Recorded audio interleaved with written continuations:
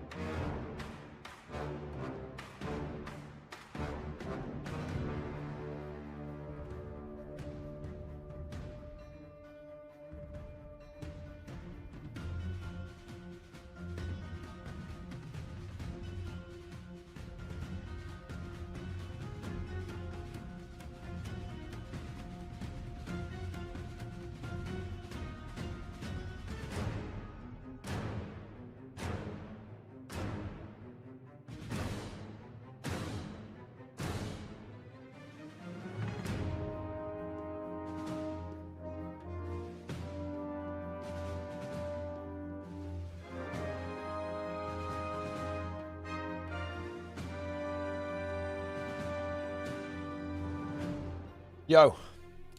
Gamers, big news. Buh in the chat activates 1 million gold giveaway. Enter now. Alright, what's going on, everyone? However, if even a single person puts "tuh" in the chat, it cancels the giveaway. That's the bad news. And in fact, if people put "tuh," it activates negative 1 million gold giveaway, removing gold from everyone in the chat.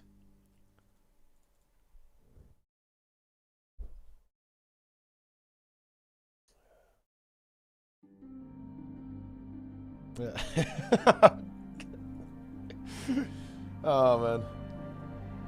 Right, what we got then?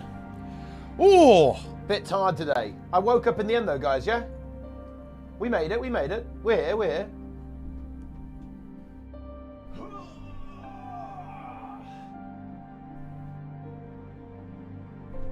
We made it. What's going on, gamers? We've got the 2v2 today. Very exciting. Shout out to YouTube as well. It's time to game. We're safe on YouTube. Are you, though? I don't think you are.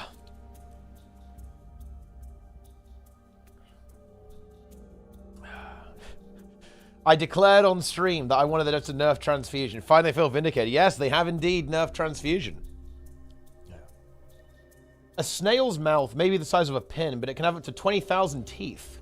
More surprisingly, the strongest natural material in the world can be found in a species of marine snail's teeth. That's crazy, actually. I mean, like, what do they even use those for? I mean, why do they need them to be that powerful? Also, Fungus, get in here. We've got to do a guild mission to upgrade the mine. Get in here now, Fungies. Let's go, Fungus. You know, surely the 2v2 tournament isn't going to be pure Spellbreakers, right, guys? There's no way that would happen, right?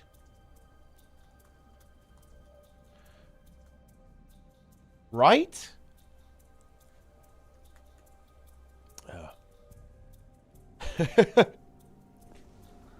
I don't think it will bug. I imagine they probably checked out the 2v2 one while they were fixing the 3v3 one. But surely it's not going to be double Spellbreakers, right? I think it quite possibly might be. A double Spellbreaker situation. Double spear. Double spear. Double gaming. Man, he doesn't know. I mean, look, I might... I guess we'll find out. Unless people have cooked up something even more degen, which also could be possible. And also, okay, listen up. Before we get into this, we need to hype this up. Tomorrow, very impromptu, at 6 p.m. European time, so 5 p.m. UK time, we are doing a rank 55 Dragons versus French Worms push show match, okay? That is what's happening. So, in other words, send over all your gold now. So we can actually do a prize pool. There you go. Enjoy. And yeah, it's going to be a best of 5. It'll be a best of 5. And these are the rules. No specialization stacking. And a maximum of 2 of the same class. That was the discussion. We had a full discussion. Goku and Draza coming, you know, I was in there as well, moderating the debate. It was a fiery debate, guys, it was. And, yeah, we figured something out. It was good. It is indeed real. Bunker Fiesta? Well, I mean, I guess we'll see. We'll see what happens. But that is what we're doing. The gaming is here. GeoGuessr is nutty content. Yeah, it's actually crazy what those guys can do. Like, how quickly they can identify off these, like, minuscule details. It's really impressive. Ah, they AFK'd on the gate. And they're getting punished for it. Okay, they rallied, though. It's over. They went downstate, but we couldn't finish it. I think we might be able to defend this, though. Might have to do a little bit of rat gameplay to make that happen. I hate new delves? Wait, what's wrong with them? Didn't they already nerf them? I soloed a bunch of my on my alts, and it was free.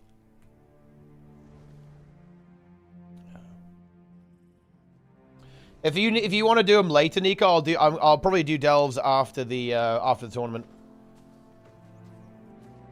I will delve.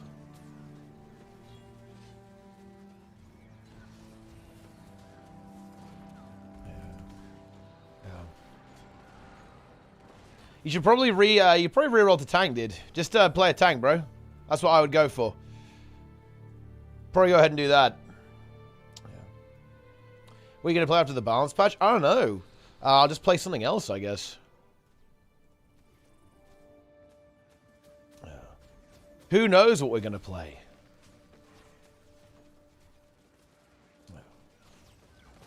Imagine if they removed Selly from PvE as well. Now that would be like the true unhinged ArenaNet move. Don't think they will, though. Also, Lauren in the chat. Yo! What time is the show match? It's at 6 p.m. European time. There you go. I want to just try and get a... We need to generate a downstate here. And then we can kind of go from there. It's not easy, though. They're pretty... got a solid amount of sustain in this group. Need to pick them off.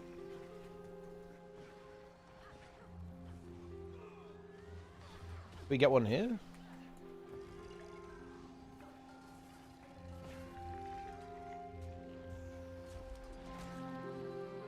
I think they're feeling a bit of pressure.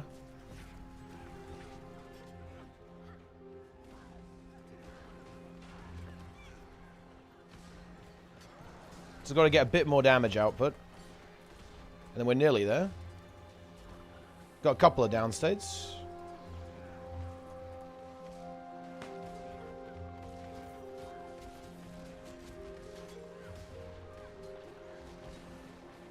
And they are starting to crumble. They definitely are. Yeah, they've crumbled. They've crumbled!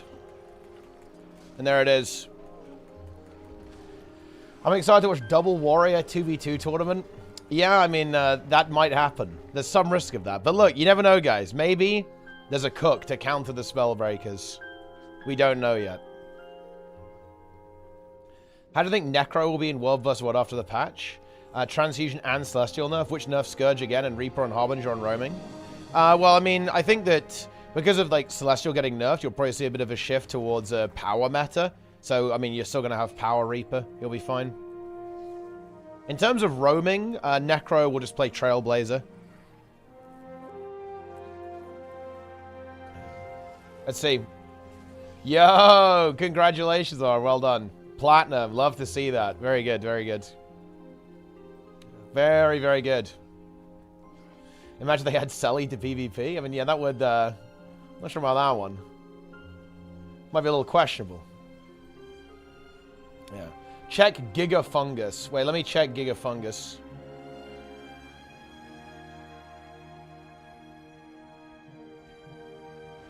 Oh, that was this one. Nice. Yeah. We don't want Sally back. No, I don't think we do. I don't think we want Celestial back. Okay, so what do we need to do here? Gamers, we have to go and get sentries, I think. It's kind of an annoying one. It's quite a lot. We need the guild favor. So we've got to go and get World vs. World capture. 10 sentry points. 10 sentry points in 15 minutes. I feel like we need to be on multiple maps for that almost. That's actually not very easy, is it? Okay, maybe I'll just start it and see what happens. Let's go. We just need to go and get all the sentries. Just bomb rush all the sentries. I guess I probably should have done that, you know, like right as we were about to cap one, I suppose. Man, look at all of these builds that just won't exist after the patch. I'm pretty sure, yeah. This is Celestial, Selly. Well, I guess not Selly. So 4 of these builds just don't exist. Tragic stuff. Okay, let's go. Onto a turn. It's time to control Windswood. Yeah, you know what? Apparently, they kind of did a decent job with New World, which is actually kind of cool to hear. That it's like a little bit more fun now. However, I will say that the big thing is that people are only allowed to play level 1 through 30 right now on the New World beta, and that's going to change things a lot, because realistically, like, the big issue with New World is that there's, like, 0 endgame. Wait, guys, I need 3 people in this thing, by the way, otherwise it doesn't count. There we go. Boom. So we should be 2 out of 10. We are indeed 2 out of 10. There's another one here. And another one there. Seems doable. Infinite Nexo there with the tier 1. Thank you very much. Link the patch notes? Someone probably can, yes. Yeah. Doot. Yeah. Exclamation mark SA. Floor rank 1 legend. Chinsu will heal. Azza will steal. The BMing is near. SA is here. That's a good one, actually. That's a decent one. Especially the floor rank 1 legend. It's a good meme, guys. I like that one. At this point, I feel like rank 1 is almost more of a mark of shame at this stage. You should be, like, forced to rep it as, like, you know, as evidence of win trading. Whoa. This guy just leapt in. That's crazy. You've always got to be on the lookout, guys.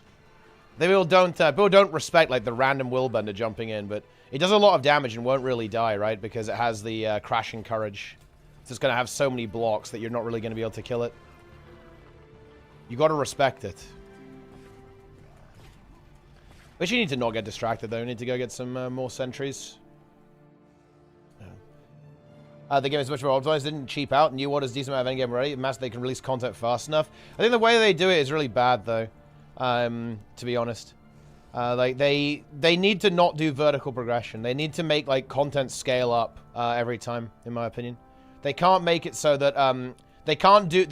Look, you can't pull off a WoW unless you're WoW. You know, you can't do that. So they need to address that issue, I think. But I don't know. To be honest, look, for what it's worth, I don't want the game to die. I very much hope that it does really well, but New World is just not a game that in any way resonates with me and you, like, to be honest. It just doesn't. There's no stagger, there's no proper world PvP. Wars are instanced now as well, as opposed to non-instanced. Like, realistically, yeah, it's just there's nothing for me in that game that I find particularly interesting. I hope it does well. I don't like to see a game fail. It's never fun, because I know that some people like that game too.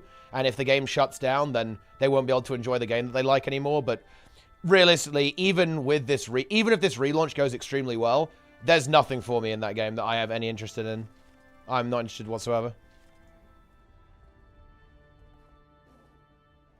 That is just how it goes.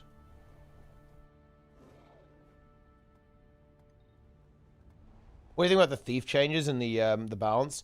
I think the Spectre stuff is cool. I think it's nice to have a little bit of quality of life on weakening charge as well. I feel like that ability has been a bit of a pain point for players over the years. Kind of a playability thing. So I think it's good. Oh boy. Okay, we might have to kind of die for this sentry, huh? Because that's, well, actually, I mean, maybe we can win.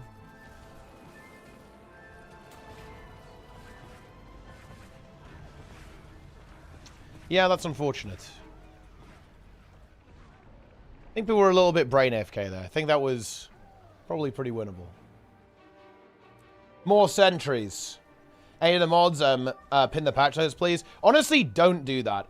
You're going to learn a really important lesson, Blue Eye Ronin. You're actually going to find them yourselves. You're going to critically think. You're going to ask people in chat for them. And more importantly, you're going to look around on the internet and actually search. Today is the day that you actually learn how to navigate the internet.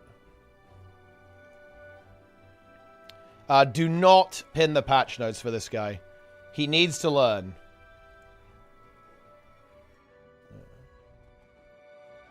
We are not going to leave... we are not going to allow you to be helpless, just wandering around aimlessly anymore. Today, you will learn independence. Stagger is back? Wait, really? They actually added... Wait, what? Wait, they added Stagger back? Wait, I need citation on that, actually. I did not hear about that whatsoever. Citation is needed.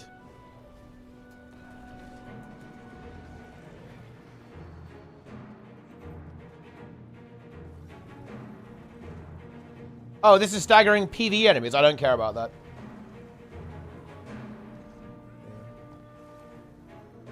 That's in PvE. Stagger is not back.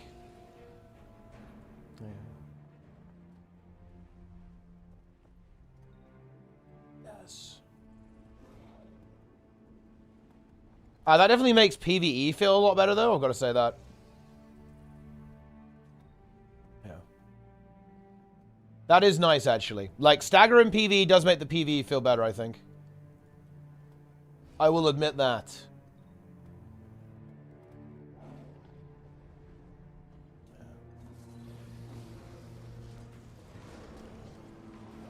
Nice. Yeah. Yeah. Tuh. Yeah. Switch maps. Yeah, we have to go to a different map now to keep finding more sentries. We go Desert Borderland, I guess?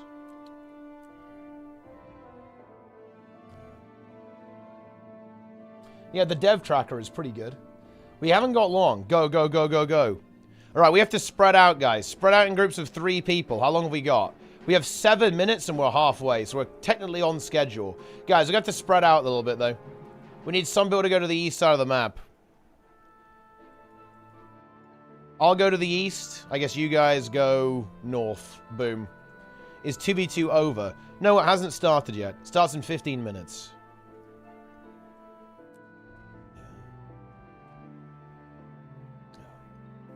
Prepare yourselves.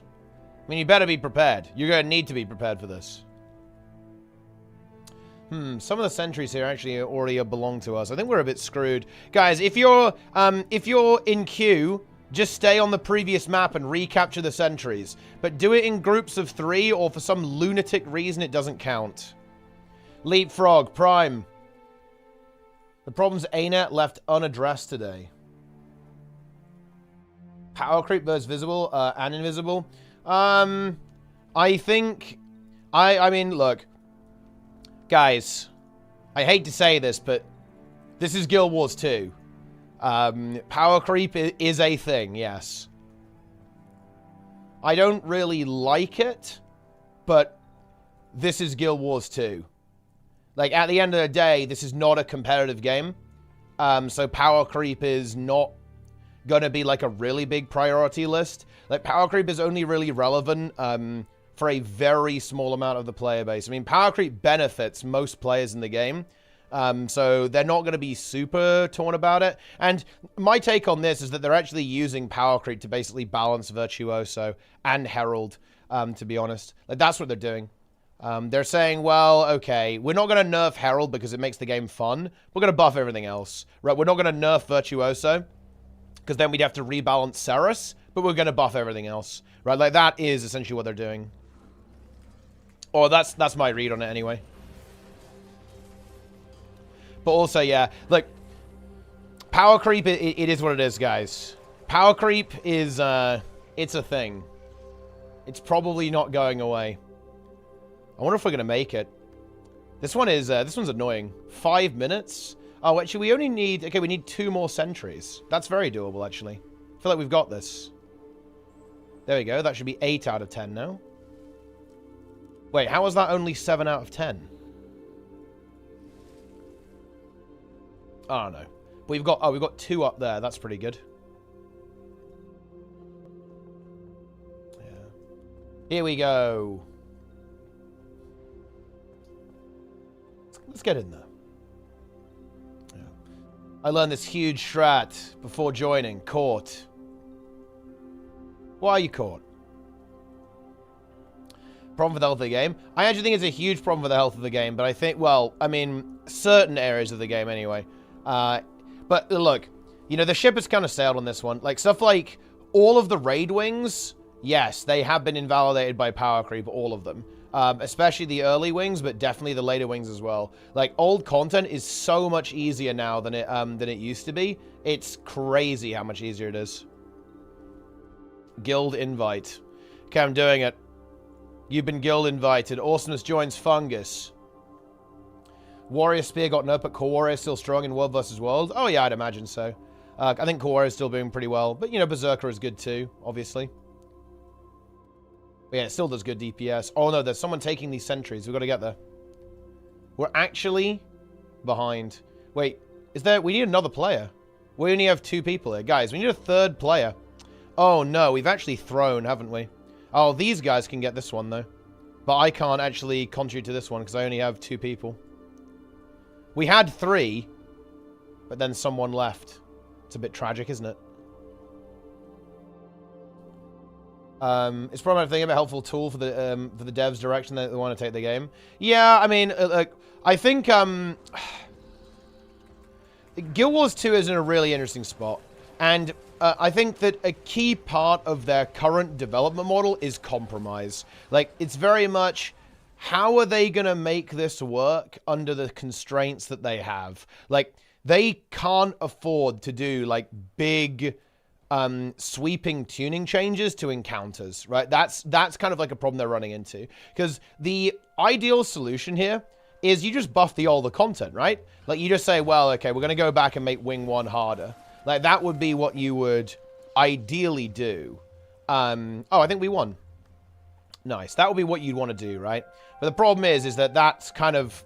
That's a lot, right? That's like a pretty high amount of, you know... It's a pretty high amount of work to do. Never mind. I don't think we're disagreeing here. Any idea where to get Relic of Caracosa? Wiki isn't clear about it. I mean, it's just from, isn't it from achievements in Nios?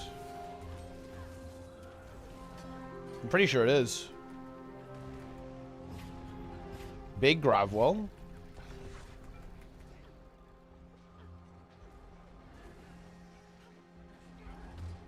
He rebounded, but now he's got nothing. Love to see it. Boom. Love to see it. Ah, nudge meme activates. Daily nudge meme activation. Brings the pain. 2 billion gifted subs. Thank you very much, my friend. Welcome to the 2v2. Don't see paragraphs, but doesn't mean that the post is invalid. Oh, I don't think the post is invalid whatsoever, because the post is almost certainly going to be descriptively true. But it's, I don't know. I think that, I guess I view it through a slightly different lens, because I do view the devs as currently using power creep to fix current outstanding balance issues. That is what I'm seeing them attempt to do. But who knows? Maybe I'm crazy. Gotta go sleep now. Oh, honestly, good call, man. Early stream tomorrow, nudge me. Don't worry about that. We're good to go. Oh, I better actually clear my mail. Good night.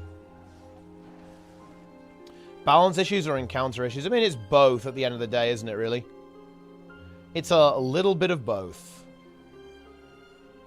While the post is descriptively correct, the conversation is basically meaningless. Well, I don't think so. I think that any, like, bringing up some descriptive issues, like, inherently sparks a conversation. And I'm not sure it's meaningless.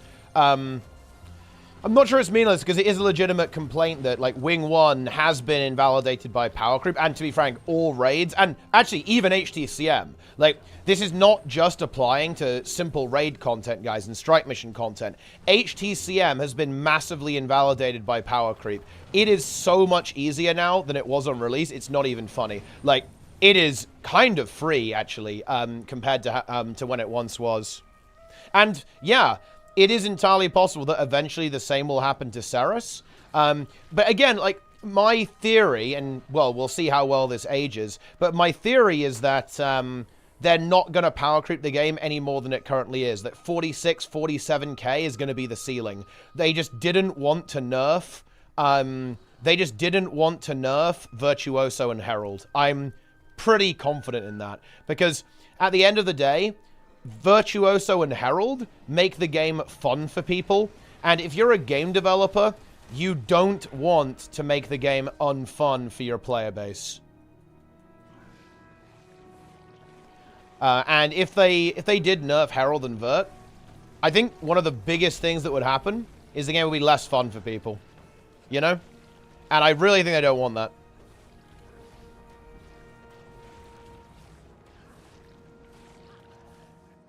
Yeah. Boom.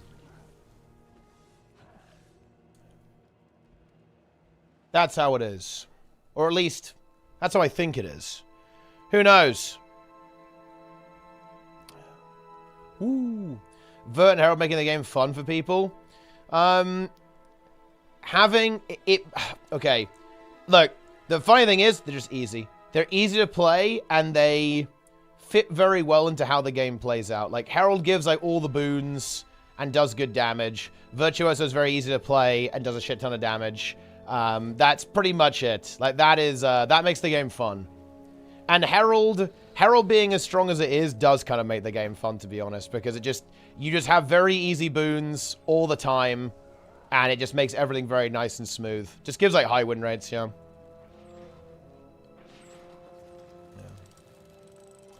6 Conivert should fail Ceres with 100% DPS uptime and 100% max DPS. Shouldn't be possible to complete the LCM with that DPS. When you get lots of content, don't do it on trading wheels.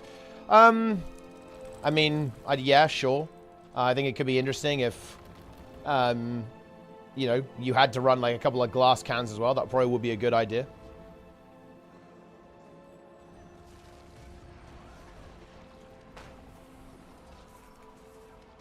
Yeah, this is a good point. Like, having really strong builds around also does enable other builds. Like, it enables a lot of diversity. Like, because of how good Herald is, like, a lot of other things can kind of exist and be okay. Should those two be the only two fun specs? Otherwise, why nuke transfusion? Herald is... I would say that Herald and Vert are game-breaking, but they're game-breaking in... They're less game-breaking than transfusion. But yeah, nuking transfusion is an interesting choice, I think, like with that philosophy for sure. I think that nuking transfusion, though, doesn't actually affect that many people, because realistically, most people didn't use that ability very well anyway. But yeah, it is like it's such an inherently broken spell. It's like, Herald just applies boons, and Vert just does damage. I mean, Vert is pretty busted with distortion as well, and a little bit of lifesteal on it, but, yeah. But yeah, transfusion is just like mega game breaking. Who knows? Maybe ArenaNet will cave. Maybe they'll give in. They'll give in to the pressure and re-enable. You know, they'll re-enable transfusion, but honestly, they might not. It could be over, guys. Transfusion could be done for all time.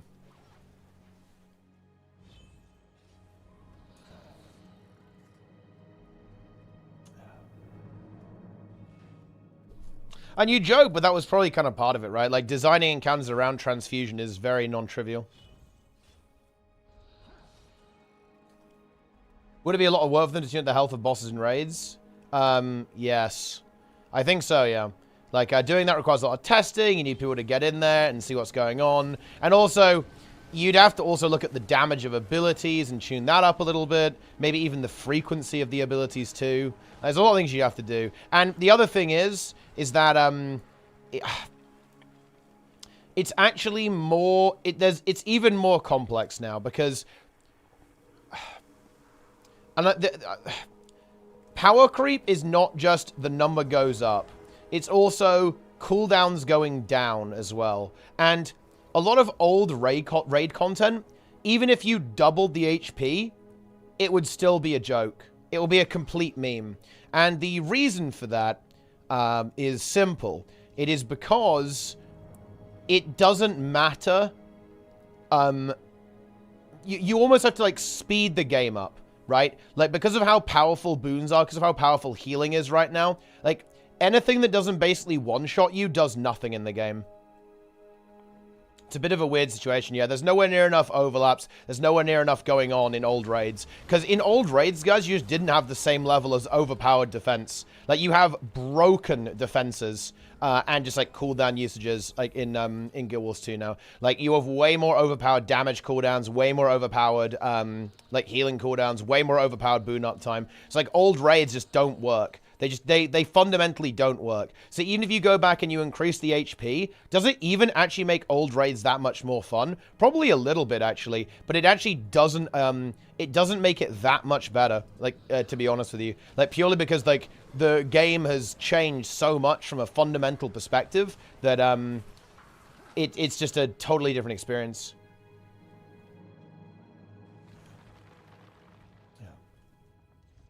It's an interesting situation. It's quite the scenario, guys. It really is. God tier fractal classes for DPS and boon DPS. Talking pugs here. It's going to be a lot of Chrono. It's going to be a lot of Scrapper as well. Soul Beast. I think Dragon Hunter is probably pretty good now as well. And Willbender too in the mix. And then Renegade. If I'm looking for a great WoW-like PvE endgame, I shouldn't even try Guild Wars 2. Well, okay, to be clear, there are some really good fights in this game. A lot of them have been power crept at this point, so it's a bit weird because they aren't very aggressively tuned. But if you're looking for like a hardcore raiding game, at the end of the day, no, Guild Wars 2 is probably not what you're looking for. I'd recommend Final Fantasy, then. Like, that's not to say you shouldn't play the game. Like, playing through the fights once, I think is going to be fun. But if you're looking for, like, a hardcore, like, replayable, like, MMO with, like, a really, like, thriving endgame raid scene, Guild Wars 2 doesn't really have that.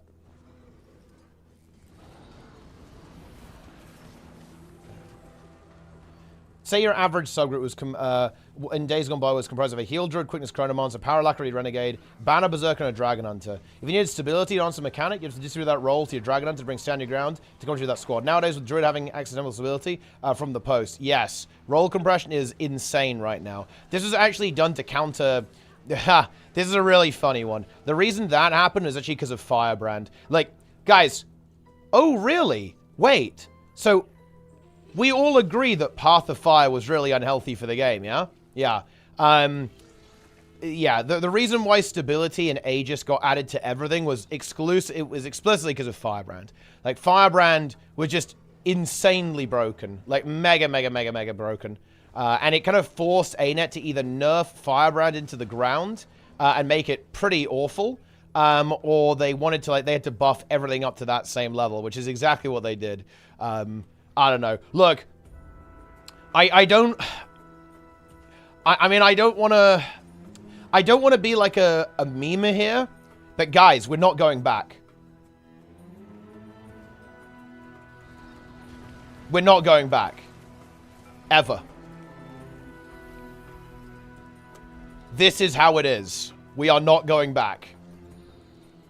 And I definitely understand the concerns, and I think, again, that post is descriptively true. I very much doubt that I would disagree with anything that that user wrote in their post, but we're not going back.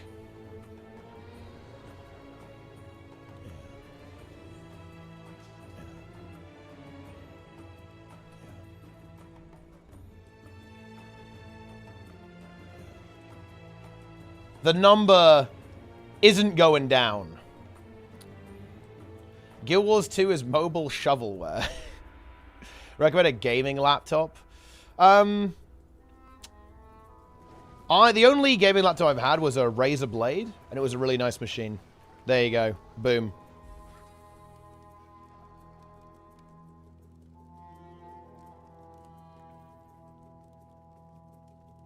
Ectoplasmic Residue. Is that the raid legendary armor thing? If that's the case, then you just have to open up all the little chests in the raid, and it's a little bit of RNG.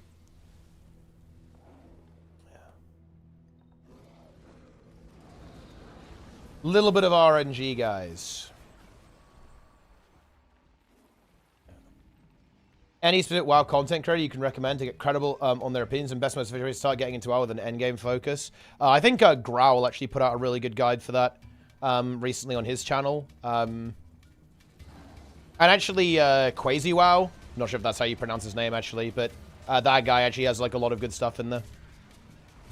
Especially from an entry-level perspective.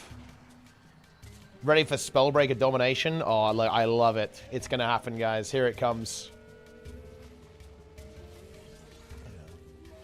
Not God of War vs. World. You know, the funny thing is, if I'd played on my main all this time and not on Zero to Hero, I actually guess I would have it.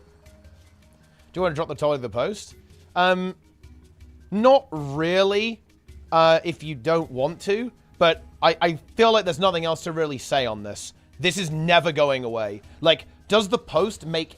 okay, let me actually look at this post. Does this post make any prescriptive claims? Like, what should they do? Or is it just description?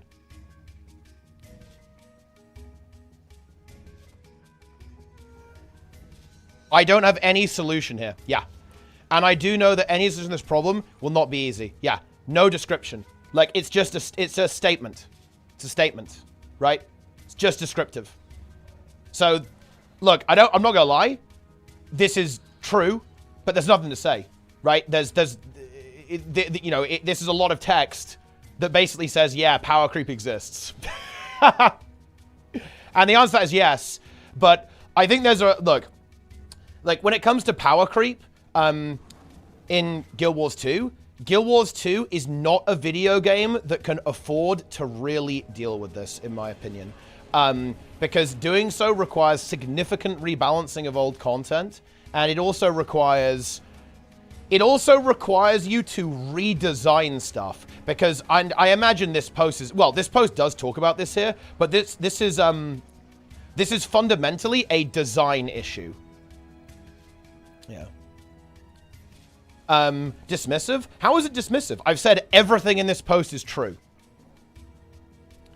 But I guarantee you, by the way, that the writer of this post would agree with me in that the genie is very much out of the bottle, and I think it's extremely unlikely that any of these design changes are going to be rolled back. I'm almost certain that the poster would agree with me.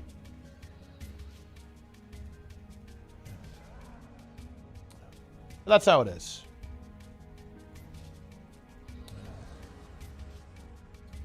The phase shift so far, I was totally overwhelmed. Yeah, I mean, the boss doesn't last very long.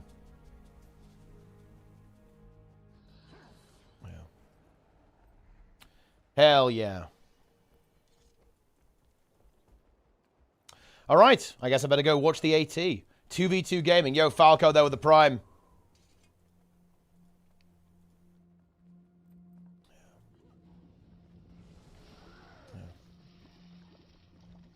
Making the current mechanics crazy is not a huge effort. Guys, look. Okay, look. You're going to blow my mind. You're going to actually melt my brain with these, like, armchair dev takes. Guys, making this stuff is very non-trivial, okay? Okay, guys? It is very non-trivial to make MMO fights. ArenaNet are not there at the office, sitting around, dick in hand, doing nothing, okay? Like, what do you think's going on here? What? That they're just not doing anything? It's like, no effort? No, of course not. Like, it's really hard to make this stuff. And test it. And, like, you know, make sure it's not fucked and it's tuned correctly, it's not buggy. Yeah. Yeah. Oh, man. And surely there's room to tune things away that's healthy for the game while maintain the game's difficulty that doesn't want to see. So, okay. Oh, you want me to address... Okay, right. I think we've maybe miscommunicated a little bit here. That is okay, though. These things happen. So, the issue... the issue that we have here, Hoff, in my opinion, is that we're not actually talking about numbers. Right? We are very much talking about design. Yeah? There are a couple of philosophical decisions, specifically permanent boons. Every healer can do Aegis. Every healer can do stability. Every healer can do all of these things. Every healer has all of this utility. Like, all of these things being, like, part of the philosophy of the game have got us to this point. And I do not think it is viable. Because bear in mind, they have put in, for a bit of context, guys, they have put in, how many years have they been basically trying to do this? I think they've been going in this direction for, what, 3 years? And it's taken them a long time to get it to this point, where everything does everything, basically. Here's the problem. It would take them that length of time to go back.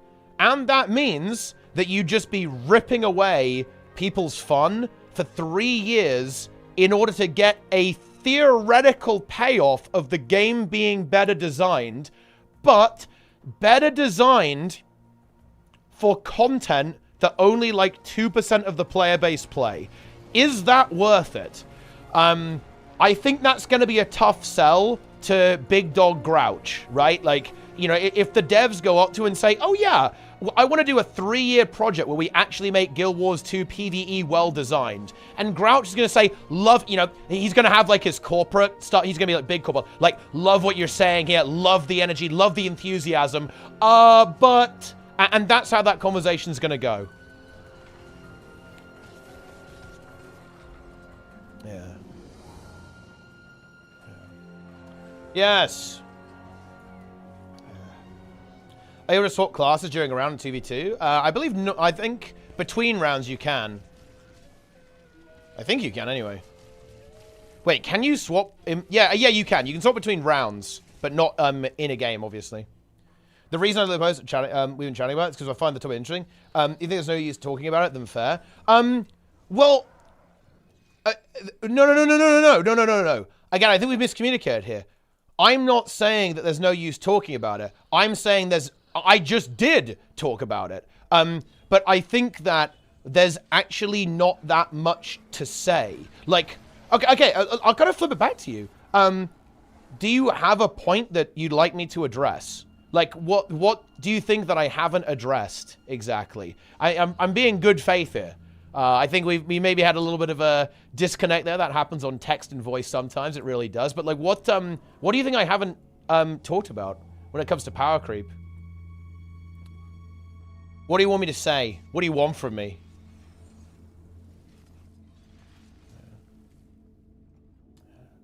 Yes.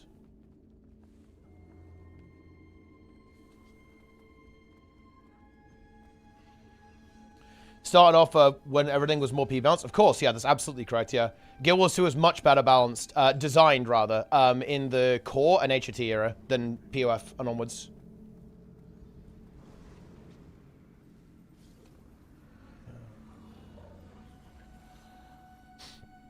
I guess, like, another thing is, what do you think I do disagree on? Like, give me a point of contention. Because in my opinion, if everyone agrees, and maybe this is just my, like, mega conflict, like, lizard, alligator brain, reptile brain that I've got going on here, but, what do we disagree on? Like, I kind of need something to, like, I don't think you can really, in my opinion, if there's no conflict, no point of contention, then there's nothing to talk about, right? Like, I don't really have anything to say about this post, because I think Obsolete Pixel is completely correct. I think everything here is true. I don't think I would contest a single factual claim here. I actually don't even need to read the post to actually determine that, because I know this player is, right? They're one of the SC gang. They know what they're talking about. Like, I'm not going to disagree with anything they say here, right? So, like, where are we, like, what's the meat, right? Like, what are we chewing on here, right? You know what I'm saying?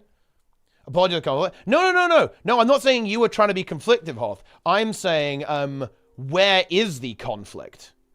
Right? Well, I'm confused, right? Because I don't think you can have a back and forth conversation if everyone agrees. If everyone... Okay, like, let me give you, like, a really, don't find conversations necessitate conflict to occur, but that's a difference in convo philosophy. Maybe... but I think conversations end up being very, very short if there's no conflict. Like, here's a good example, actually. This is actually an issue that I've had a lot during tea time. And actually, I have a lot. It's why I actually don't do tea time as much. Is that, and actually, funny enough, this is a really big. Now, here's a conversation. There's a really big meta issue in Guild Wars 2 right now. is that nobody disagrees. That's why I get so excited when I see a video from someone like Reburox, right? Because he actually is saying something that everyone doesn't agree on. This is incredibly uncommon in Guild Wars 2 at this point. Like, this is a big meta issue with the conversation in the game. Like, I do genuinely feel that there's not much to say about Guild Wars 2 because there is no contention anymore. Like, back in the day, we would have arguments every week and disagreements about stuff on Tea Time, but now that doesn't happen anymore because there's nothing to disagree about. There's nothing to say, really. All the conversations have run their course when it comes to Guild Wars 2. Like, they've ended, right? They're over in a lot of senses, I think. And yeah, this is an issue that I have had on some tea times where everyone agrees and like it's just like, oh yeah, that's true, isn't it? Right? And I definitely feel this way about, you know, a variety of topics in the game and just like in general, like Guild Wars 2 in general. It's like, yeah, the game is what it is, right? Like, and you know, there's no argument around it. I don't know. I don't know how to explain it exactly.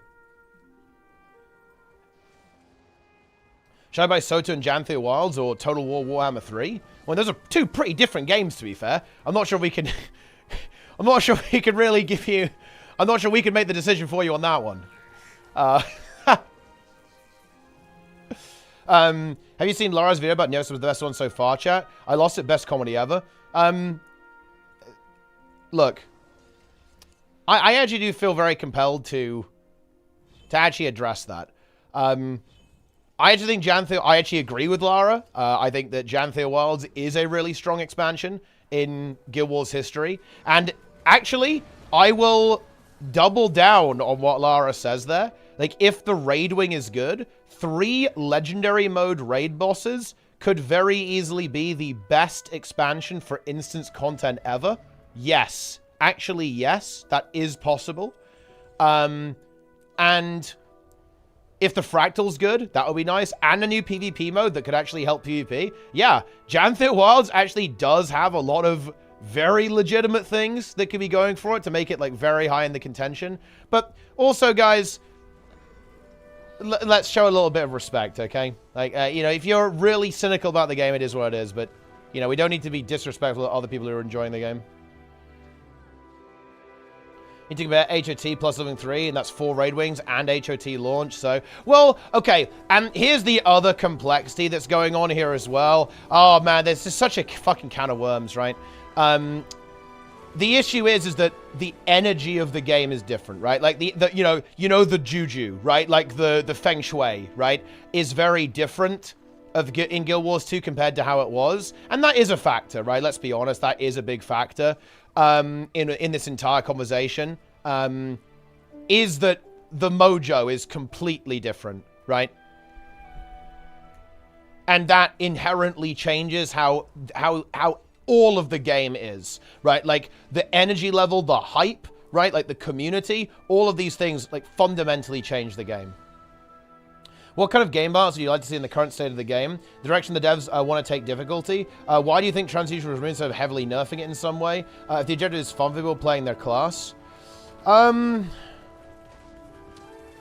don't think that's the only objective. I think that's a big part of the objective, but I also do think that they want they want to try to make world versus world and PvP not cancerous, I think. And they want to be able to make... They probably want to give Scourge something else that's really cool instead of that as well. That they want to give it some room to give it something else that's really good. And they don't want to leave, like, completely game-breaking stuff in the game. Like, they wouldn't want a class that's, like, permanently invulnerable, right? And what kind of game balance would you want to see? I think this is the best we're going to get, to be honest. If I'm actually being real, I don't think I disagree with what the devs are doing. I think that their strategy for solving Vert and Herald by making other stuff stronger and using Vert as the new floor and then buffing everything above that, I think that's a solid strategy. And that will allow them to hopefully kind of cap the power creep off as it is right now. Like, that would basically, that is what I'd like to see. I'd like to see them say, okay, this far and no further. And then maybe in some kind of, like, fever dream, we can go back and add, like, Veil Guardian CM. Like, that would be my, that would be what I would like them to do.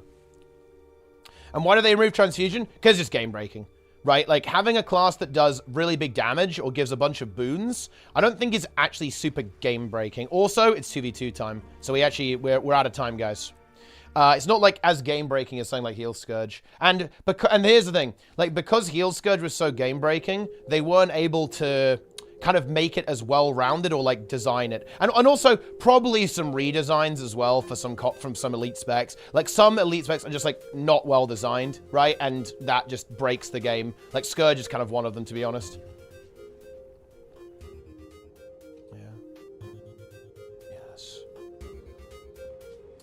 Yeah.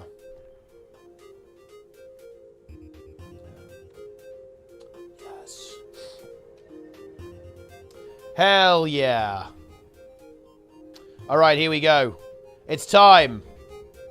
Right, monthly variety event. Okay, let's see. I hope you guys like spell breakers, but who knows? Okay, look. We go into this, guys, with an open mind. I'm expecting a bit of a warrior situation here, guys. And yet we already get off to a good start with Notamelon and Zintrex. Rocking the double Spellbreaker here with Defense, Discipline, and Spellbreaker. Currently bullying Stuck in Gold and Lagatha Lovebrook, who actually played in the previous tournament as well. That's actually hype. It's cool to see multiple players like coming back for more in these tournaments there as well. So yeah, a lot of Spellbreaker going on here. Not terribly surprising, but look, guys. We could see some cooks. There could be a couple of cooks here, guys. A couple of chefs. If you will. Ooh, and we actually do have a bit of a cook here. Although this is a slightly different approach. We do have a couple of different approaches. We actually have a really big first match here. We've got to actually take a look at this. We've got Lisa on support Vindicator, actually, with Goku, who is actually playing a Spellbreaker build. Wait, what on earth is this? We actually have Longbow Spear. Power Spellbreaker here, up against Zan and Oki, who are both playing Holos with the double Holo. And actually, so far, Red Team here, Lisa and Goku putting the pressure on here, actually having a 1-0 advantage in this matchup. Can they take out Zan? Zan in a lot of trouble, having to run away. No heals to go, and the spear lands for Goku. There's the Harrius toss. The kill is secured. I think we're going to be going up to a 2-0 here, actually, in favor of the Red Team. So we do have a slightly different approach. We have a support and a Spellbreaker, so a bit more sustain. Now, I think the problem with this composition actually is the fact that if it goes to timer, the support is going to lose a lot of that value, right? And I suspect that if this goes up against a double Spellbreaker setup, I think it might just get stalled. Because the Spellbreaker, I think one Spellbreaker might not be enough to actually kill two Spellbreakers or, pressure one while also being attacked by another in enough time. So that might be an issue there. We'll have to see if maybe Lisa's got a different cook. Can maybe see what a Conditioned Herald, for example, or of course a Damage Vindicator of some kind. So I'm not sure if this wins into a double Spellbreaker purely because of the way the timer works. And again, after the timer's gone, all of this healing, which will certainly prevent Goku from dying in the 2v2, it will suddenly have no value into the Spellbreakers after that timer has finished, of course. We've got double Scrapper now, so Holos we use, now it's Scrappers. This could be very surprising, actually. Because if we get a double Nade Barrage, content can happen, and here we go. They're going to go for it. Now, of course, we do have Ventari Rev here, so there is going to be projectile block available here for the red team, so the grenades can be nullified a little bit. Elixir X being used now by Zan. Gets the Rampage, actually. Maybe he wanted the Lich to go for some of those big Lich auto attacks there. But yeah, it's looking like a little bit tricky. Yeah, Zan is already down. Scrapper kind of exhausting all of its cooldowns. They're immediately being taken out. Lisa going for the stomp here.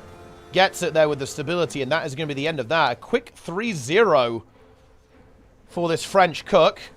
And there it is. That's the end of that. And that's how it is.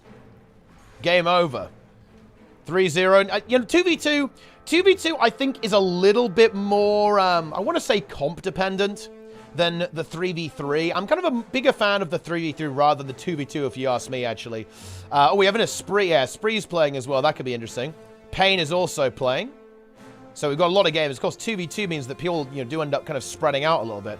Luaran playing as well. Oh, and Gornet playing too. Fefe playing as well. Zeal playing. Well, we've actually got a lot of duos here. I guess that's not a surprise. 2 is indeed a smaller number than 3, and which is in turn a smaller number than 5. So we actually have a lot of competitive teams, I believe, that will be competing to get into that top 8 and go for that Duo of Destiny setup here as well. But yeah, 2v2 does tend to... Wait, why can't I view any of the... Are they... Wait, is it just... What's happened to it? Oh, here we go.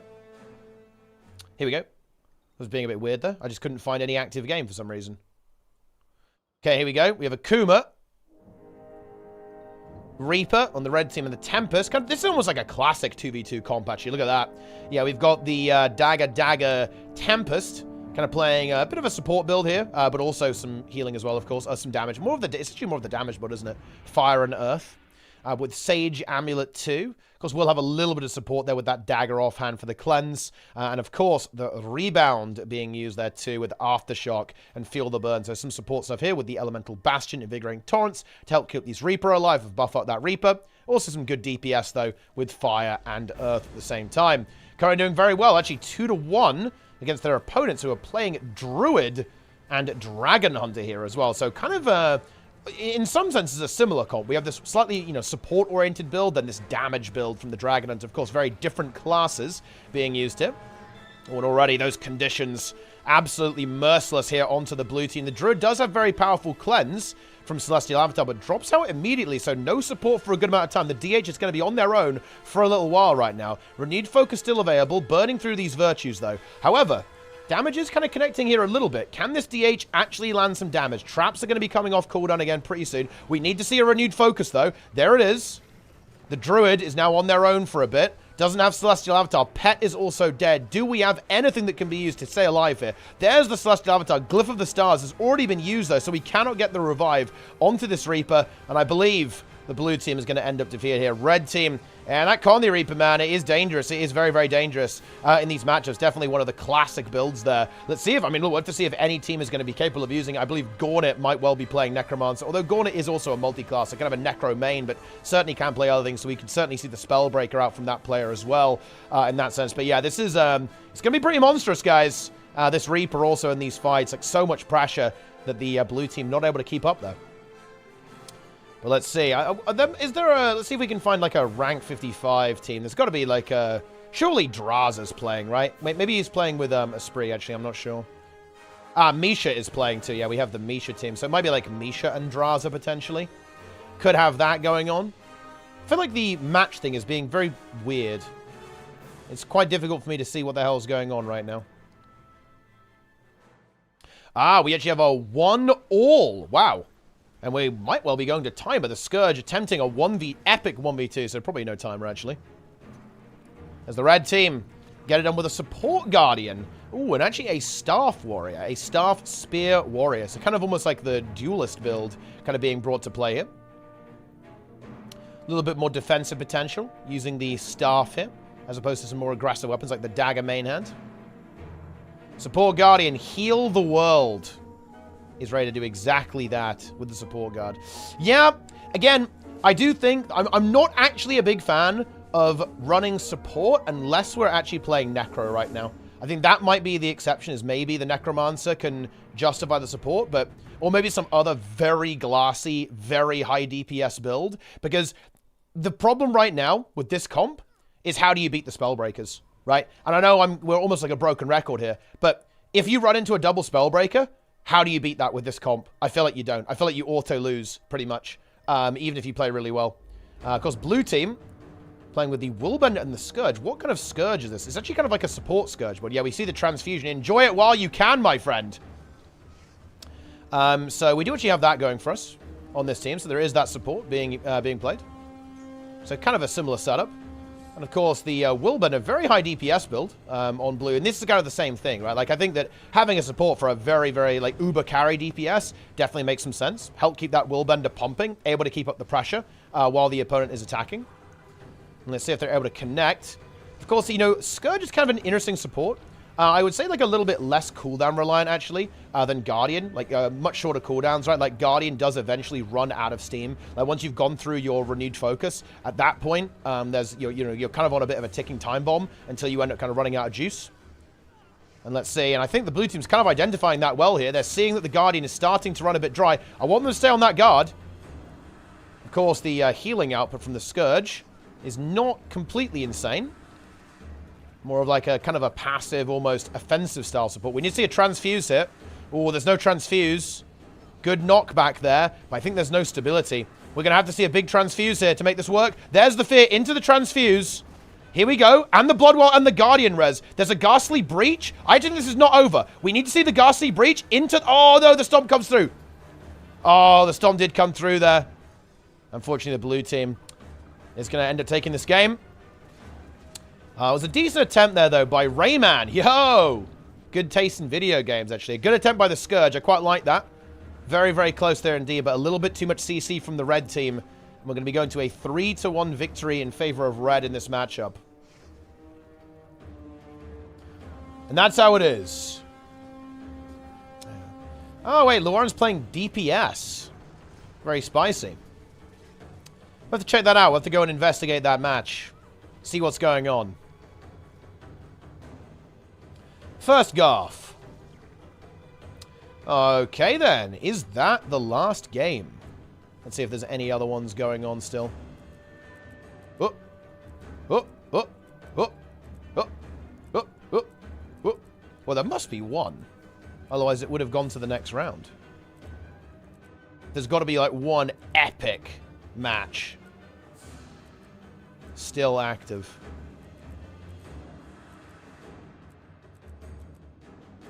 Yes? No? Aha!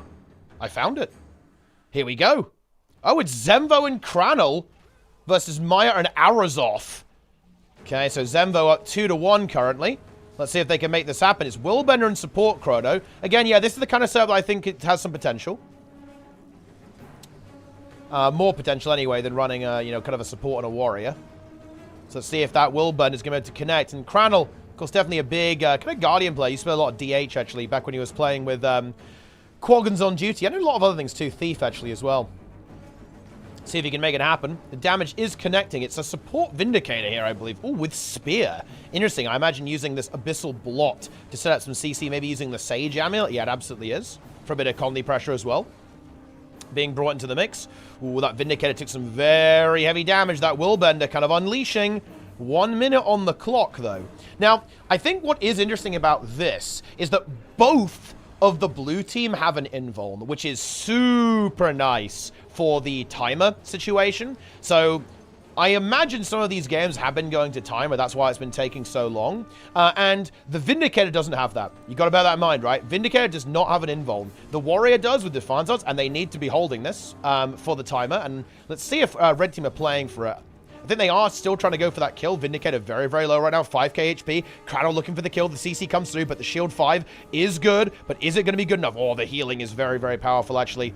Vindicator able to sustain pretty nicely here. The Willbender on the hunt, though, from red team. We're not out of the woods yet. That mobile Sword 3 there, still connecting with Zealous Defense. Very fun.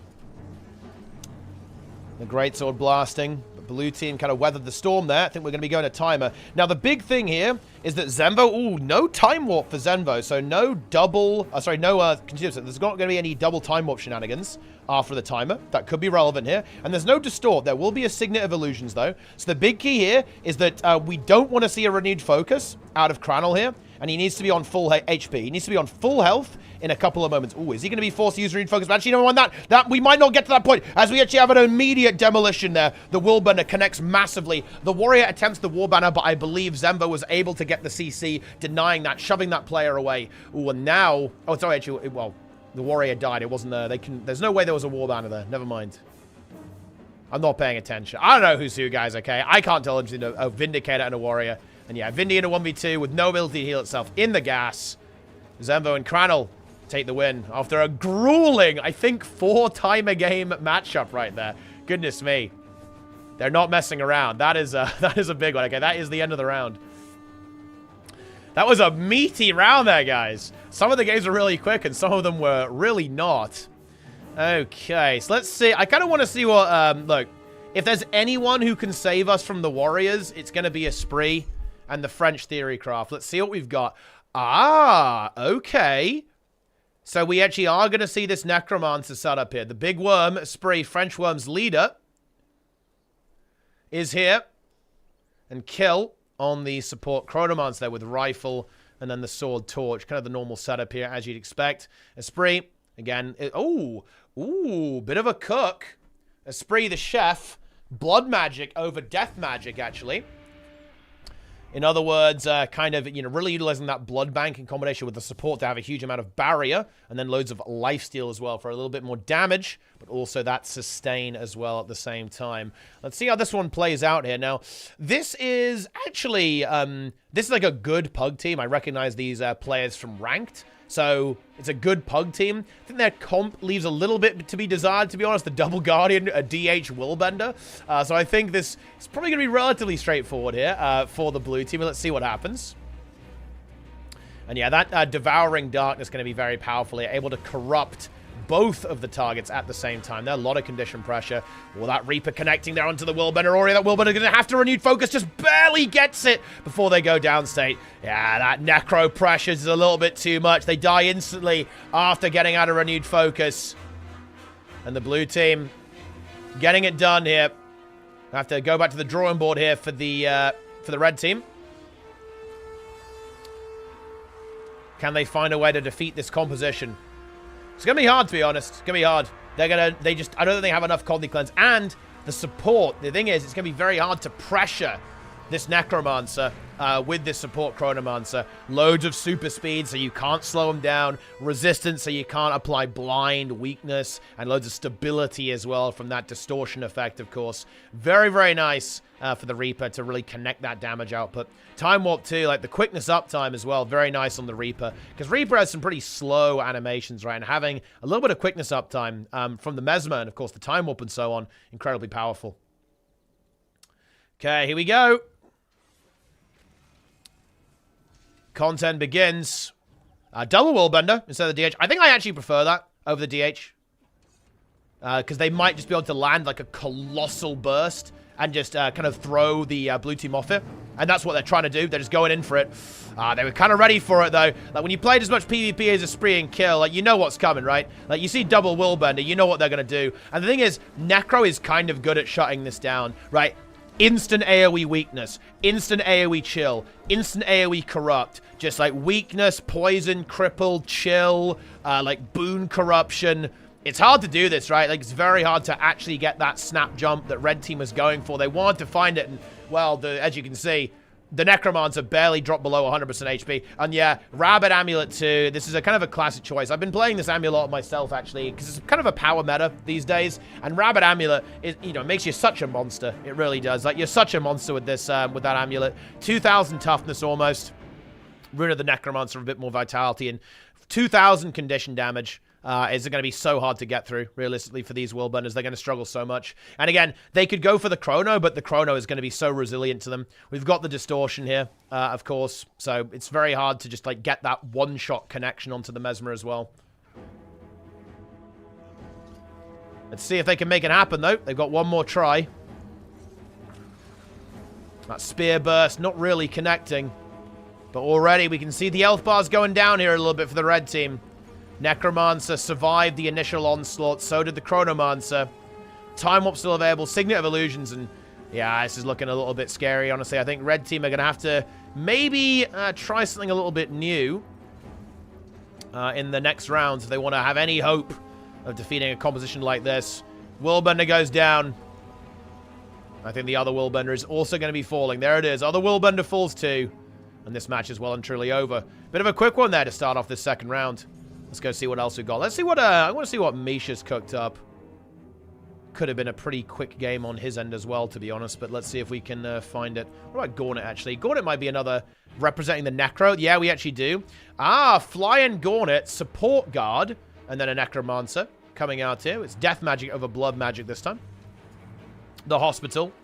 Yeah, another, again, pretty straightforward match here for this team. I think we can probably just hop on over and see what Misha's up to, because his game might be ending very, very soon. I think the spectate thing is also kind of bugging out as well.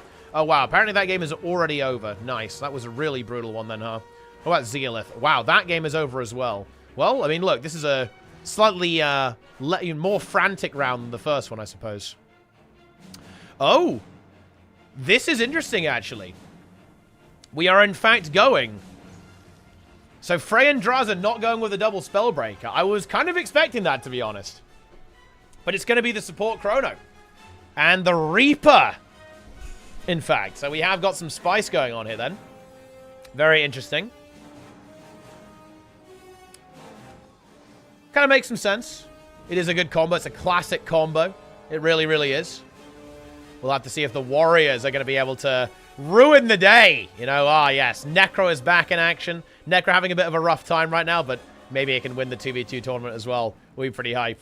Frey is playing with the spear here as well, and I think that does make sense. Like, if you're playing in a 2v2, you do want to be contributing as much damage as possible, I feel like, with your support, and the spear is going to enable that, right? It's got that powerful CC, and you saw the damage there, some decent damage output, because, of course, Avatar Amulet still has power and precision on it, in addition to, of course, the healing power and the vitality. So having the spear there makes sense. Having a powerful AoE CC, bit of an evade attached to that, and, of course, it's the damage output.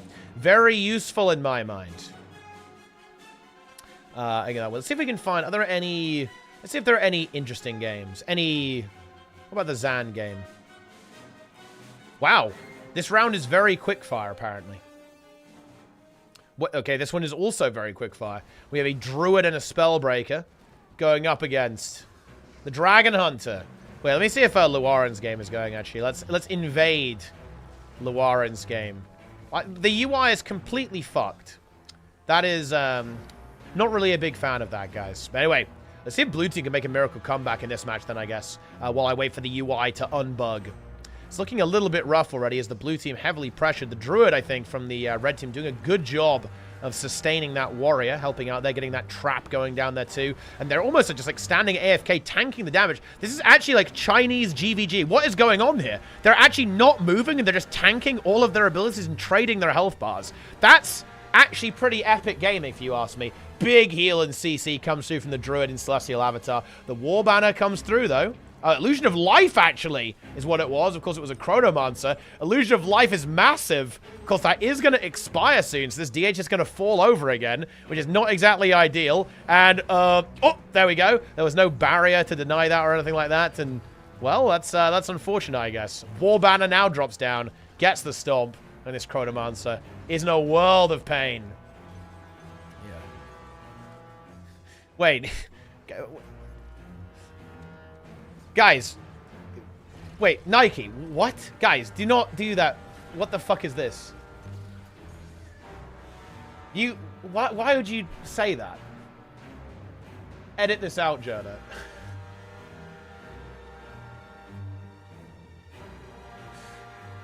Wait. Okay. Alright, next.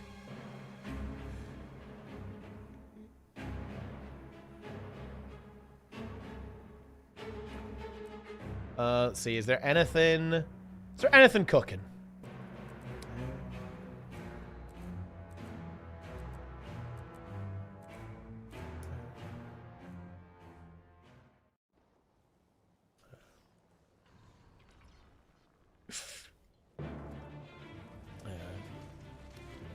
Okay, here we go. Oh, 2-2! We got a big one!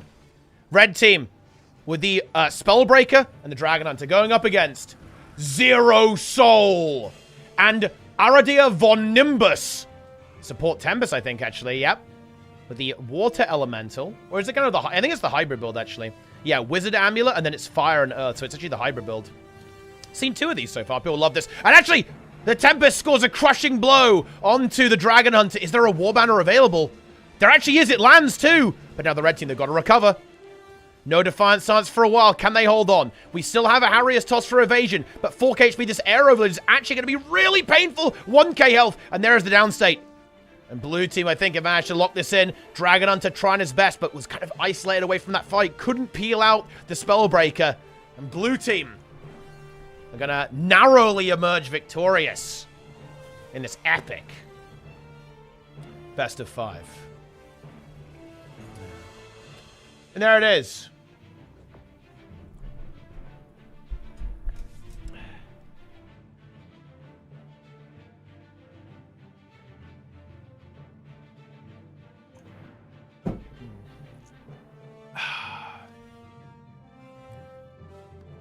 Incredible.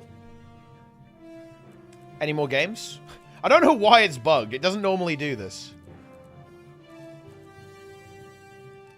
This is despair.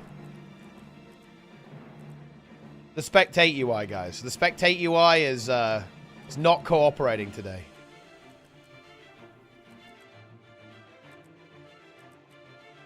Of 100 teams? Yeah, maybe it is because there's just so many teams, yeah. Aha! Oh, we've just leapt into the sudden death. 1-1, Reaper, and Bambino, actually, on the Spellbreaker, up against Nibsel and Riskaru. Actually, weirdly enough, on the exact same classes. Oh, and red team losing their Reaper. Warbanner lands. Actually gets the rally. Huge rally. I believe that interrupted the stomp, and they got the rally. This Reaper's got to back off, though. We can't be playing aggressively. We've got to get out of here and get some resustain. Oh, that was a very aggressive positioning move there by the Red Reaper. They get their heal skill off, but they're really on the back foot now. The Red Team Warrior needs to support here and try to keep them alive. Use those staff skills. Use the CC to keep this Reaper in play. I think Blue's really in a good position currently. They've got their War Banner for the Stomp available too. And here it is. Here it comes. It's going to connect, and it does connect. And the Red Team Warrior stands alone. The War Banner stomping their team into the ground. And I believe that is going to be the end. Blah! There you go. What a match. Okay, that was the end of the round. That was the last one. Okay, I want to see... I really want to see the double Spellbreaker into the... Oh, dear. Oh, dear, guys. We have Misha, the Master of Disaster, versus Luaran. That's where the content begins, guys. Let's take a look. This is going to be a very important game. We have Luaran Leclerc here. Fungus Leader. And Master of the Universe, a.k.a. Guffle TV, a.k.a. Avatar. Versus Misha and Abindo. Also playing the Reaper and the Chronomancer.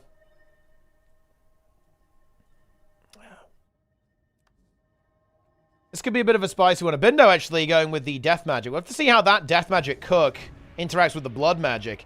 Tyrant Amulet as well, so even more damage output, basically. Just like maximizing the damage output, power, precision, and of course condition damage. So no vitality and not full toughness like Rabid. So just more stats, right? Like as many stats as possible on this build. Relic of the Reaper as usual, and of course Staff. And Pistol Focus, in fact. Actually kind of utilizing the power component there with the Tyrant Amulet, as opposed to the Torch, and the Pistol for the main hand. For a bit more like, almost like burst damage almost, I feel like, and that range CC. Luaran already getting pressured.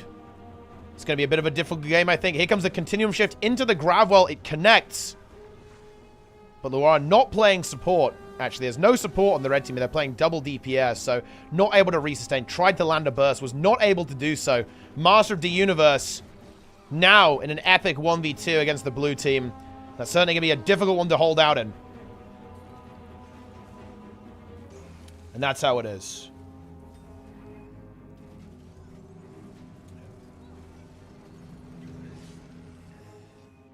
That's how it is. Misha is too powerful. I mean, look, this is a very powerful team. A very, very powerful team. I'm expecting to see this in kind of like the ultimate showdown towards the end of this tournament for sure. Maybe, if not the finals of this tournament. It's going to be intense. Do we have any big matchups? That's the question here. Outside of this one, obviously. This is a massive matchup. Let's see. I think, weirdly enough, not quite yet. Xenos versus Zenvo. Let's take a look at that one. Okay, so we're actually in deep on this. Zenvo. Oh, he's actually got nothing. I think he's going to go down, say here. Oh, Zenvo tries to hold on, but can't quite make it happen. Oh, and what is this? Okay, guys. We actually have a very interesting French cook. We have Azuz and Zealith. Zealith playing Tempest, kind of a DPS. So this is kind of a hybrid Tempest setup here. With Earth, Fire, and Tempest. Sage Amulet, Engineer Rune, and Rune of the Trooper. Relic of the Trooper, rather. With these shouts, Feel the Burn, Aftershock, Earth Shield, and Glyph Elemental. So again, that kind of half support, half damage setup here. And then a Vindicator, which again is almost like a hybrid here with the Sage Amulet. Oh, Relic of the Demon Queen. That poison application or an Abyssal Blot, just shutting down the support of the enemy team. Sage Amulet, Rune of the Lynx, and then Mace Shield as well. So this is actually some fair theorycraft. You know, Tempest is kind of a funny one. Ooh, yeah, and it's a full hybrid too. Salvation for the support. And oh, hang on. We're actually playing Imperial Impact as well. That's interesting. So we've got Imperial Impact going on here. So Corruption and actually Might and Protection buffs coming through to enhance the damage output. So very much a double hybrid approach here from this team. A lot of AoE combi pressure, a lot of sustain on both of these players, lots of support. They can even share the magnetic shields if they want to you know, kind of help them out, help themselves survive there. And they're able to actually take down Zemvo and Kranel, at least in this first game here. Of course, they're, you know, I almost want to say the Vindicator has like a certain degree of vulnerability. He does have Shield 5, of course. Able to heal quite nicely with Ventari as well. We'll have to see if that Vindicator ends up getting focused down very, very heavily as these matches kind of progress here. Of course, the interesting thing about running the double support is that you do kind of lose value on both players at Timer. It will be interesting to see how this interacts with Timer, actually, compared to, say, like the support Necro compositions that we've been seeing playing. But, you know, Tempest is one of those interesting things. Like, it really is an elite spec that just shines in these environments. Tempest loves these brawls, right? It's really, really good in these. It's historically been incredibly powerful in kind of like 2v2 and 3v3 to the point where like some people in ranked have even been running like a double support setup, because the weird thing about Tempest, guys, is that if you're actually in a confined space against a support Tempest, it actually does a surprising amount of damage, as we're now seeing connect here onto that Willbender, forcing out the renewed focus. Zemvo, of course, pumping support for everything he's got, but starting to run a little bit low here. We have a couple of shadows left over into the Signet of Illusions pretty soon, but Kranel is going to have to survive on his own until then. They are doing a very good job of counter-pressuring, though, this Vindicator, not having a super fun time here against that Willbender. But now, we're starting to burn through that distortion. No renewed focus. Let's see if the blue team's condition pressure is actually going to connect here now. Have they sufficiently outlasted their opponents? I think they kind of have, or at least a little bit. I think we're going to see the red team kind of slightly on the back foot at this point. As, yeah, the sustain is very good on blue, and you can see Kranel not quite able to play as aggressively as he was earlier on in this match, as he does not have the full support of the Chronomance, and is, of course, running a little bit dry on his own potential cooldowns as well. Zemvo keeping going, though, recharging those mantras, keeping the stability rolling, denying the CC. Boons coming through, but no Distort and no Signet. That is probably going to trigger the blue team to go for him. Yep, there we go. They're trying to connect.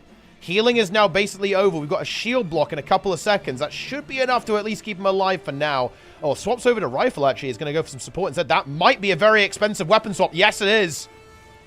And Kranel is now going to be left on his own. And yeah, interesting setup here. Very interesting theorycraft here from the blue team. Able to outlast that support. Keeping each other alive and then securing that kill. And there we go. It's a classic bruiser attrition composition from the blue team. And that's it. It's over. Well, at least this round is over. I believe we have one more, if I'm not mistaken. I think this is currently a 2-0 in favor of the blue team. Let's see. Can Zemvo pull anything out? Or Kranel? Can they make a miracle happen? Can they manage the epic comeback? What's the timer? The timer is 3 minutes, and the gas starts to manifest. Yeah. Yes. Also, bonus meme, guys. Daily reminder. We have a show match of the push game mode tomorrow at 6 p.m. European time, 5 p.m. UK time. It is rank 55 dragons versus worms. Does this blue comp potential versus 2x Spellbreaker? I think so, yeah. It might be able to outlive that. It's got a lot of projectile block as well, which can help against the spear. And a good chunk of sustain as well. I think it can have some potential. I think this is a very interesting comp. Let's see if Red Team can make this happen. Again, like, what needs to happen for Red is Cranel needs to land the Hellburst. There's no revive potential, right, on Blue. If one of them goes down, then that's it. You know, that is the end of it, right? But it's very hard to actually stay in combat. Like, these two players are a little bit like porcupines. Condi Rev and Tempest are constant balls of pressure, right? Like, it's very hard to interact with them for extended periods of time and, like, live. You can see that they're just consistently getting so many AoEs going down, like the Mace abilities here. The Tempest, of course, is continuously firing out shouts, overloads, right, like AoE fields. And then the Water Overload, boom, fully resustains up the Vindicator as well. Oh, and a massive pull! Huge pull from Azaz there. Kind of forcing out a lot of abilities here from Cranel. Cranel still actually has his Renewed Focus available. Actually, he's gone for the Hammer setup as opposed to the Greatsword. Trying to kind of get a bit of a lockdown, but I don't think it's really working, to be honest. It's not really working, unfortunately. And Zemvo, nothing left. Ends up falling over. A very powerful comp. The boons are being output. The stomps are coming through. And Blue Team get a 3-0 over a very powerful team, by the way, guys. Cranel and Zenvo, absolutely not to be underestimated by any stretch of the imagination in PvP. Very powerful gamers there. Oh, actually, I haven't seen what Pain's playing right now. I mean, I wonder if Pain's playing Thief. Could be very interesting. Let's see. Which game is still going? What is it gonna be? 55. I believe 55 is probably going to be Boyce, Sind, Misha, Draza, and Abindo. And French Worms will be... I don't know who's playing in French Worms, actually. Goku will be. Azaz probably as well. Then, obviously, Esprit as well. Probably Kill. And then there's, like, a couple of players who play with Worms. So it could be, like, a variety. Oh, it's Fake Pain. Okay. What is your roster for tomorrow, Esprit? What's it going to be? All right, okay, we have, Honey, we have Stellan. Oh, yeah, Stellan's a good player, too, actually. Kind of, I think Stellan actually has plays a lot of ranked, I think, but absolutely has also played in ATs and performs well there, too. But on a couple of teams, I believe. Kill Esprit, Azaz, Zealith, and Goku. Okay, very exciting. That's pretty hype, actually. It's a hype match. I hope you guys have got some exciting French Theorycraft. I think 55, they're scared for a reason. Okay, you know, they fit, you know, look. I don't think there's a team alive that doesn't fear the French Theorycraft, guys. Everyone knows it's the best. Everyone knows it's terrifying. We all know it. But we'll see tomorrow. Anyway, Blue Team on a rampage. Oh, a massive Reaper stun there. Keep up the pressure. The Reaper almost playing strangely passively there. They got a huge stun. Didn't really follow up that much onto the player. 2 minutes to go there. The Druid is actually sustaining very nicely. Loads of Comedy Cleanse coming through, of course. And the Necromancer, actually a little bit unhealthy. Should be get supported back up there by the Chronomancer relatively easily. Time Walk coming up in a moment. Another Stability Mantra also available. So Necro's pretty okay. Gets the heal skill. Oh, doesn't quite get the jump across. Unfortunate there. Didn't have any swiftness and didn't quite get the dodge jump. Pressure continuing. That Skychark just blasting away, actually. Having to line of sight for that. Some nice kiting here by this Necro. Lands another stun. And that might be it. Boom. There's the Ice Field. I think we actually are going to have a kill here. Is there a revive? There is. Here comes the banner. Is it going to land? It does land, so we're not done yet. Okay, we're not done yet. A minute to go. Let's see if the Necro can get another down state. Now, Necro is very good in these situations if you can get away with it, guys. Because having that extra HP bar is very nice in Timer. Right? Because bear in mind, you can't heal yourself, right, in the Timer, but you can gain life force. And Necromancer is very good in these 2v2s and 3v3s for that reason. We didn't see it pop up quite as much because of how dominant the Spellbreaker was in the 3v3. But in the 2v2, we are seeing Necro pop up, and that is something you've always got to bear in mind. Like, when you're playing for Timer, you do want to try and drain the Shroud of the Necro, and Red Team has actually done a decent job of that here. We might even see the Necromancer go down. They're a little bit locked down, dropping down, trying to get the heal, but they're immobilized. Are we going to see red team start to make a bit of a spicy comeback? There's the stomp. Yes, we are. Okay, red team, they persevere. Very nice war banner coming through from the Spellbreaker. Recovers this game. And blue team not actually able to connect. And we are not done yet. Love to see the tenacity here from red team. Well done to them. There's timer, and that means it's only a matter of time. This Chronomancer really can't do anything. He's going to try and go for it. Might as well, of course. But realistically, this Chrono can't do anything. Yeah, basically, he's going to concede the match. Going on to the next round. There's the stomp. And there it is. GG.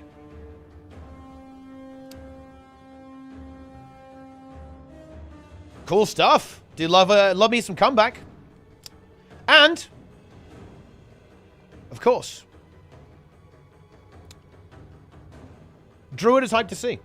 You know, Arena's been putting a lot of effort into making other support builds kind of a thing in World vs. World and PvP. And it hasn't quite taken off in PvP as much as it has in World vs. World, because it's definitely working pretty well in World vs. World. It's really cool to see, actually. But in PvP, it's there. You know, you can absolutely play a support Druid. You can absolutely play a couple of varieties, different flavors of builds. Kind of cool to see that actually popping up here. The Mace Worn and the Starfit. And here we go. So, red team going to be feeling pretty good about that one. Let's see if they can replicate that. They played it slow, they played it calm, and they were able to... Oh, hang on a minute, careful! No! Well, I mean... Oh, stars should... Oh, no! Well, okay, then. I mean, it is what it is. Yeah, the warrior maybe extending a little bit too aggressively. They're getting a bit... Maybe a bit too overexcited by the previous round, I suppose. Kind of dies. GG, well played. Actually, cool by the Druid. I respect it. Love to see that. And, well, I mean, that's the end of the round. Okay. Yeah, I mean, it happens. Slight overextension there by the Warriors, punished hard by the blue team, and they clean up the match, and they're able to get the 3-1 victory, and they're going to be moving on. Feeling pretty good about that victory, I'd say. Okay, let's see if we can find any other games. Get me in. Let's go. Oh. Oh. Ah, that Vague team. That would be cool, actually. Oh, Vague. Oh, guys. This guy's crazy. I've actually heard this stuff. Wow. Wow, wow, wow, guys. Have you heard about this guy? He's 2K rating. Wow. Wow. Absolutely insane gameplay from Vague, I believe. Very high rating. Very, very, very high tier. Best player on EU by far. By far the best player on EU. We all know it. Rising star in the scene. Did do well in the 3v3, to be fair, actually. Playing kind of an unorthodox composition, so we'll see how they've got anything prepared for the 2v2. Wait, wait, where is the game? There's like one... Oh, it's over. There was like one game that I couldn't find in time. Yeah. Alrighty then. Okay, moving on to the next round. Ooh, okay. We are cooking. We actually have a spree. French Worms versus Master of Disaster in the mix. Let's take a look at that. We got some team killing going on here, guys. We're gonna have Misha and Abindo, of course, going up against Frey and Draza. At some point, anyway. Not right now, but have we got any other really big matches going on? Zealot versus Nonomel. That's going to be potentially interesting. Oh, damn. We've actually got some big games. Frey versus Gauntlet, and also... Ooh. I kind of want to keep an eye on both of those. They're going to be very competitive, I think. Very, very competitive indeed.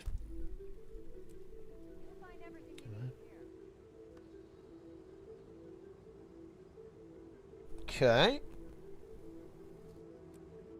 So on Auric. Hey, I'm glad you're enjoying it, Lofkey.io. So this is going to be that support guard interaction. I do favor the Chrono over the support guard, I think. Frey, when she take it, I like this tech as well. Man, we've got a lot of cleanse here. Null Field for the Comedy Cleanse, and of course the Boon Strip, right? And the Mantra of Resolve too. And I just think that the Chrono's just going to have an easier time handling these conditions. Right, like, Core Guard does have good cleanse, obviously. We've got the Relic of the Trooper. F3 removing a lot of conditions. But I do think This is going to be tough. Oh, we even have the technology from Draza. Well of Power and Well of Darkness. So that Well of Power for, as the stun break, but also for even more condition removal and even boon application. I like this tech here from Blue. I like this tech a lot. I think we're going to... Gauntlet is going to have a lot of trouble having application. And this Core Guard, I just don't think it can survive in the same way the Chrono can. We've already seen the renewed focus being forced out here from the Red Core Guardian. And I think that's just going to be almost the beginning of the end here. Draza is going to continuously pressure. We have, again, Well of Power coming back up. Frey about to recharge the Cleanse Mantra. And this guard, I mean, look at this. We've got nothing. We've got to cleanse up in 5 seconds, but are we even going to make it that long? It's not going to be easy to do so. 3 seconds to go, but look at the HP. We got nothing. Absolutely nothing. Boom. Yeah, and Chrono, pretty dominant here, I think. Nice CC there from Frey as well, denying that revival. Draza lands the stun onto Gauntlet, and we see a very quick victory here. Yeah, I do like this approach here. Like, packaging in a little bit of support onto the Necromancer, having that Well of Darkness for that AoE Blind and Chill, super annoying. Of course, that's going to be AoE Bleeding too, right, with Deathly Chill, so it's like that bonus synergy kind of coming through there with the Necromancer. Very, very difficult indeed to deal with. Even going with more damage, by the way. Carry an Amulet and going with Decimate Defenses. Oh, it looks like there was a bit of an experiment going back to Chilling Victory for more life force, but Decimate Defenses to basically get like almost like a bit of free critical strike to get more damage with the Carry an Amulet. Guess not a crazy amount of vuln on this comp. I think Spear has some, right? Oh, it actually doesn't really. Oh, it has a little bit on the Sharpshooter. So I guess if you land that, you get the big critical strike. Meanwhile, Gauntlet is now back in the mix. Can they make this happen? I think we almost need to see a bit of a switch up here. We need to see some kind of change, because I think right now, Blue Team has simply adapted very well here, and to be frank, are countering their opponents very, very well. We don't see the Well of Power coming through from Gauntlet, and I think this Core Guard is going to have such a tough time surviving. We almost need to see some kind of really wacky adaptation, like even dropping the Res Signet. I think dropping the Res Signet for more cleanse might be the way to go here, because they're going to go for the Core Guard. I don't see a reality where the Blue Team is not going to focus the Core Guard, so I don't think the Signet is going to be value here whatsoever. All cooldowns used. This is just over already. Hospital in so much trouble. Draza going in for the kill now. Frey supporting, enabling all that damage output. Nice push is actually going to prolong the life of the Guardian, at least for now, but Gauntlet just pumping as hard as he can, but it's just not connecting. The damage is not sticking around. Brutal transfer as well, actually, by Draza. That Suffer ability, so powerful when you're mirror matching, right? Like, you get Condis on you, you send them right back with Suffer, and of course, the Dagger offhand, and indeed the Starfall as well. Yeah, this is like a full tech choice here by Blue. They've clearly thought about this, right? Some good craft. Love to see that. Maximum Condi transfers on the Necromancer, and maximum Condi cleanse as well from the Chrono. Very good theory craft here from Blue, and Red Team just honestly outgunned here. Outgunned completely. This is just, they're just going to get shut down. Of course, Gauntlet and Fly, both top players in the world, but that's the thing. That's where comp becomes relevant, guys. When you've got two teams that are both highly skilled, you know, even a small advantage is going to basically tip the, you know, when it's come down to like pure fights, pure mechanics, and pure comp, that's when these adaptations really start to count. And yeah, Red Team, they're dead, to be honest. They're giga dead. Yeah, I like that. Yeah, he's listening to the stream, guys. See? We got the Contemplation of Purity being played by Fly, and I like the more passive posture as well. Want to try and have Gauntlet kind of take some heat. But I think it's still going to be an uphill battle. I like the Chronos on. Like, that's the quickness and the slow is so annoying. It's so annoying here to deal with this. And another Time Warp drops as well, and that just is going to be so annoying for Gauntlet. And now that there's no Signet, they are going to turn on him a little bit.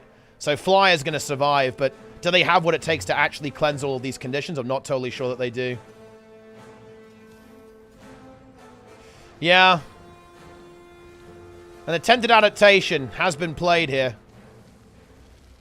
Gauntlet's kind of okay for now. There is a heal coming through and a cleanse. And Gauntlet's back in the mix. There we go. But again, how do they turn this around? Like, how does this Reaper do damage? The Condi's just getting completely shut down. Locked out of this game. There's a renewed focus for Fly, which might need to be used for support purposes, actually. just to try and keep Gauntlet alive. Yeah, it needs to kind of reload to get these virtues kind of for that support. And they're kind of holding out a little bit longer this time, but they don't have the momentum, right? They're just behind. They're just playing to live. They're not playing to win. They're playing to live right now, and that's not good enough. Cooldowns have been used by the Guardian. Gauntlet holding on. Gets the stun actually onto Draza, but support from Frey is good. Full cool, yeah, pretty much like full juice available here as well from the blue team.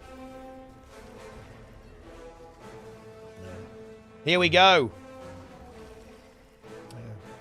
I think that French people are generally the best at Guild Wars 2. I think if you guys think the same. Guys, look, we all know, look, the French own Guild Wars 2. They're everywhere.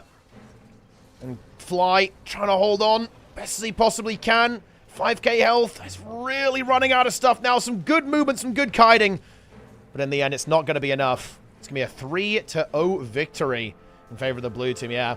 Honestly, it's really cool to see. I love it when people, like, swap up their utility skills to really counter that. That is a really interesting part, I think, of Guild Wars 2 gameplay. Let's leap into this.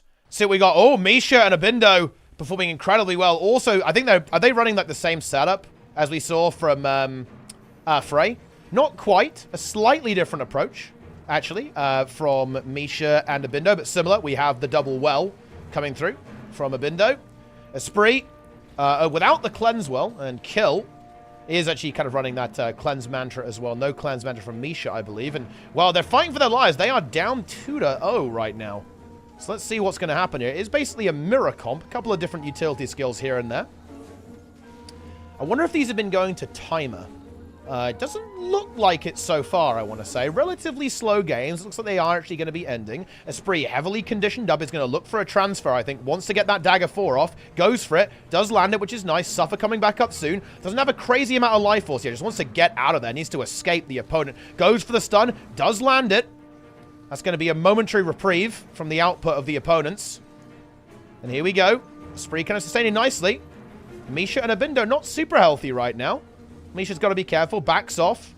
Doesn't want to get caught by any of the AoEs right now. Timer is starting to loom. So let's see how that one goes.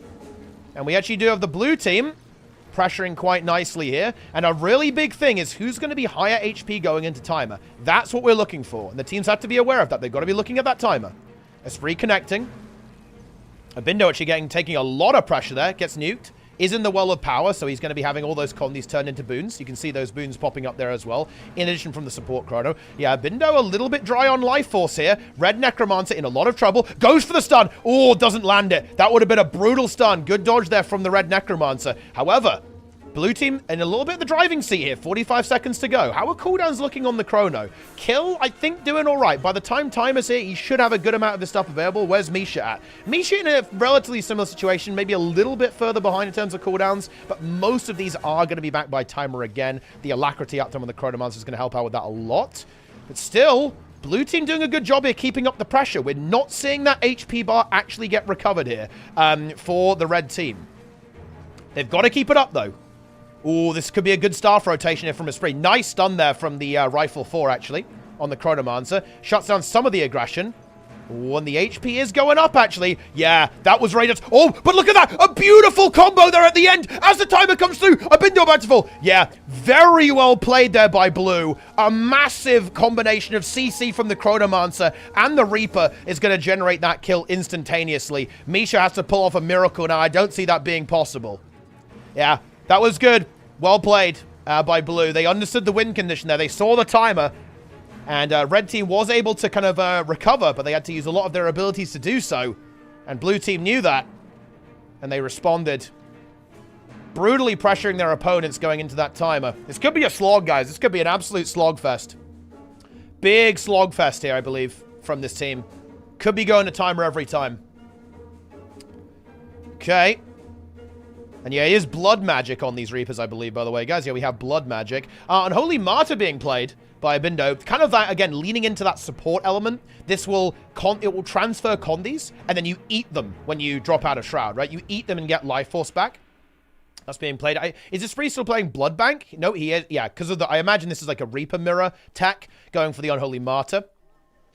instead. Still going with the Ural Weaklings. Getting that more might application and, of course, weakness and a very short cooldown stun break.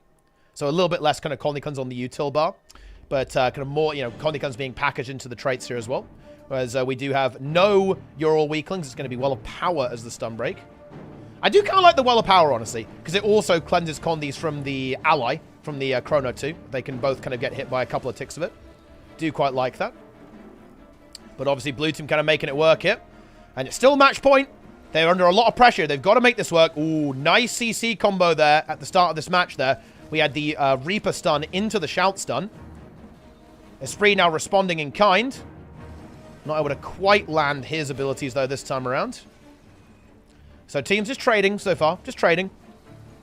Cleanse Mantra being recharged. One big thing about the Cleanse Mantra is that when you channel it, guys, you do actually basically full cleanse yourself as the Mesmer, which is super good for resustaining in a matchup like this. Okay.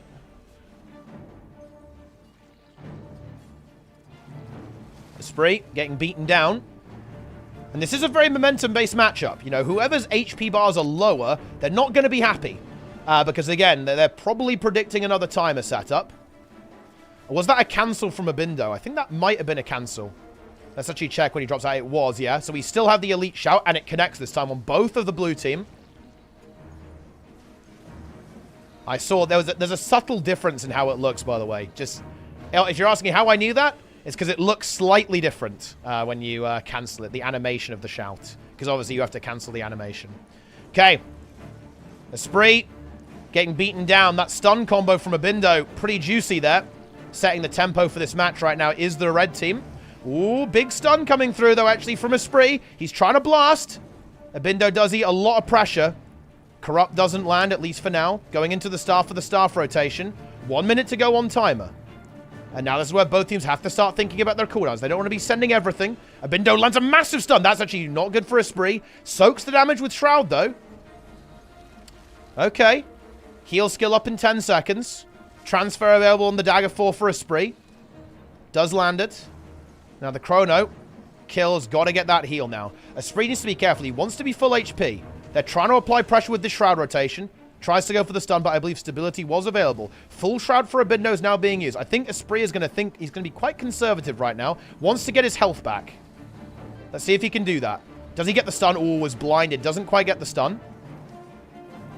Wants to get HP now. 20 seconds to go. Both teams kind of on the same game plan here. Playing conservatively. And again, almost in a similar situation. Blue team may be in a good spot to get a setup here. Ooh, Esprit's got to be careful with being too greedy. The gas is going to be spawning very soon.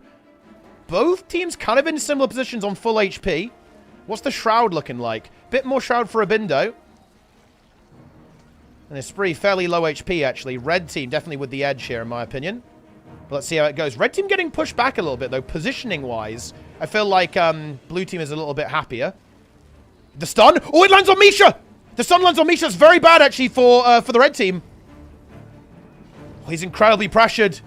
This could be another win for blue. It's so unbelievably close, actually. There's the blindfold. Esprit needs to get back into Shroud. We have the downside. Both of red is down. The gas is going to get him. We're going to 2-2. That was a very tasty stun by Esprit. Also known as the Big Worm. Also known as French Worm's leader. Kind of clutches it out there. Bit of a rocky start to the time, but they make it happen. 2-2. Here we go. The Big Worm. Ready to go. All right. Okay.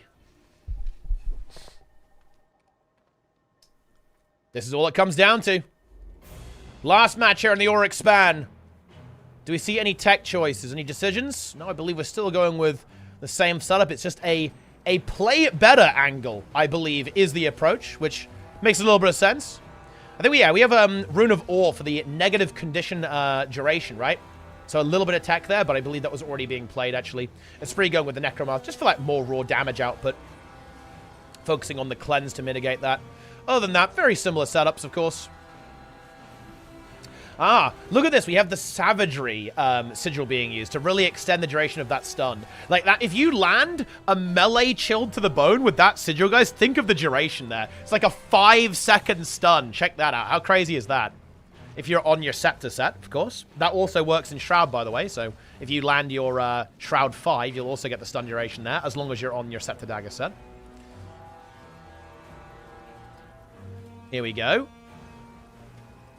And we saw the power of position there, right? We really saw the power of positioning in that last round. Whereas Red Team, they kind of got locked down the stairs a bit, right, as the time was coming up. And that was a big deal there. That made it much harder for Abindo and Misha to actually push up and get that pressure. But having said that, hang on a minute. Esprit gets caught, takes heavy damage, no heal skill for a while. Where's the support on the Chrono? It's actually not crazy for a while. A couple of shatters now coming through. Red Team kind of smelling blood, wanting to go for it. And Esprit's going to have to find a way to get his health back again. We're almost seeing a bit of a repeat of the game. Ooh, big immobilize coming through there, actually. From the Red Team. But it looks like Blue Team move started to stabilize a little bit. But they're trapped down these stairs. They've got to get back up here. They need to climb back up. Oh, a massive burst from Misha actually coming through. The spear doing a surprising amount of damage. 2k health and goes downstate. Oh, he was 0.1 seconds away from Shroud. I believe we're seeing the stomp. And yes, we are. Red Team, Misha and Abindo able to take it. An absolutely blistering matchup there between these teams.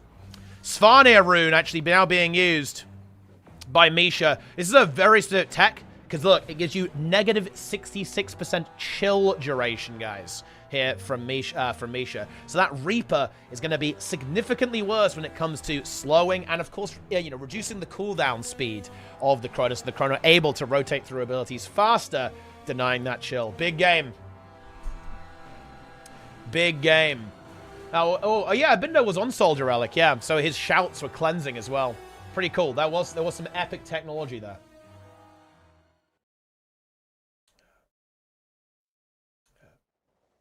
Not Worm. No. Esprit is like he's the team name. His character is not named like French Worms. The team name is French Worms. There's some good context to that one, but that's for a story time for another time. Okay, so we actually have French on French action here. Lisa and Goku with the, ooh, is this like a DPS Spellbreaker? Greatsword and Spear from Goku. Lisa on support, Vindy. And then we've got this double kind of hybrid setup from Zeolith and Azaz. Let's see how this one plays out. It's a completely fresh match. Let's see how this one's going to go. I don't really know how these two comps are going to interact, if I'm being honest. I think, again, I'm pretty sure if it goes to timer, I think Blue Team is happy because they're just going to have a lot of damage. They've got just, like, essentially 2 classes that can do damage as opposed to only 1 with the Warrior. There is Defiant Stance, though, and you should never underestimate Defiant Stance when you're dealing with the gas. Rampage 2, of course, available. So far, it just seems to be kind of what we saw in the last game. Oh, wow, okay. Holy shit, Goku connected there. I wish I was on Goku because he just absolutely nuked him with, like, spear. I think it was a spear burst into the Greatsword burst immediately afterwards. And that was absolute destruction. There you go. The Vindicator instantly died, almost like 80% to 0% in 1 hit. Wow. Big execute there from the Arcing Slice. Again, this is, I believe, just a very heavy damage. Yeah, this is Strength Spellbreaker, guys. This is not like the defense-oriented build or the tactics build. This is pure, raw, all-out output. So this is, again, almost like similar to that Reaper comp, right? We have this support, and then we have a full, all-out offensive build, which I think is definitely a solid approach overall. But instead of conditions with the Reaper, it is going to be a power damage output build this time as well, which, of course, does give you that burst, right? It's not going to be a slow death. You are going to get immediately deleted. Okay. Here we go. Let's see if Goku can pull that one off again. I think Blue Team's certainly going to be a little bit more cautious after having that happen. Need to be aware of the damage. Got to respect that Spellbreaker. The bursts. Yeah, I think we see a little bit more passive play from blue, and I think that might be what they have to do here. Kind of look for an opportunity. Watch out for those key abilities from the warrior. Goku. Again, kind of looking for his opening. Here comes the Rampage. Looking to set up a CC combo. There it is. There's the big damage. What's the follow-up going to be here? Are we going straight into the burst skill? That's the question. Charged in a 10k crit almost. Now wants to land some of these burst abilities, I believe. Doesn't quite land the arcing slice. Spear will be available pretty soon. Not going to quite get it, though, I think. Does get it, but not really much of a follow-up on that. Ah, the arcing slice doesn't land. Ooh, a big rush, though. Look, guys, Strength Spellbreak is kind of pumping. God damn. We got some damage coming out from this build. What the hell? Ooga Booga Warrior, Ooga Booga-ing. However, has the blue team weathered the storm? I almost feel that they have here. And now we see their game plan matches. They are stacked, though. They're taking a lot of damage from that warrior. It looked like they'd held on, but then they took a massive greatsword attack to the face. But I think they're starting to get their game plan here. That attrition starting to pay off a little bit. Although, you know, the thing is about Vindicator. Vindicator is a healer that is... It's not super cooldown reliant, right? Like, you just simply swap back and forth between your legends. You can just... You're kind of going continuously. You're dodging while healing. So, it's not like Lisa's going to run out of juice. It's going to pretty much keep going continuously throughout the entire encounter. So, you know, as long as that's going, Goku will remain sustained. And he's buffed up too. A lot of might application from this Vindicator as well, as you can see. And of course, the strength trait line also delivering that with Forceful Greatsword. So this warrior is pretty juiced. And there's no real boon removal, really, from the blue team, of course, to kind of deal with that might. And actually, Vindicator in a bit of trouble. Gets healed up. Has the shield 5 available if needed. Doesn't want to use it just yet, though. Wants to just use the healing. Just hold on. 25 seconds. This is going to be very interesting on timer. Goku holding his Defiant stance. That's a big one. This is going to allow him to have that immunity and just, like, freedom to pressure the opponents right as the gas spawns. Let's see if blue team are going to be on full HP here. Ooh, they're trying to pressure. They're trying to reduce the opponent's health bars here. They're going to go for a big immobilize, I think. Does it land? It actually does! There's Defiant stance.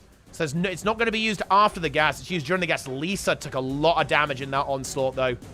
Low HP in Goku. Yeah, he's got nothing left now. Yeah, this comp, I think, scary in the gas. Definitely scary, but actually the Vindicator does get nuked. Could we see some kind of insane vengeance play here? I don't think we have enough time for that to happen. Everyone is downstate at this point. Oh, he nearly got it! He nearly got it, actually. But it was like 0.3 seconds off, and red team makes it. That would have been incredibly epic, because he probably would have had Defiant stance there, I think. Oh, we've just gone all out, by the way. Relic of Isgaran. Not even... It was like... I believe it was the Rivers Relic previously. We've just gone full all out. Even more damage output there with 10% more damage. Wow. This is epic, chat. Is this... Do you guys feel this is epic? This feels pretty epic to me. You know what I mean? Alrighty, then.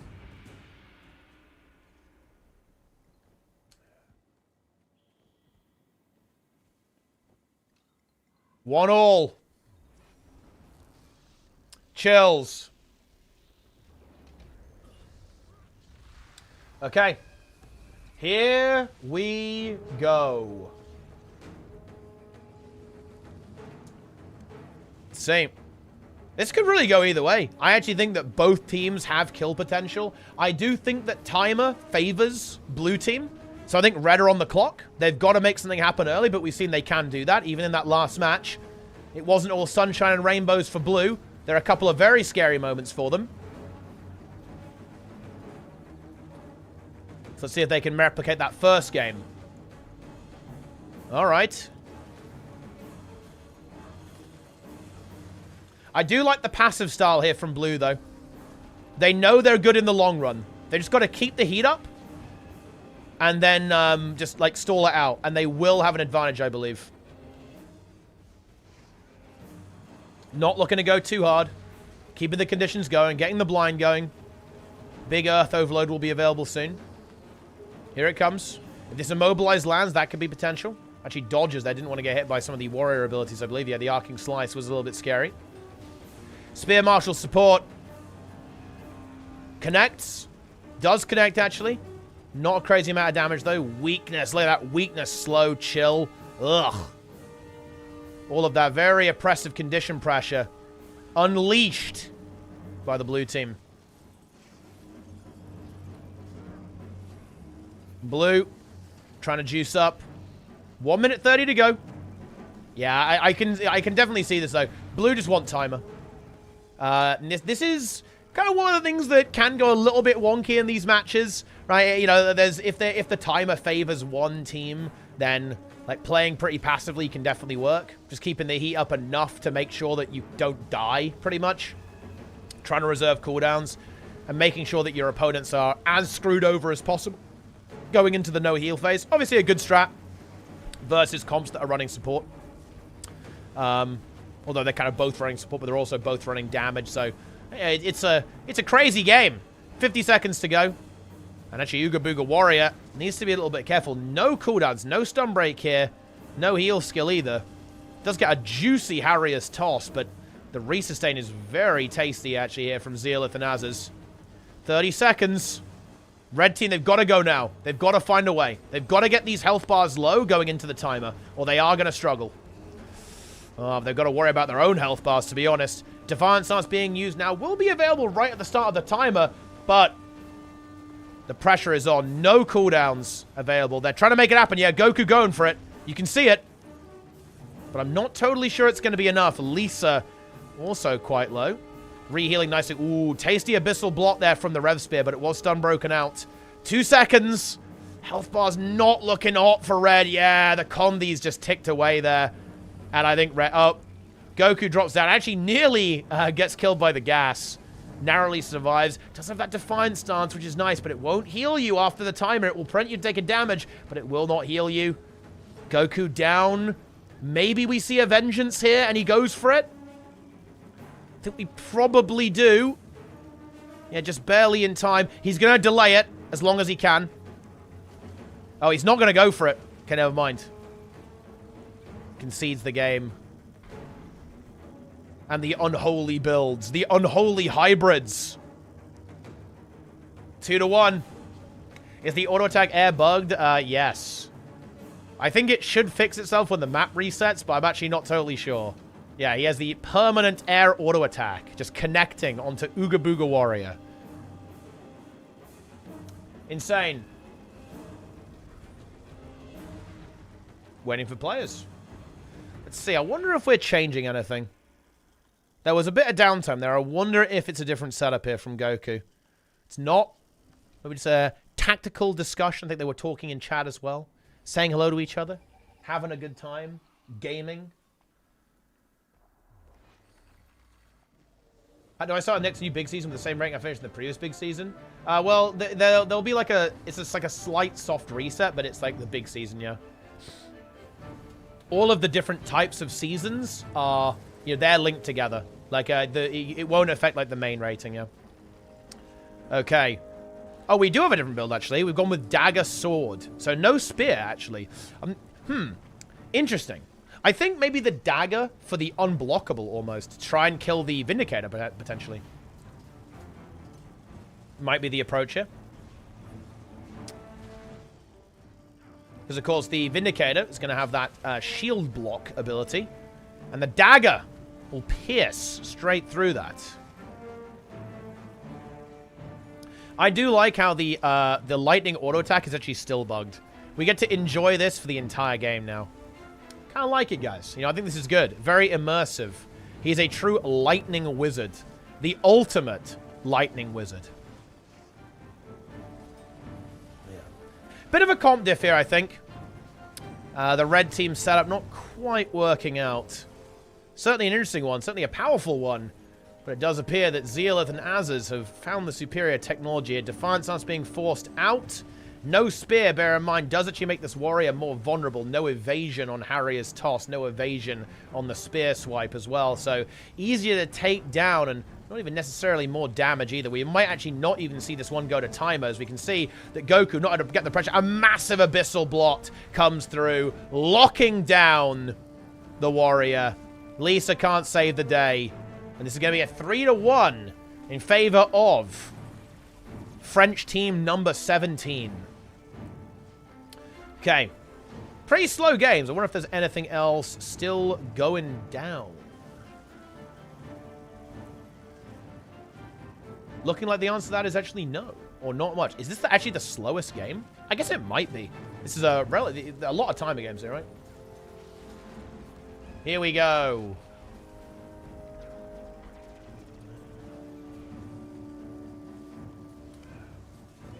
Ah, Vague 1v9 is here. Welcome to the mix. All right, there we go.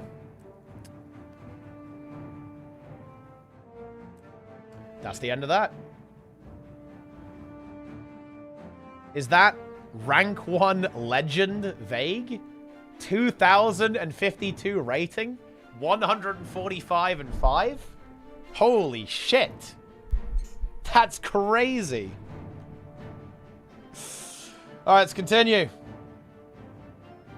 Any more games? Maybe not. It's not looking good. Oh, aha! Here we go. This should be a good one. Ooh, we got a big one! Zenvo and Kranel versus Notamel and Zintrex. Is it a support Vinda? Yeah, it's kind of that hybrid-y, supporty Vindicator. Corruption. Salvation. And, of course, the Spellbreaker from Zintrex. They face the Willbender and the Chrono. Oh, interesting. These two teams kind of going toe-to-toe. Deciding round. Let's see, what's the plan here for these teams? I think, that Willbender is going to be the key here. Like, if Kranel's able to connect, again, it almost feels like Timer might not be the friend of the Willbender team here, because once that Willbender is kind of like locked in. Oh, hang on a minute. The Vindicator, though, gets a little bit caught. A massive CC lands onto Notamel. Notamel in so much trouble. Doesn't have a shield block either. Kranel's going to go for it. Is going to go for it. 14% HP. I think he doesn't have much either left. A little bit of healing, but that's it. The cleave is coming through from Kranel. Yeah, I like that, though. It's a Warbanner, though. But I think Kranel can just keep up the pressure. There's the shield bot. The resustain is good. Kranel, kind of out for blood right now. Wants to connect. Ah, the condition's connected. Oh, and Kranel gets drawn in a little bit. He's able to get cleansed by Zenvo. Good support there from the Red Chronomancer. Blue team trying to stabilize that Warbanner, that revive. Very, very key. Good coordination there. Very quick response by Zintrex to make that happen. But again, Notamelon just getting pressured, getting pushed by this Willbender over and over again. Goes for the Crashing Courage. Here's the aggression from Kranel. Wants to land. Doesn't quite get what he needs. 1 minute to go as well. Keep an eye on timer. Won't be a renewed focus on timer. 86 seconds versus just over 60. So timer is scary for Red. Timer's very scary for Red. They kind of need to end this. Kranel's got to go. I'm not a fan of timer for this for Red whatsoever. He got the down state before, though. Let's see if he can do it again. He's got 45 seconds to get some pressure going. Zintrex trying to hold his defiant stance for timer, obviously. Oh, and those spear attacks connecting onto Kranel. He's got nothing. The Warrior, the Spellbreaker, is here to claim dominance. Clear to claim supremacy. Harry is tossed. Doesn't quite connect. Notamelon low too. Both teams really going for it. It's a close one right now. Very big resustain by Zenvo. I like that. Ah, Contemplation forced out, though. That sucks for timer. I'm a bit scared for Red, honestly, guys, because those condies are going to start ticking very, very soon. There'll be no recovery. Kranel low. He's got to get some health back. He's able to do so. But, oh no, he's got to be careful of the gas there. Yeah, just narrowly avoids running under there to prevent that. Zempo, does he have Distort? He doesn't have Distort. Has a Continuum Shift. He can use that to kind of reset his HP a little bit. But I think blue team have got the upper hand here. 2,000 HP onto Zempo's going to have to press something soon. Not a melon, very, very low. The Chrono kind of actually gets away. Hang on. Zempo just is kind of left to be almost like running free. Gets barely caught by a Spear attack. But actually now not a melon in the down state. Oh, both players now in down state. And Zintrex is still holding firm. Battle Standard actually got blocked, I believe, by an Aegis, so didn't get the stomp onto the Willbender. There's the Ryan to Nonamelon, and blue team are going to get it. Spellbreaker beats down the Willbender and sends it back into the abyss. There you have it. Check Discord. Okay, I'm checking Discord. Yeah.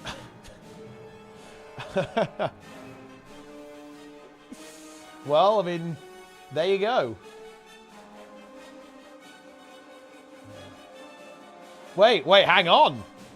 Guys, I have received illegal information that Vague actually 3-0'd Frey and Draza. That is actually confirmed, I believe. I have the screen cap, guys. I actually have the full screen cap of this. This is potential demolition. This is confirmed. Vague and Unyielding Spirit, 3-0, Frey and Draza. Vague is powerful, 1v9 on Willbender as well, actually. Very, very interesting, guys. Have to see how that one plays out. Okay, let's continue looking at these games. All right, is there anything still going? Oh, we have Zealoth versus Frey. This is a really interesting matchup, actually. All right, let's see what we've got.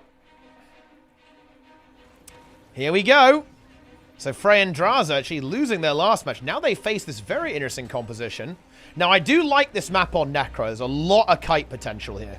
So Necromancer can do loads of juicy stuff. You lose your... No, it's still Swiss, Asdome. Still Swiss. Find the Vague game. I mean, we'll have to take a look at it. We'll see what they're up against, actually. I'm really interested if blue team can make this work.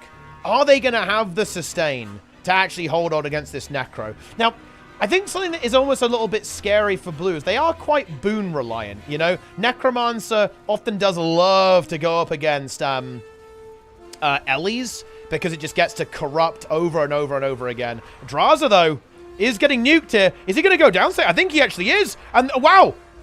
Frey and Draza looking to maybe lose 2 games in a row here, actually. Eclipse Sentinel and eliminate it. The Necromancer not able to connect enough damage. That hybrid damage output is too much for the Chronomancer support. What is going to be the counterplay here? Oh, we actually have a relog. It's going to be Willbender, I believe, from Draza. Zich X. Oh, and Frey now rerolling as well. Let's see what we're going for here. Zich X here on the Willbender. And Frey, let's see what the reroll is going to be here. Spear and sword. As opposed to the greatsword, of course. And Frey on the support Vindy, I think. Yeah, it's support Vindy now. Just wants that raw output to keep this Willbender alive, allowing it to pump. Okay. Let's see what we've got. We've got this mid-game adaptation for the red team here.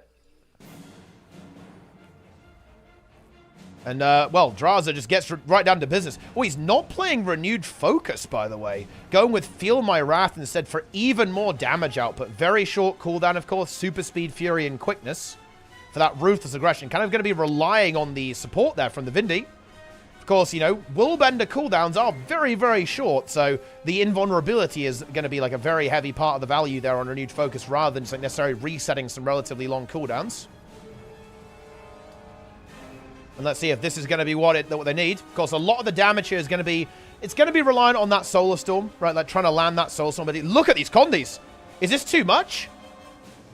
The AoE Condi pressure is devastating right now from the blue team. And they've deflected the Willbender. The Willbender has been deflected. At least for the time being. Yeah, another combo tries to get executed, but it's not enough. This is some absolutely insane theory craft from the blue team, shutting down both the Necro strategy And maybe this strategy as well. Ooh, the damage, though. Draza does start to connect. Is there enough support here onto the Vindicator? Tries to hold on. It should have the shield block. There it is. The Tempest needs to heal. Does have Wash the Pain Away. Lands it. And a Water Overload. So Blue survived that ordeal. 1 minute, 30 seconds to go. And can they actually keep this Vindicator alive? The pressure is going to be big. Tempest does like being in these enclosed spaces, though. We'll be able to pressure very heavily. And they land it. And the Vindicator falls. Enough power damage breaks through. French Mafia gets stomped out. Tempest falls. Good technological swap here. The Vindicator not able to hold off against the pressure of the opponent there. Of course, a lot of cleanse here. At the end of the day on this build. A lot of combi cleanse.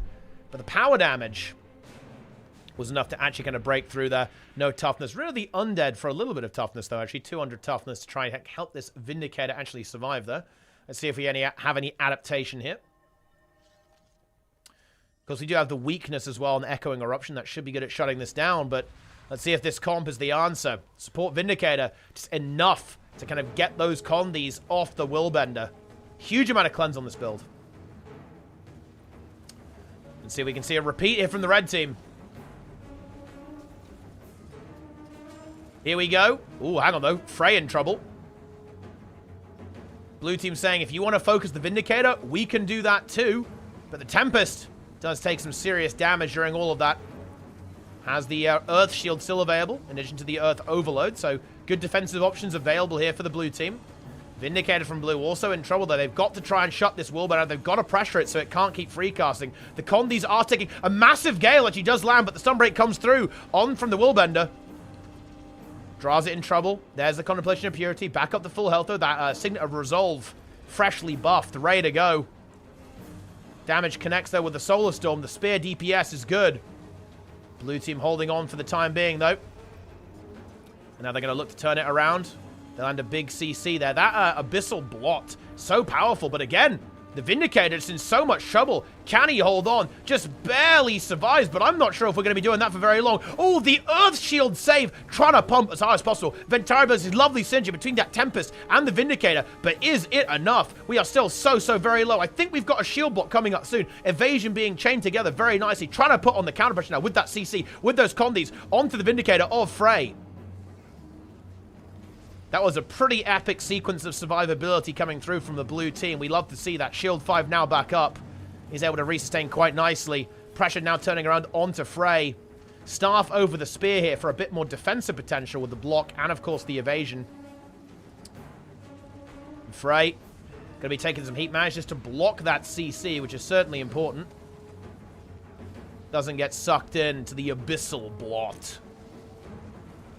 Timer is starting to become relevant as well. Both teams have to watch out for that. Oh, but this blue Vindicator just under constant pressure. Gets the block off again. Re-heals up to full. Tempest trying to pressure. But this Vindicator is not going to do damage, right? That's the big thing here. This Vindicator is not enabled to do its DPS. Like, you know, they're almost like that hybrid comp. Getting a little bit punished by the constant damage. But now they seize their moment. They go for Frey. But it's a scary trade. Players on both teams really getting low. Blue team a little bit separated as well. The Vindicator needs to be careful. Shield block available in a couple of seconds, so blue team should be okay, at least for the time being. Timer coming up in 25 seconds. Earth Shield will be available for that. So they will actually have some invulnerability options, which is pretty big. Tries to land and immobilize. Does get it on Frey, but Frey not really in a position to take too much damage. And now we're going into timer mode now. Here comes timer mode. That Earth Shield should be pretty nifty in timer. Invulnerability is a powerful tool when you can't heal yourself anymore. And there it is. We also, of course, have the Obsidian Flesh. And here we go. Let's see how this is going to go. We have the Willbender fully unleashing, going for full damage. Vindicator already taking a lot of damage. Forced out the block already. HP bars for red, looking good so far. Where's the Earth Shield? I think it was already used, actually. I'm not sure it's available right now for the blue team, so they don't have that invulnerability. But Frey in a little bit of trouble as well. HP bars getting really low for blue, though. I believe they're going to go down. So can they hold on just a little bit more? The Willbender's also going to fall here as well. Is Frey going to be able to hold on? I don't think he is. We actually have downsides, but I think the gas is probably just a little bit too close. The Tempest falls as well, but we are going to see a rally as Draza falls out, and Frey is eliminated there right at the last second. What a crazy match. It's 2-1 for blue. Very scary, though. Some nerves of steel from blue, playing at incredibly low hit point values. Able to make it happen. And there you have it. Incredible stuff. Big plays here. Freylina and Zich X now at match point. They've got to make a comeback here.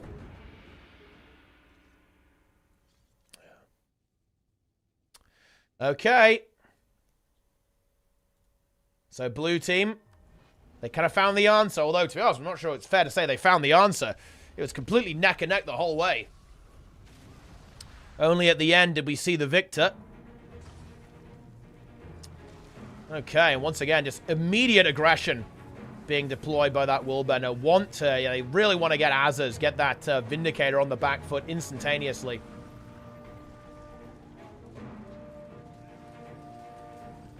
Here we go.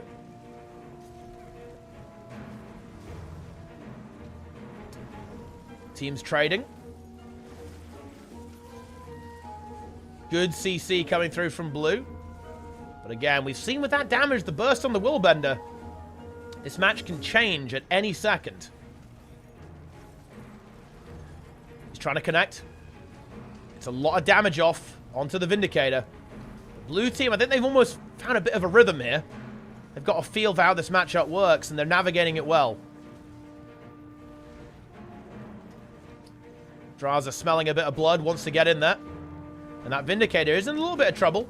Has the block up soon. Just needs to hold on a little bit longer. Gets it. That will allow the Tempest to also heal them while they're blocking. Earthshot up in 20. Comes the Air Overload. Air Overload, a really scary ability, by the way. It does a surprising amount of damage. It really does. That Vindicator, though, in a little bit of a scary situation. No real major defensives for a while. This has to rely on the healing. Oh, good counter CC. This Abyssal Blot is such an insane ability in PvP, actually. Having us really shortcut on AoE pull is absolutely gnarly right now in all of these TVTs, hitting both players there. And, of course, the poison application. Super nice with the Relic of the Demon Queen at the same time. Teams just absolutely brawling right now. Standing on top of each other and pumping. This Tempest weathering the storm magnificently. The protection uptime very, very high. Of course, both players applying protection to each other. 1 minute to go. So it looks like we might be going towards a timer game again. Which, of course, blue team did manage to win, but only by an absolute hair right at the last second. Shield's been popped as well. Will be available for timer. Just keep an eye. That's what you got to keep an eye out for, guys. These cooldowns. Look at the shield block. Look at the Earth Shield. That's what you need to be seeing. And yeah, Draza. The red team trying to, I think because the time is coming, they want to pile on the pressure. They want to turn the heat up a little bit. Make sure that they're the ones with the momentum going into timer so they can finish the job there, denying the healing of their opponents. They're doing a good job so far. Blue's got a reheal. They've got a reheal now. They do manage to shove their opponents off the edge, so they're in a good defensive posture right now. Vindicator drops down, lands a CC, Frey in a bit of trouble, tries to heal himself up again. 20 seconds on timer. Blue health bar's very low. They need to heal. They succeed so, and actually, the cleave is huge! Massive cleave from the Rev and the Tempest. Vindicator from blue still low, wants to heal as much as they possibly can. Can they get back to full health? I think we can. Yep, we absolutely can. But red team also on a very healthy amount of HP bar. Earth Shield has been used, so it's not available. No invuln. Probably have an Obsidian Flesh, though, I'd say, on the Tempest. And let's see who's going to get the better of this. This Vindicator holding on. Has the shield block, and yeah, that's going to do it. Yeah, good preservation of cooldowns here by the blue team. Willbender falls, and so does Frey. And the team with the most French wins. Frey and Draza go down. Wow. You know, this is actually, they're actually scary now, because if they lost their last game versus Vague, and they lose this game too, they're in danger. I actually think if we get Zeolith and Azaz versus Vague, and Vague win, that actually might eliminate Draza and Frey from the top 8, by the way, guys, because they've lost 2 games now. So this potential next matchup here is very important if they want to make it into the top 8. Because there's a lot of very strong teams, actually. There's a lot of very, very strong teams. So that getting into that top 8 is going to be competitive. Okay, so now we have the rounds. Kind of crunching here. Oh, wait. Oh, hang on. There's so many people. I think we're going to a top 16, actually, guys. Was that... I think that was the 6th round. Ah, there's so many teams, because I think there's like 100 teams. I think it's actually going to a top 16, not top 8. I haven't seen that in a very long time, guys. It's very rare to see a tournament with that many people actually playing. Guys, PvP is back. So we are going to a top 16. So never mind. They can't lose, because we've already had 6 rounds. So it's kind of... Wait, I can't... Why is the UI just completely broken? I don't know who any... Wait, what the hell is this? Wait, what are these matchups, guys? It's just completely broken. I can't see any of the account names. Ah! We have Vague. Unyielding Spirit and Vague. Willbender. Willbender gameplay here versus Astralaria and Yuff. Obviously, I think a lot of these first round matches are going to be relatively straightforward. The way the seeding works, it basically puts like the top team that did the best up against the weakest team, essentially. So like it puts the first seed up against the 16th seed in elimination. So basically a lot of these matches are going to be relatively straightforward. Interesting approach here, though. We have Catalyst and Spellbreaker versus the support Vindicator and, of course, the Willbender as well.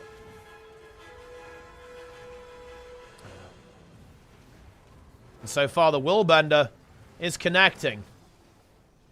Support Vindy doing pretty well, actually, so far in these tournaments. It's definitely a bit of a tech choice that is popping up in these more team fight-oriented game modes in the 3v3 and the 2v2 as well. Vague in a little bit of trouble here, but Astralaria and a Benchwarmer perhaps in even more so, as they do not have a support, right? Like, oh, this is kind of a support warrior, isn't it, actually? Yeah, it's Heretic Amulet, kind of like a... Wait, with Rune of the Reaper, what is this insane technology? That is crazy, actually. Whoa! Dude, Relics putting in the work... Wait, Rune of the Reaper, as opposed to Relic of the Reaper. Interesting, actually. So we're not getting, like, the crazy chill, we're just getting power, toughness, and precision. Kind of like a bit of a variety-packed rune there, with Relic of the Demon Queen. Shout Heal build here. Very interesting setup. Looks like it might well be going to Timer. Of course, very tanky build is Catalyst, actually. Very, very tanky indeed. And actually, it almost feels like the Vague is in a little bit of trouble here, actually. But the blue team, potentially about to fall.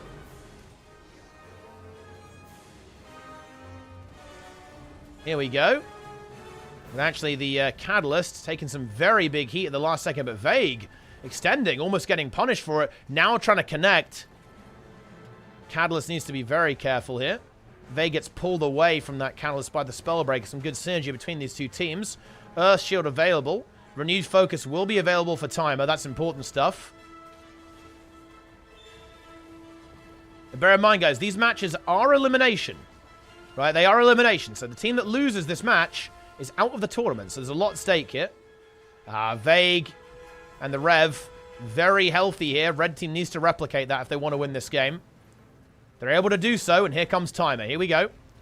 Got to watch those HP. Oh, and they nuke Vague. Vague gets nuked. Has to pop renewed. Going into Timer in 3 seconds. He's on full HP, which is nice. Oh, and Astralaria. The response from the Willbender is cataclysmic. Spellbreaker gets obliterated.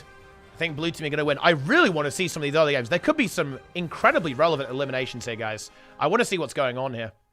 Okay, so this game is pretty straightforward. This is just a Bindo and Misha. Let's see, what's this one?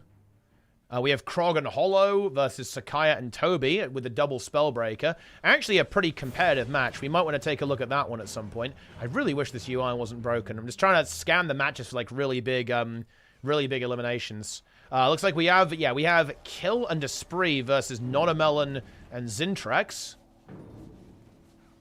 That's also a pretty big match, actually. Looking a little bit intense there. Yeah. And we have Draza and... Oh, hang on!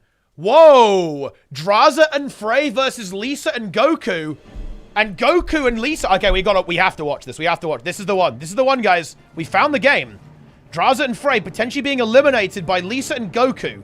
Spellbreaker and Rev versus the Chrono and the Necromancer. Laurent, thanks for the raid. Love to see that. Alright, here we go then. Let's see if this Spellbreaker and Rev can take this down.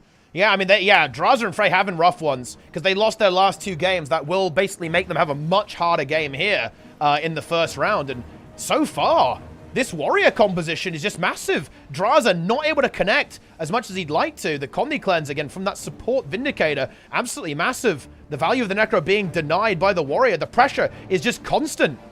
Goku continuing to DPS, and just Draza in trouble here. Yeah, it is French Civil War. Bear in mind, there's more French on blue team than red. That could be the key to success for them. This could be looking like a very French top 8, guys. Full French. Draza now trying to hold on. Restabilizes very nicely. 1 minute to go until timer. Of course, timer, I think awkward for both teams. Ooh, Ooga Booga Warrior getting blown up. Has to pop the Defiance. That's full heal there, letting those Condis tick out. Lisa with the support as well. Keeping the Warrior nice and healthy. But Draza and Frey on the warpath here. Trying to connect with that Spear CC to enable that Necromancer damage. But Ooga Booga Warrior lands a brutal blow with the Arcing Slice.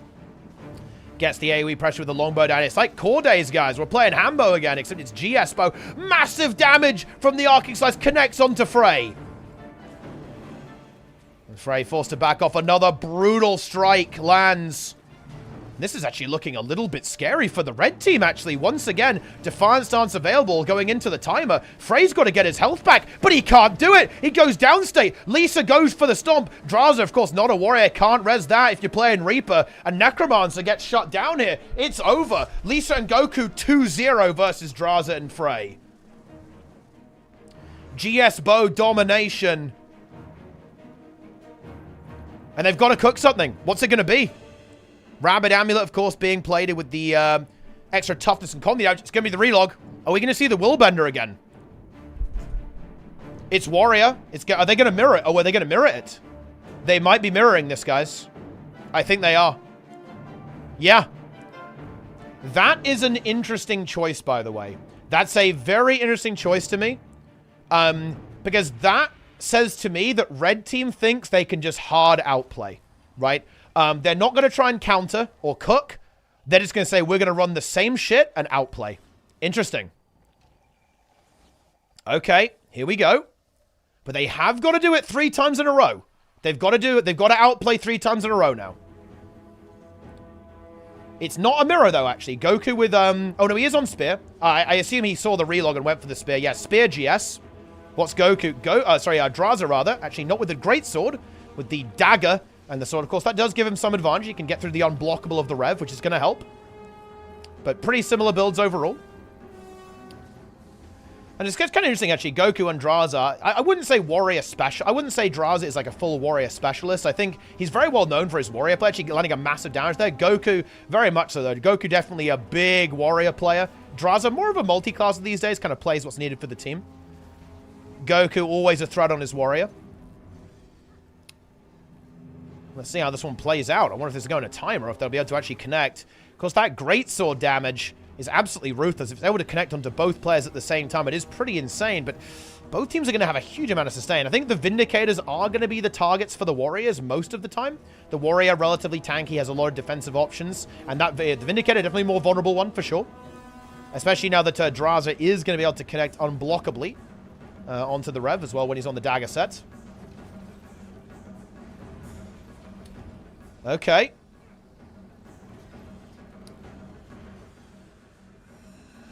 Draza getting the damage off, but actually, it's over. Frey falls. Gets the War Banner, but they've got to restabilize. And look, this is looking scary. It's looking scary for Red. Bear in mind, guys, Red are done if they die here. If they die, they're done. No Defiance stance as well, by the way, actually, for Draza. Wants to have, like, the kind of higher overall sustain of Mending. Which, you know, it's interesting because I feel like this is going to be less value if this goes to timer. Having that invulnerability for Goku is going to be insane. Able to just, like, kind of, like, free cast at will for all of that time there as well. But I think Frey and Draza are in a lot of trouble here. Goku and Lisa playing this comp out well. They've been doing it all tournament, of course. They know what's going on. They know how to make it work. Timer starting to loom. Frey not looking to die. Wants to play passively. Doesn't want to feed. 45 seconds. This is where these trades start to get relevant. There's no banner available. That's mostly relevant for the Stomp. Obviously, it won't revive Drazah with no banner. Goku will have his Rampage, though. And that could be a key tool. It's damage reduction and, of course, allows you to do a lot of damage. Gets 2 big hits onto Frey. I think we're not close enough to time it. Oh, he's going to go for the Rampage now. He wants to just pile on the pressure. He wants to have those high HP bars going to the final. Oh, Frey kind of gets caught on the train there. The rock lands into the Stomp. Oh, just barely gets the block. Oh, really good reactions there by Frey. Makes it happen. Goku was going for the kill, but couldn't quite find it. Spear Marshal support does not land this time. Bear in mind, you've got to get the initial hit for it to connect these days. 2 seconds, and Frey is actually pretty low. And there's Defiant Stance for Goku. This is going to be a win for Blue. I don't see a way Drazah can win this.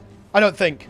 Frey is so low. He's chaining his evades together as best as he possibly can. But no, he's going to go down state. Goku secures the kill. Oh, we actually have Goku low, but he's got Defiant Stance. There's the Defiant Stance. I think Drazah knows it. I think he knows they're done. They're bleeding Frey out in case they need to rally. That's actually a good choice, by the way. That's smart play. Because if Goku dies here, he can simply rally off the downstate body. Looks like he's not going to need to. Ooh, hang on, though. This is a little bit spicy. Can Drazah pull off a miracle? He can't heal himself. He gets the downstate, but the gas is going to get him. Can he kill Lisa?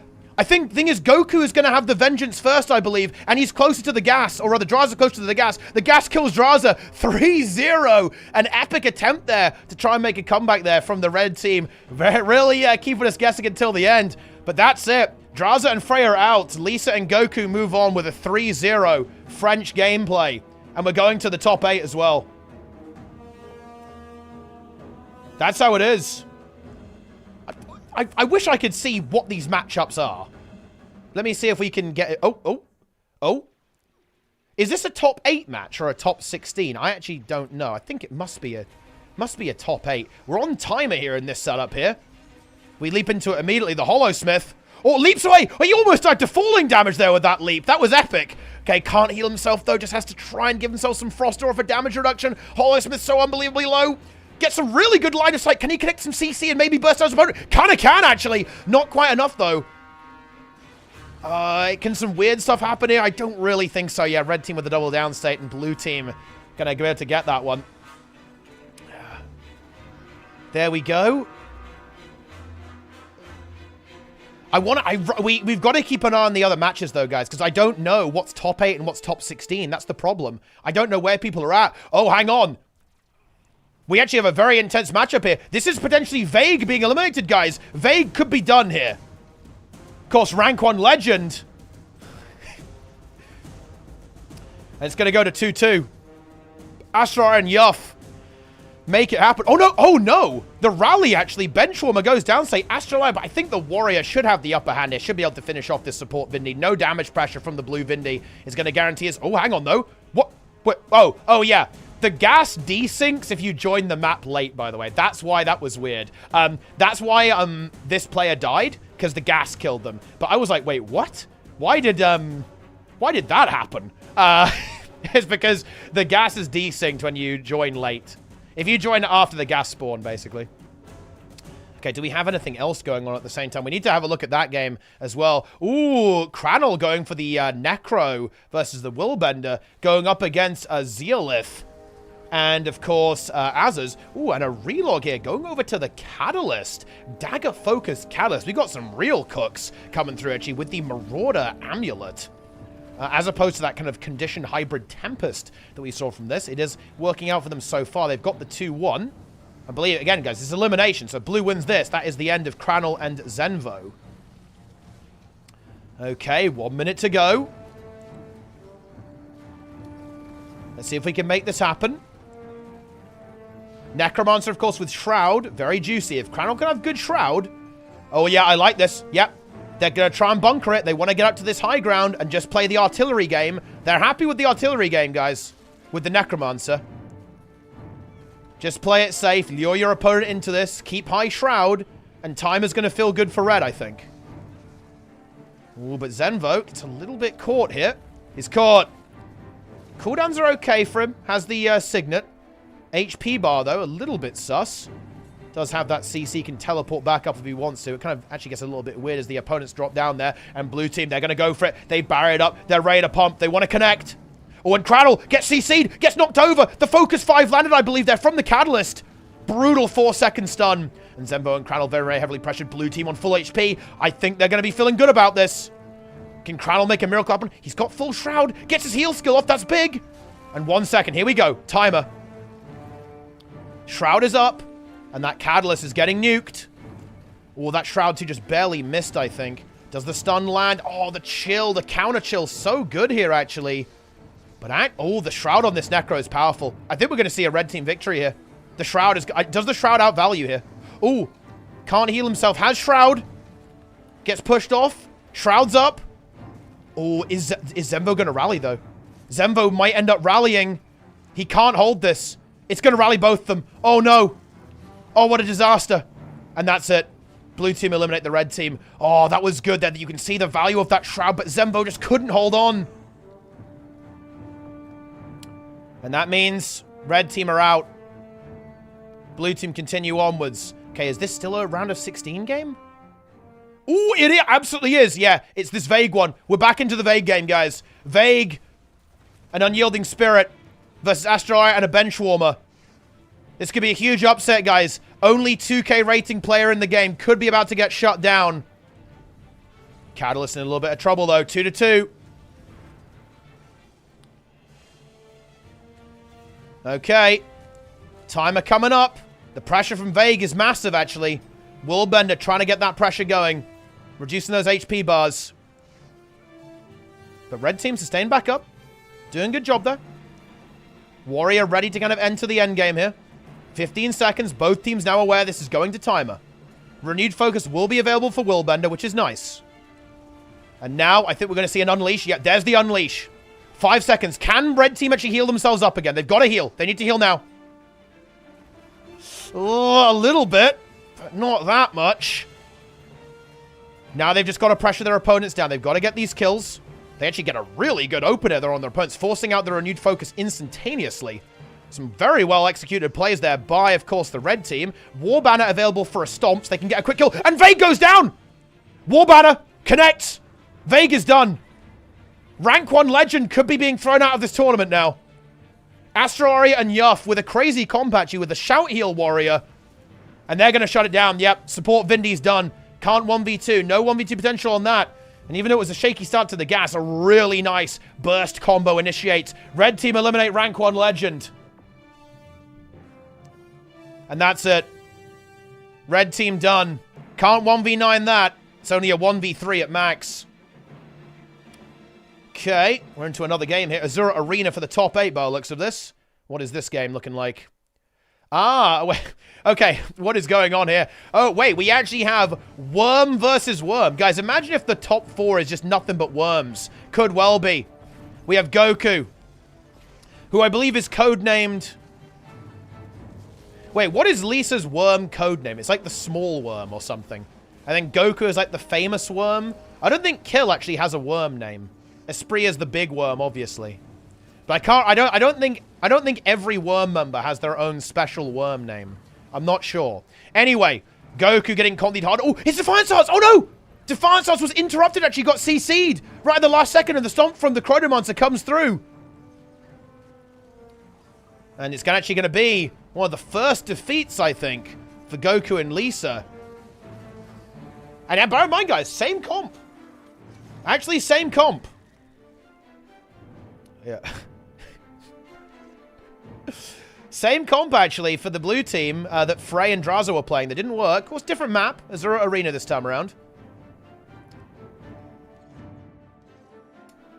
And that's how it is. Kill and Big Worm. Get the 1-0. Shutting down the Warrior. Of course, Necromancers have a lot of weakness, right? They've got all that weakness, the Boon Corruption, corrupting the Might. The Warrior, this composition is very reliant on kind of executing that Might uptime, right? Like buffing up that Warrior, right? Like using the Scepter 3 here to buff up the Warrior, in addition to the Warrior's own self-buffing capabilities with, of course, the Strength and Discipline trait lines. And the Spellbreaker one. A lot of Might on this build. And the Necromancer can strip that away. With, of course, all the boon strip on the Scepter, but also the Well of Corruption, and nothing can save you. And here we go. Spree looking to pump. And see if Goku can find a way out of this. I think it's a pretty volatile... I think it's a pretty pretty volatile matchup here, actually. Like, if this warrior is able to connect and get that Necromancer on the back foot, then it's going to be rough. Ooh, Espri's playing Blood Bank. I actually like that a lot here. Yeah, look at that barrier, guys. Like, whenever he gets overhealed, he's just going to soak up all of that barrier. Just over and over again. Look, there we go. And that means the Chronomancer can be very efficient at supporting the Necro, right? So the warrior is going to have all of that extra damage to try to bite through, try to punch through. And Lisa already getting very pressured here, but Goku is almost being allowed to free cast, but is that going to matter? As the Vindicator is so low. That was a juicy gravity well there, I believe, there from Kill. Of course, very powerful against the Vindicator, guys, as the Vindicator does not have a stun break on Ventari. If you can land that at the right time, it can be dangerous. I believe we do have the stun break banner, of course, from Goku, so Goku will be able to help out Lisa if and when that is necessary. And so far, the Necromancer does appear to still be working. Like, look at that extra HP from that barrier. So powerful. One of those traits that almost flies a bit under the radar. Of course, sees a lot of play on the Blood Harbinger power build. Now being played on the Reaper. And the barrier just keeps flowing. Look at that. When you use a heal skill at full HP, you're so happy to do that. Like an extra 6k barrier almost there. So disgusting. And Esprit continuing to pump. Goku gets caught there. They want to go for the Vindy, though. Not really swapping on. Trying to hit both. There's the Gravity Well. That's going to be bad news for Goku. Needs to break out. Lisa with the healing is huge. Another Gravity Well lands. That might be the end for Goku. Yes, it is. And Esprit gets it. I do like the Gravity Well choice here as well. They're exhausting the cooldowns. They're shutting down. They're counting the stun breaks on the warrior. No banner, no balance stance. And then they pounce. Continuum shift into the double Gravity Well. It's so many resources. You've got to get the initial dodge off on the Grav Well almost. Right? If you don't get that, you're going to run out of stun breaks before the Chrono runs out of CCs. Especially with all of the stuff that the Reaper is also firing out at the same time. Good setup there from the blue team, and they end it. Mezzo, it's support Chrono, but playing Spear for more CC and a bit of damage in there as well.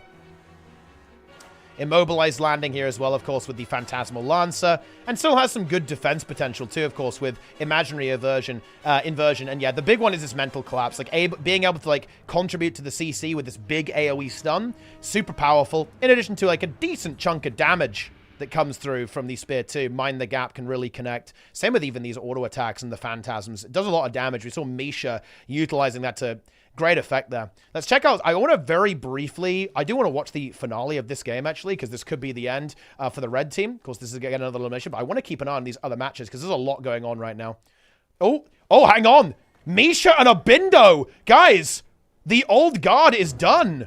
Sakaya and we're going to leap into this game after we're done with the Goku game. But yeah, Sakaya and Toby with the double Spellbreaker and Abindo and Misha, the Master of Disaster. 55 actually, you know, getting destroyed from the tournament maybe even.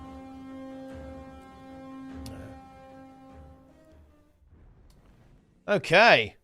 Erozik and Chloe in Trig I Trust here as well versus that Tempest comp there. Zeolith and Azaz doing a good job there. Pretty unorthodox from Erozik and Chloe there with the Untamed and the Herald. Probably a Condi Herald there, but I want to leap back into this Goku game. Benchwarmer versus XX Abaddon XX versus Never Satisfied. Spectre and Spellbreaker. We've got some crazy variety going on here. Right, where is that Goku game? We need to get back into that one, I think, because that is the one that's going to be ending. Okay. So, can Goku and Lisa make some magic happen? Or we go to top 4 with, of course, the Big Worm and Kill. Wait, guys, how many French teams are here? Wait, gamers, are we going to a full French top 4? It's going to be almost full French. Yeah, it's going to be... Well, it's a bit of French team kill in this one, isn't there, actually? But yeah, obviously, Kill on the Big Worm, double French. And, of course, Zeolith and Az is also French.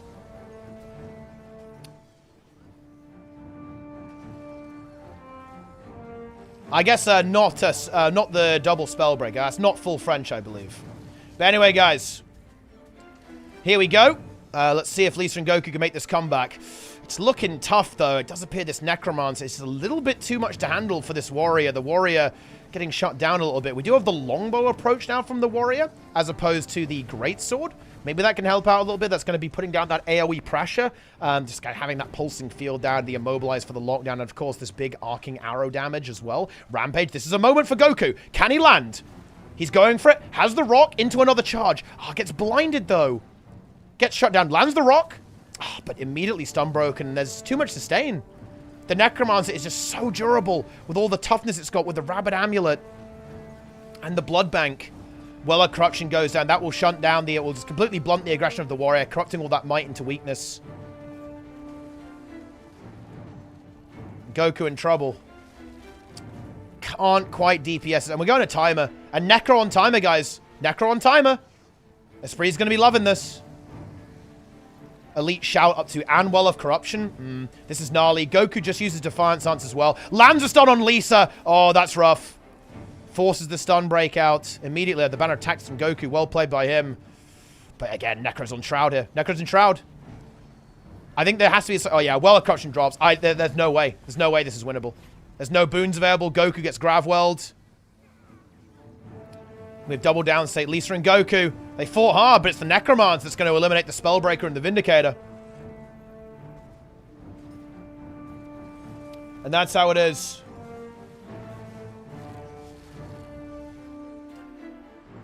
Lisa stomped out. French moves on to the finals. Big Worm. Top 4.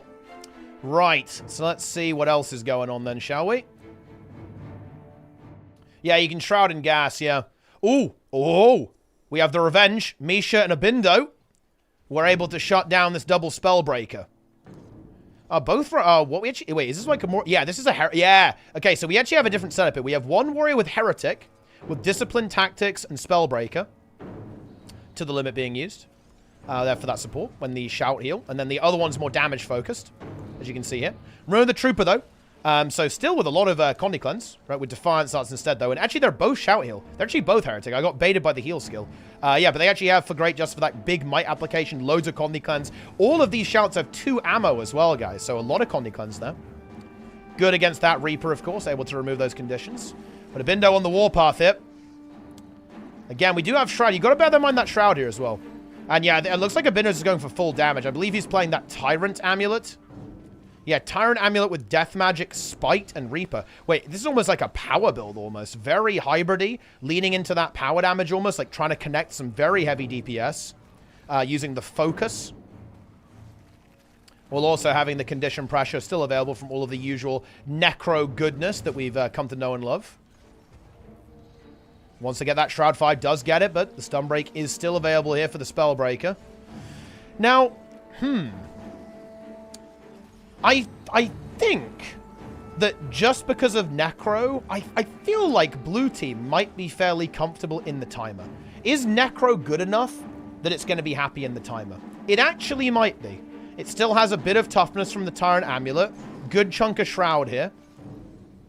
And when it comes right down to it, when it's able to trade 1-to-1 in a small confined area, that Necromancer is going to be having a good time. And bear in mind, the Mesmer's no slouch when it comes to damage. And we've got a Time Warp drop there. And especially if we get forced all the way up here, right? We get forced up to the top of here.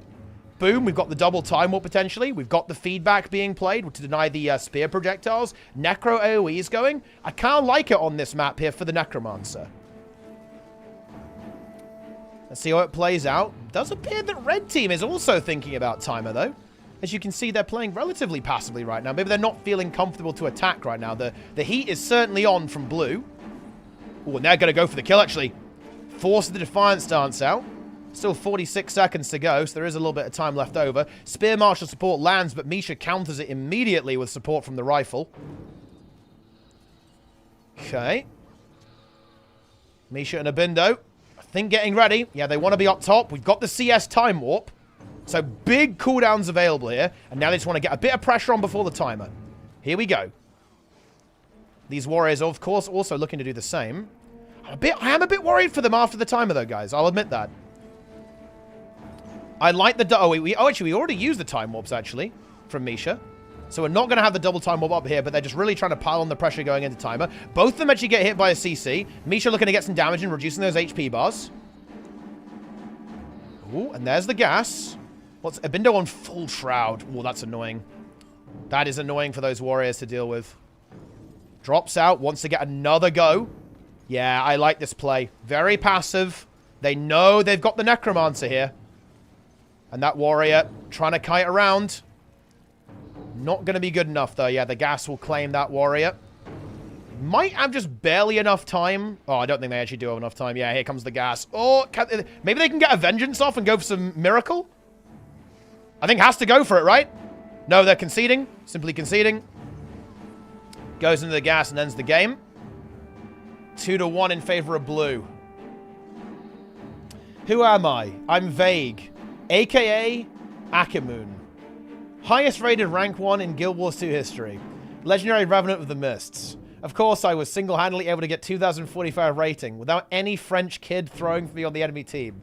People are mad because they are just bad. I just got eliminated by a guy named Astralaria. God knows who even is that guy. It happens. Even Real Madrid loses sometimes. Jesus. Yeah. Well, I mean, there you go. It is what it is. Alrighty then, here we go. It's match point. After a rough start, losing the first round. Misha and Abindo out for blood. Oh, what a big opener onto this warrior. In some trouble.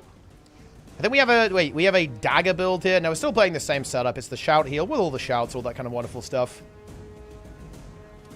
And wow, just big aggression from blue. 55 just going for it. They're feeling good. Feeling confident. They know this is match point.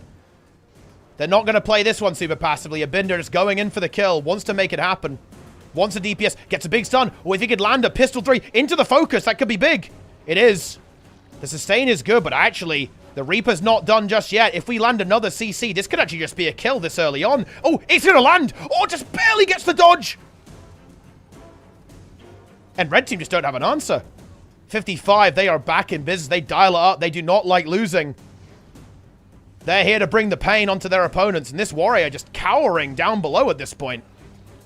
No stun break for Abindo. Does have to take his foot off the pedal a little bit there. But I think he's ready to go. These cooldowns on these shouts very, very short. Just wants to get going. Can't quite hit this warrior super easily. And red team are able to get a momentary break from the onslaught by shoving away the blue team.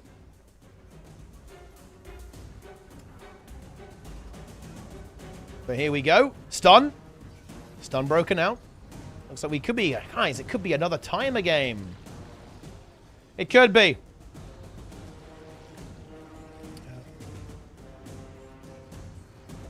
One minute to go. What is the win condition for these warriors, though? I think they've got to get a kill early. Like, they've got to somehow flip the script and find some aggression. Feedback, though, so annoying. Denying that aggression. Blocking those spear attacks is the Chronomancer. And there's the stun onto AAE. Full counter. Saves the warrior for now, but how much longer is that going to last? I don't think that much longer. Here we go. Stun denied by stability. But these warriors not getting anything done. 30 seconds to go, and they've just been basically running away the entire game. Ooh, nice stun through the terrain there by Abindo, forcing out another stun break. Big CC, big focus. I think this is almost a foregone conclusion at this stage. Unless there's some kind of... I actually think the win condition is some goofy-ass vengeance memes. No joke. For red team. I think that's the only way. They've got to somehow die in a convenient place and vengeance their way to victory here, because I don't see them actually winning this fight straight up. We've got a time warp down, feedback up in a couple of seconds as well. All Reaper cooldowns available, full shroud for Abindo. And that's just going to be the end of that. There's the kill. And that's just going to get stomped out by Misha. No vengeance shenanigans for this team. Andraza and Misha, or sorry, Abindo and Misha rather, moving on to the next round. They get it done. Job done. And it's going to be Zealith versus Never Satisfied. We actually have, never mind, that game was already over too. So our top 4, oh dear, oh dear, oh dear. We have got some matches going on. the master of disaster, Misha. And Abindo versus French Worm's leader, Esprit.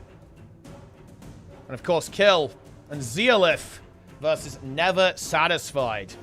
Interesting. Wait, isn't Never Satisfied? That's the Spectre comp, actually. Man, 2v2 is actually kind of popping off, guys. We've got a little bit more spice here. You know, normally it's the 3v3 meta that's a little bit scuffed. We've got some flavor going on right now. I love to see that. A lot of different flavors being played currently. Fantastic. All right. So it's going to be a mirror here. This will be the Necromancer Chrono from Misha and Esprit.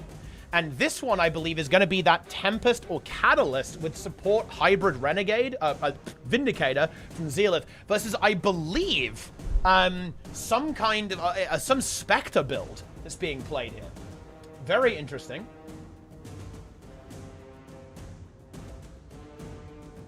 Very, very interesting indeed. Have to see how that one goes. Is anyone streaming NA, by the way?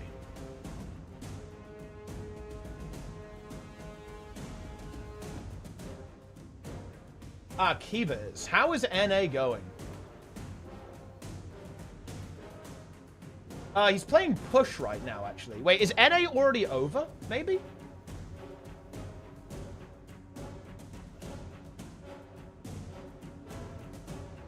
Oh, yeah, NA might be a bit quicker. Yeah, okay. Who won on NA, guys? I assume it was probably Team USA, but, like, which part of Team USA won? All right, let's see what we've got. Helio Phoenix. Ah, very exciting. Okay, here it is. So yeah, guys, check this out. We have a Spectre setup here. Carrying an amulet. It's essentially just the regular old Spectre build, actually, isn't it? Versus, and with Abaddon XX. Versus Azaz and Zeolith. Okay. Interesting one. I'm not totally sold on the Spectre, to be honest. I'm not sure it's going to have the sticking power to really engage into the blue team here, because we've seen that this blue team is more than capable of weathering even some very aggressive fire from enemy teams, and Spectre definitely does have that ability to blast, like with this big Scepter 3 like burst. Look at all those condies getting nuked onto that player, but it's a lot of cleanse here, a lot of sustain from the blue team. And the Spectre kind of already getting a little bit caught here, actually. And yeah, Red just getting shoved away a little bit at the same time. Yeah. And guys, by the way, chat, just chill out, okay? Look. Can we not do drama? How about a nice relaxing stream? Relaxing, fun time, just enjoying some 2v2. Yeah, it's looking a little bit tricky here for the red team. Spectre, of course, does have this kind of cool support element to it, healing up that warrior quite nicely. It does have Shroud, too, so in a similar way to Necromancer, you can use that to buffer your HP, of course, in the timer, if we do go that. Vindicator taking heavy damage, but it's almost not quite enough overall damage. Not quite enough shove from Red. They're able to connect, but then they get pushed away, and they aren't able to fully continue that pressure. They need to have the momentum on their side. Yeah. Okay. 1 minute on timer. Keep that in mind, guys. Big CC from the warrior landing as well. Is it Hammer Warrior? Oh, no, it's Staff. Oh, yeah, that was it. I saw like a leap animation. I thought Hammer, but no, Staff also has that same animation. Big spear connection. The protection uptime, though, very, very juicy on the blue team. Able to kind of negate a lot of the damage from that spear warrior. And here comes timer. Blue looking to pile on the pressure. They want to turn up the heat now. And make sure their opponents are not able to enter the timer with a good state. Okay. Oh, yeah, and Red. That Spectre's got to get some health back. No heal skill for 15 seconds, though. Does have Shroud, but That's not really going to be good enough, I think, on timer. Yeah, has to go into Shroud now. 5 seconds. Will be able to actually get a heal skill off. But that is going to leave, well, the blue team kind of like able to just pretty much free cast and get all of their health back going into timer. And yeah, they're fully sustained. Earth Shield available. Cooldowns are going to be coming back up as well. Yeah, this is going to be a little bit rough. They need to be careful of the gas. The gas is coming. Well, I think the red team just conceded. They just ran into the gas. I assume that was intentional. They did not feel comfortable they were able to win that game. And blue team actually coming to get the job done. We've got to keep an eye on this other game, guys. We've got to get over there to the Esprit versus Misha. How's this one going? Oh, it's just about to begin. I wonder if they've already done a round. I think they probably haven't, actually, because this game started a little bit later than the other one. But let's see what's going on. All right. Yeah, that comp from Zealeth is doing the work. It is actually going to be a 0-0. We're here right at the beginning. Okay. Now, this is interesting. I think both teams, yeah, I do like this. Again, we're probably playing Unholy Martyr here. We absolutely are. Well of Power, Well of Darkness. Esprit doing the same. Yeah, Well of Power as well. I think Abindo was even running Relic of the Trooper. And yeah, so is Esprit, I believe. There we go. And Misha with the Rune of Svarnir. And I believe Kill probably doing the same. Not doing the same, actually, with Rune of the Druid. So not going for that chill reduction. But does have that Power Cleanse and Nullfield. Loads of Conny Cleanse. I'm pretty sure these games, this matchup just goes to timer, right? Because I think there's so much cleanse. I don't think they can kill each other. Maybe they can. We'll obviously see. But I'm not sure about that one. Because Power Cleanse, Nullfield, Well of Power, every shout is going to be cleansing as well. At the same time. Power Cleanse there on the heal skill. All the shadows are going to be cleansing. I think we're in this one for the long haul, guys. We absolutely are. What an interesting matchup. I would say an inspiring matchup, guys. I see this and I see possibilities. I mean, it's gonna, guys, look at it this way. Look at this as like a little bit of modern art, a little bit of creativity the players are putting on a show. They're using their abilities in a variety of artistic ways to bedazzle us, give us a wonderful light show, and then the actual game starts 3 minutes into the round. In all seriousness, things are about to get relevant. We're coming up to the 1 minute mark, so that means this is where players are going to have to really be careful about managing their cooldowns. Maybe trying to shove their opponents down the stairs so they can have a positional advantage at the start of the gas. And it's going to be a case of looking at cooldowns. Both players probably doing the same thing, yeah. They're kind of sending like one last send here from the Chronomancers.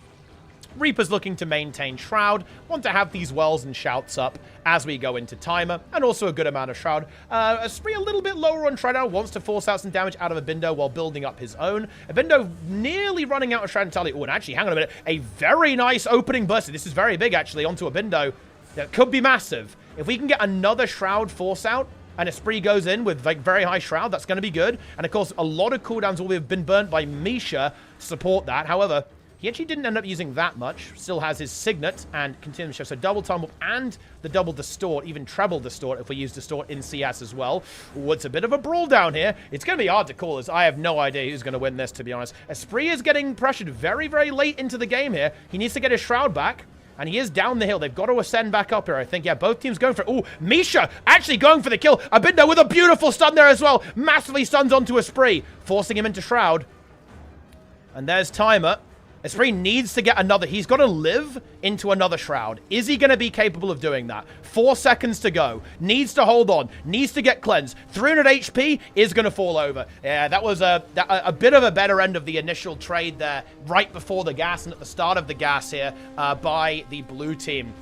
Red team just maybe kind of shot their bolt a little bit early even. They weren't able to quite connect as much as they perhaps would have wanted to. And Misha and Abindo kind of flip it at the last second, and they're able to get momentum going into the gas. Let's keep an eye on that other game while we wait for this one to start, guys. Let's see if something else is happening. Oh, no, it's fairly straightforward. Fairly straightforward match here. Looks like Az's And Zeolith just able to actually get a 3-0 here. So it's going to be finals. It's going to be Az and Zeolith. So we're going to have an interesting matchup, guys. We are going to have a non-mirror finals. It will be this Tempest, or well, Catalyst, we've also seen play there, and the Vindicator versus a Necro Chrono. Of course, both teams are Bindo and Esprit. They could probably relog and pull some special source out if they wanted to, but we'll see what happens when we get there, of course. And that's the end of that one. Job done. Now it's going to be all down to this other round that's kind of going off right now. I mean, this could be a bloodbath. I could see this easily going to a best of 5. It could be a 3-0, obviously, because like a very small advantage can snowball out of control with the nature of these games, going to timer, going into the gas. But it certainly could be an absolute full showdown. Yeah, we'll do a prediction for the finals, guys. Okay, then. So, again, we're just in the kind of in the waiting phase here, to be perfectly honest with you. I think it's fairly unlikely that anyone's going to be getting a kill this place in the matchup. Could happen, obviously. Like, if there's a very major mistake from any of these players, they get caught, maybe burn a stun break, don't have anything, and then the enemy team, like, lands a massive combo. Could certainly happen. Not outside the realm of possibility. But right now, we're almost playing in a formality, right? We're just trading abilities, trading cooldowns. That is what's going down. Well of Darkness denying the CC from Esprit.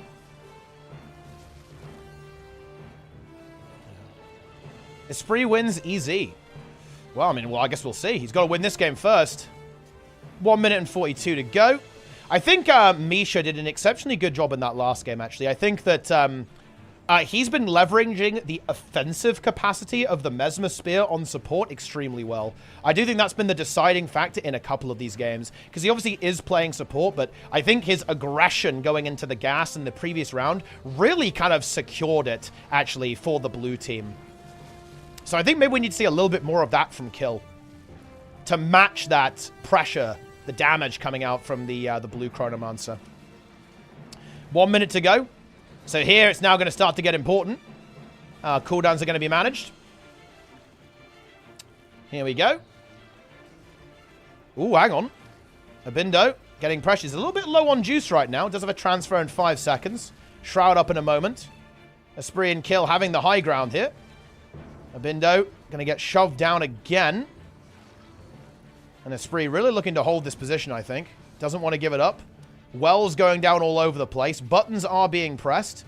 30 minutes to go, and blue team were able to push themselves back up here. Ooh, Esprit actually gets caught mid-dash by that stun. Good timing on that by Abindo. Very low Shroud for Esprit. He needs to get that back. He's got to build up Shroud. So let's see if he's going to be capable of doing that. Ooh, Misha getting blown up here actually a little bit. No distortion for a while. Does have Signet and CS. Esprit's Shroud's still low, though. I think this is really scary. He's got to get some more Shroud. Well, the power goes down, and the transfer. Oh, but Abindo is still... I mean, he's not got the most Shroud, but he's got more than Esprit. Esprit goes into Shroud again. They want to get this aggression there, but again, Esprit's on 50%. Oh, I don't think this is a good start for the red team whatsoever. I think Esprit's just dead here. He's got Shroud...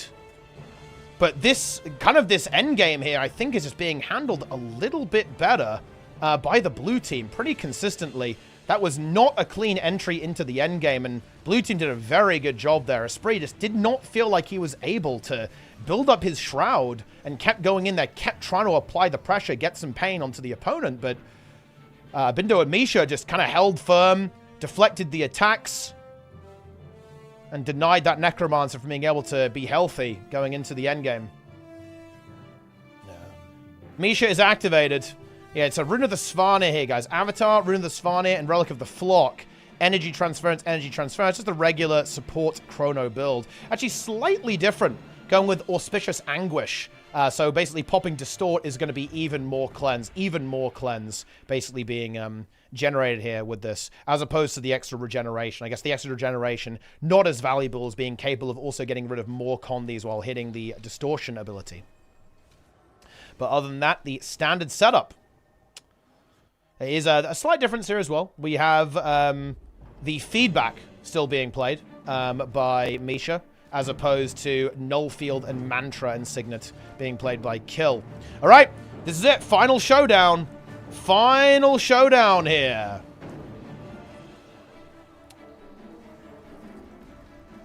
Can Esprit and Kill make a comeback?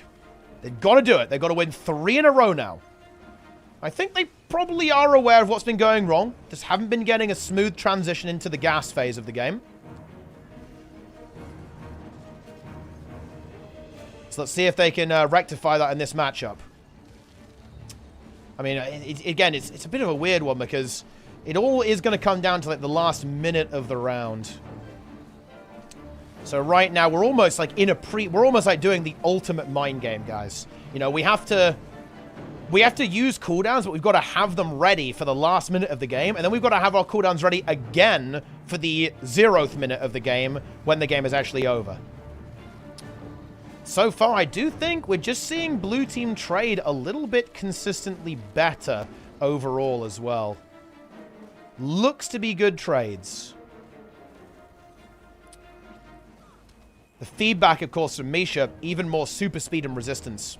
Very nifty, of course, for, you know, the Reaper to be able to just continuously connect its damage output.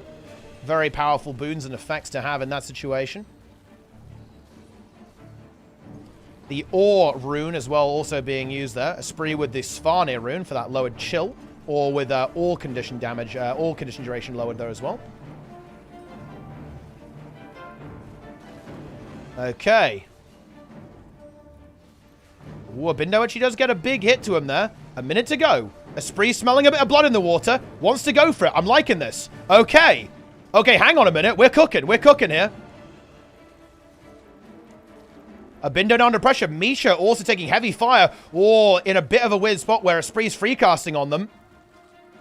And French team, red team looking juicy. Big staff rotation now coming through from Esprit. Gets a transfer. It's cleansed away immediately and counter-transferred. But Abindo now in trouble. Esprit going for it. 30 seconds to go. He needs to be careful not to overextend. Gets the fear. Maybe into the stun. Not going to go for it.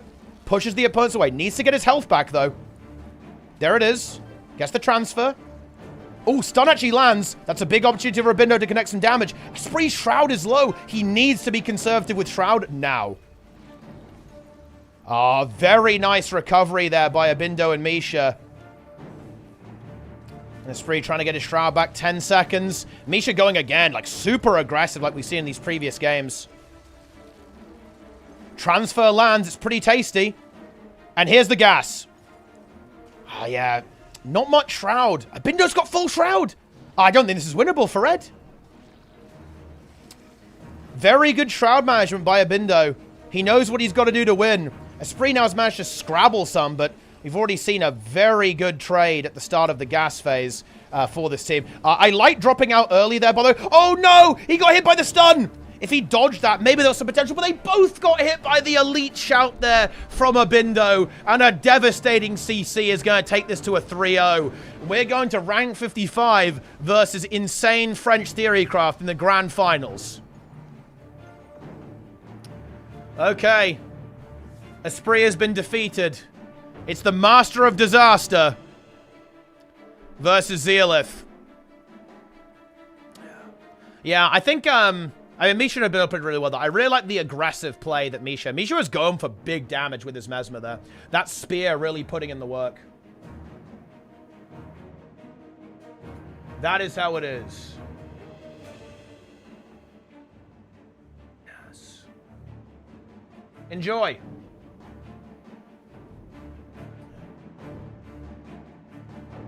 Well, on to the grand finals, guys.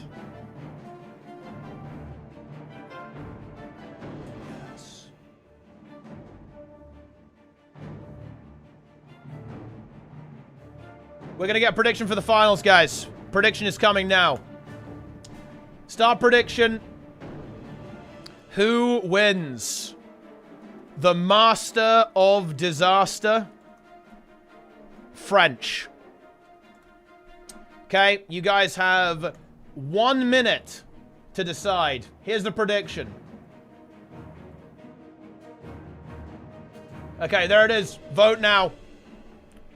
For clarification, guys, Master of Disaster is Misha, rank 55, Misha and Abindo. Zeolith and Azaz are French. Going into the finals now. 250 on Misha, my queen. I should have put a third option for Vague, shouldn't I? Damn it. You guys are right. I missed an opportunity there. I'll own that. I definitely should have put Vague as a third option. Also known as Vague 1v9, by the way. Okay. Here we go. We're ready for gaming.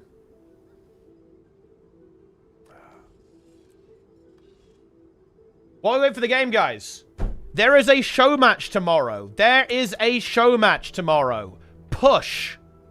A push new game mode show match between rank 55 dragons and French worms. So basically similar to this, actually.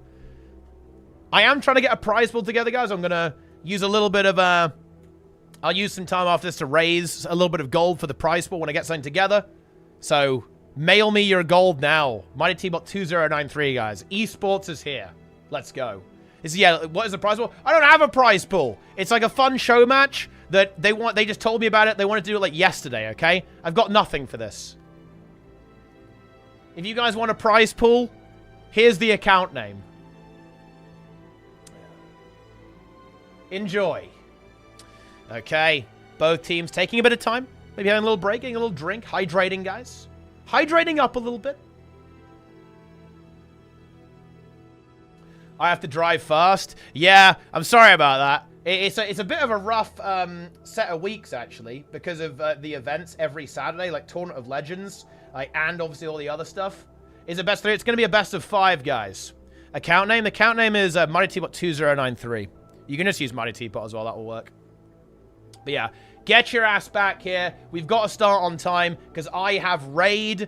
I have raid at 6:30 my time. I have raid at 7:30 European time tomorrow. So that's a hard out for me. So we've got an hour and a half to do that show match, and then I've got to go. Alrighty then. Nice, 25 gold. Hell yeah, that's a good start. Look, the games had better not go to timer. Push. Prize pool, 50 gold. Guys, actually, I'm sending gold back. Buy Mystic Coins and send it back, guys. No gold. Send me items. Literally take your 25 gold, buy Mystic Coins, and then send it back. Exclamation mark IGN in the chat. Mighty T-Bot 2093. Okay. Is there a title? There is, yeah. It's, what is it? Duo of Destiny, I believe. That is what it is. Okay. Luring in the Dark really gets us going. 500 Mystic Coins. 250 gold ore. Yeah, very funny. Alrighty.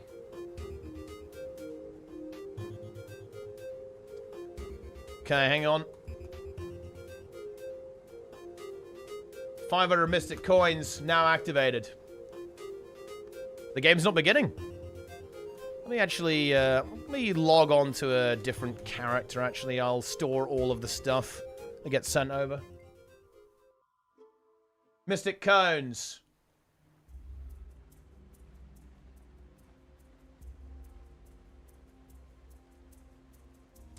Very good. Great content. Can't wait for the... Okay. Discarded garment. Nice. 1 Mystic Coin. Yeah, nice name. Right. I'll deal with this after we're done here, because I'm pretty sure the game started now. It actually hasn't. Fair enough. It is what it is.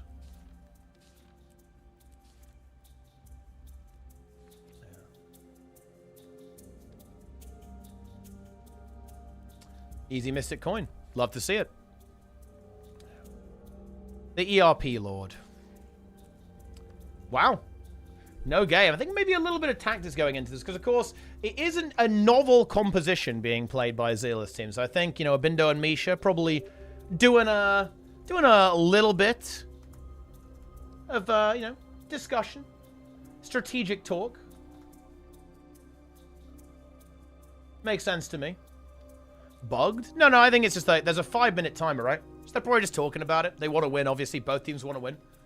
So Zealith will be thinking, like, how are we going to play this? With Azaz, same with Misha and Abindo. That's what's going on. It's the 5 Renektos, by the way. Love to see that.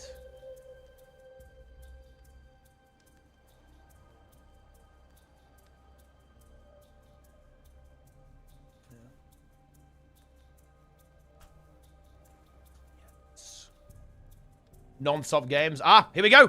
Ooh, Hall of the Mists grand finale. Interesting.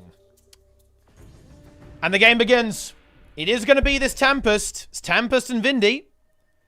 And Abindo. I think it's going to be probably still leaning towards, yeah, not quite as much cleanse, but still a good chunk of it. We've got the Well of Power. Unholy Martyr being played as well. Misha still playing that same build here too. Runa Melandru for less Condis incoming, because of course there's a lot of condition damage pressure. Makes a lot of sense. Avatar Amulet. And here we go. I don't really know how to predict this one, to be honest. Again, like the Necromancer at timer is very, very juicy. But we have seen some good value out of this team also making it to timer and being able to kind of bully people a little bit with all the AoE that it can bring to the table. But this Necromancer is going to be a problem. And the red team is certainly going to have to keep it pressured. They've got to keep that Shroud low going into the end game. Yeah. That's what's going to happen. Yeah. Dude, these Koi Fastas. Nice meme. Okay. And now, you kind of see the damage coming onto the Tempest. Zealith actually already in trouble. Oh boy. This is very dangerous. That Vindy needs to get the support. It's not enough, though. The damage from the Reaper is just relentless. Revive being attempted. It actually is going to connect. The Stomp could not be secured this time around. So, of course, the Reaper does have a little bit of a ramp-up time when it's trying to finish off that down state. We don't have Demon Queen Relic, I believe. Yeah, it's Reaper, of course, for all that extra shout damage. So, no crazy poison to deny those revives. But, again, we're in a weird situation where the Necromancer's strength, just the shove, the damage, is just so much that the red team are not quite able to get what they want. And it kind of never runs out as well. Necro just continuously rotating through all these abilities.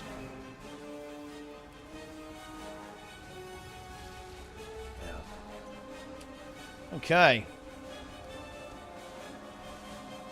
Let's see what the plan is. So we're going a timer, I think. And this is where red team needs to get rid of the Shroud. They need to deplete Abindo's Shroud pool. So they've got to force him into Shroud. And then make sure he hasn't got any going into the endgame. I do think this is a pretty juicy map for Necro. Loads of kiting potential. A lot of the maps are pretty good for Necro, to be perfectly honest with you. Well, I mean, you know, 2v2 and 3v3 is pretty good for Necro as well. Oh, a massive pull there from Azaz. But Abindo, I mean, he's really playing this smart. He did this in the last game as well. Like, just making sure he's got the Shroud, not spending too much of it. He knows how they win this game. And actually, well, they win this game just by instantly killing Zealith. That'll also do it. The Stomp is going to deny the res as well. Has to Vapor Form. But again, that means it's is it resable?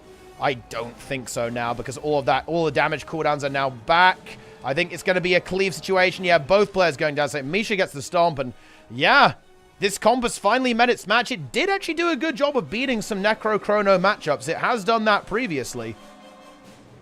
But it's not working here. The Theory Craft maybe has not been enough. Let's see if we're going to see any changes, any relogs potentially. Maybe it's going to be a Svarnir relic, rune rather, to deal with the chill on the Vindicator. Not being played right now, as you can see. Flock relic and then Rune of the Druid. Ooh. Okay, we might be seeing a bit of a switch up. Okay. Okay. We are. I think we're playing the Catalyst now. We are. So here's the other composition that's now being played. We have a Power Catalyst, Lightning Rod in fact, Air, Fire, and Catalyst with Dagger Focus. So very heavy CC spam, getting that weakness pressure out there, and just power damage burst. And then it's going to be, is this a full support Vindy? Yes, it is. Full support Vindicator, as opposed to the hybrid. Let's see if this is going to fare any better. Yeah, ooh, that is a big burst. That lightning rod burst is pretty colossal. Of course, this build is, you know, it's going to be a little bit squishier, but again, they have that full support. The Vindicator needs to be able to kind of keep this Catalyst alive.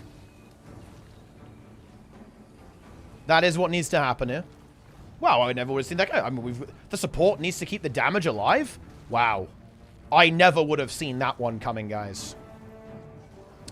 I would still say, though, this Reaper is just a bit of a bully, to be honest. It's a bit of a bully situation. Ooh, Abindo gets hit pretty hard, though.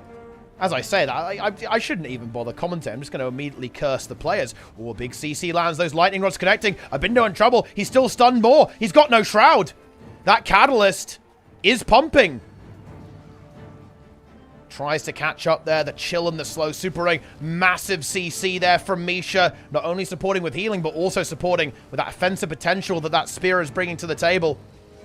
Earth Shield now being in play here will allow some invulnerability, but also some damage in CC. Nice dodge jump. Ooh, couldn't get the dodge, the jump leap there, and Abindo escapes.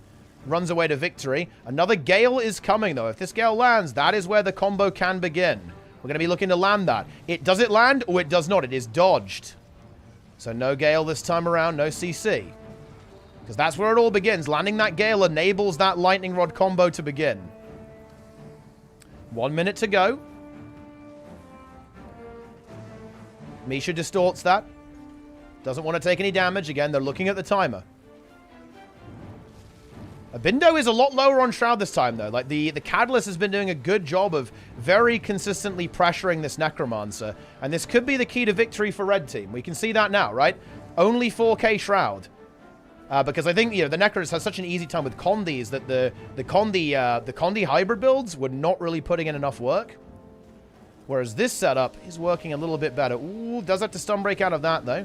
Gets hit by that Reaper stun. Eclipse Sentinel, taking big damage, but has the Earth Shield to sustain. Now they've got to pressure the Reaper. Abindo's going to be looking to build up Shroud. They've got to deny that.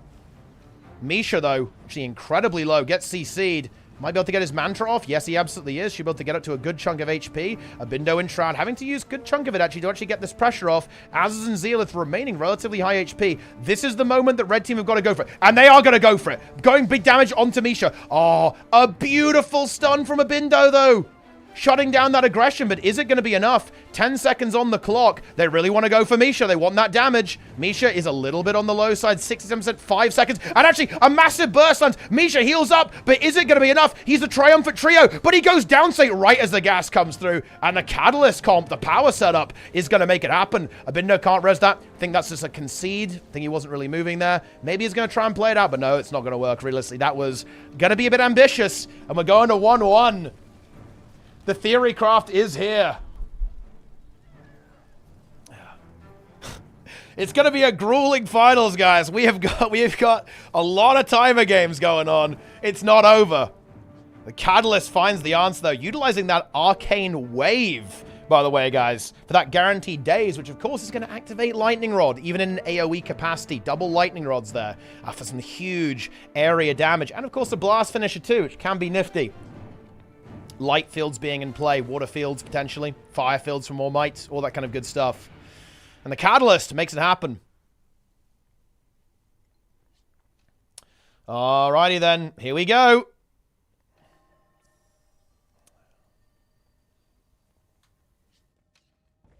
It's time.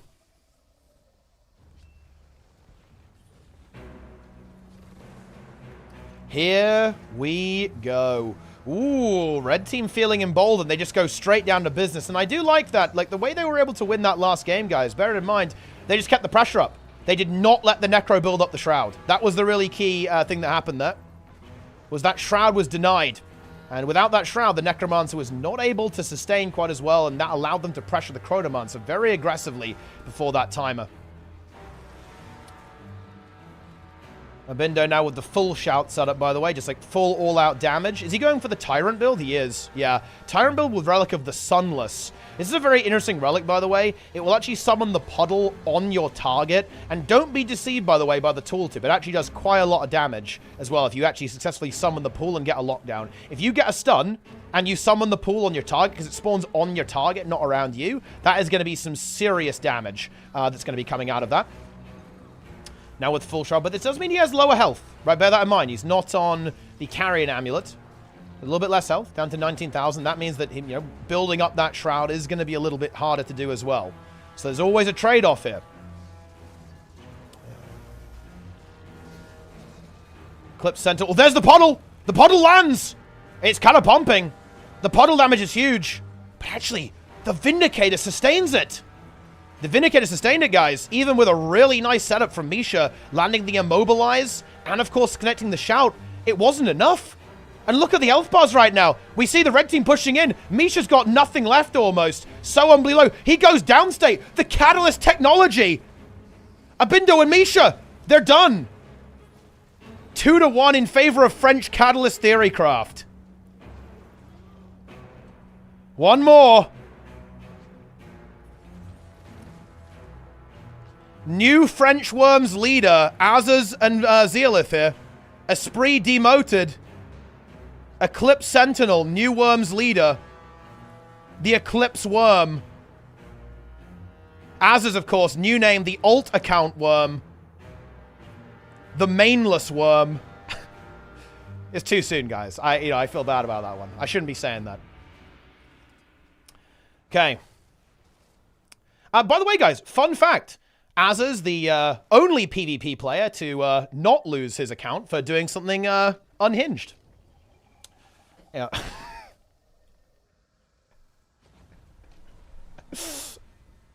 Here we go. Can they get the job done? Yeah.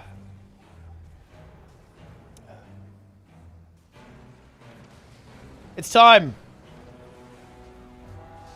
Let's see if Misha and Abindo can adapt. Ooh, we're going full corrupt. Giga corrupt. I like that technology. They've got to get rid of the might from this elementalist. This is a smart swap for Abindo. Specking into the wells. Probably a different relic. Yeah, relic of the Wayfinder for more mobility here. And full toughness. Yeah. Smart tech from Abindo. If anything's going to do it, this is it. Corrupt the boons on the Ellie. Blind the Ellie. And then it will be nullified. That's the play here. And then, of course, the Spinal Shivers will also connect very heavy damage. Good positioning here from Abindo as well, up top. Eclipse Sentinel, still on the warpath, though, looking for that Mesmer. But you can see, look at that boon corruption, guys. 0 boons available right now for Eclipse Sentinel. The corruption is massive. Okay, and full Shroud now up for the Necromancer as well. Still on the Rabbit Amulet, so low vitality. And actually, wow, that Shroud got melted by this Catalyst. Has a Corrupt boon, so can potentially do something here. Is nicely positioned up here as well, using this spot here by going onto the stairs, then jumping onto the this little kind of rocky outcrop over there. Azaz, though, lands a very big CC combo, using that spear to set up, enable the damage output from the Catalyst. And the cleanses from this Vindicator are very, very impressive. Very, very impressive indeed. But Abindo, he's not having a good time here. Gets immobilized, and even with all this extra corruption, it doesn't feel like it's enough to actually get pressure off onto this Elementalist and Vindicator. Support Vindicator is crazy. Yeah.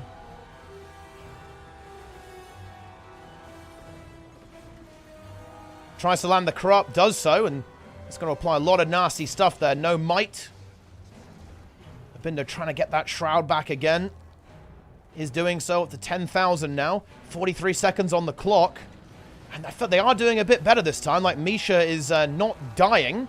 Again, I think the boon corruption is useful. And Abindo, he's on max Shroud. I like this. 30 seconds to go. However, he has got to make it to the timer without losing any of the Shroud. Or, well, without losing as much of it as he can. He needs to hold on to it. Playing it smart, though. Yep. Not burning it. Just pressuring. Just using the weapon abilities. Some utility heals. Holding the wells is juicy as well. Yeah. Look, if they don't win this, then it's not winnable. This is the best they're going to get. The setup for blue is really good. It's a really good setup for blue. Ooh, but actually, bit of a counterattack. There's the timer and full Shroud. How is red going to play this? They've got to, I think they've got to run until the Shroud is gone. Ooh, yeah, look at that. Ellie gets blown up.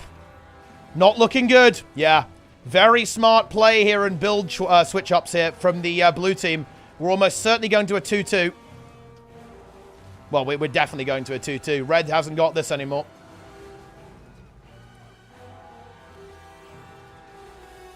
And Azza's holding on. 2-2. The recovery begins. I wonder if we're going to see an adaptation now from our red team here. I think there's some potential, because now that Abindo's gone for basically an anti-power comp, they could maybe try and swap into the hybrid at the last second. There's honestly some kind of scary mind games that could be going on here. This is a really crazy matchup. Let's see what the plan is going to be from these players. Misha and Abindo standing firm. Stability mantra, deny that CC. It makes a lot of sense. Deny the lightning rod value, right? Deny that lightning rod. Good tech choice there as well. And the Guardian rune as well to have that toughness and vitality to help survive against the power. We do have the swap. Okay. The mind game. Yeah, I thought they would do that. I did think they would do that. Ooh, but Abindo predicted it. He predicted it. Yeah, he did. Unholy Martyr is being played. Curses, blood magic with the Unholy Martyr. Well of power. Back to suffer here as well. They actually mind gamed each other. Very interesting. What's Misha playing? He's still got the stability setup, but has the lot of Condi Cleanse as well. So I honestly, it's hard to say who got the better end of the mind games. I think it's the blue team. I think blue win. In my mind. I think their comp has the edge here. Because we saw them basically win this matchup very decisively in the first round. And because Abindo swapped away from the Rabbit Amulet and got onto the Carrion Amulet, I think that means they're okay. Into the hybrid Condi of the red team. Good old Necromancer. Getting it done. But shouldn't call it soon. Shouldn't call it too soon. We absolutely shouldn't.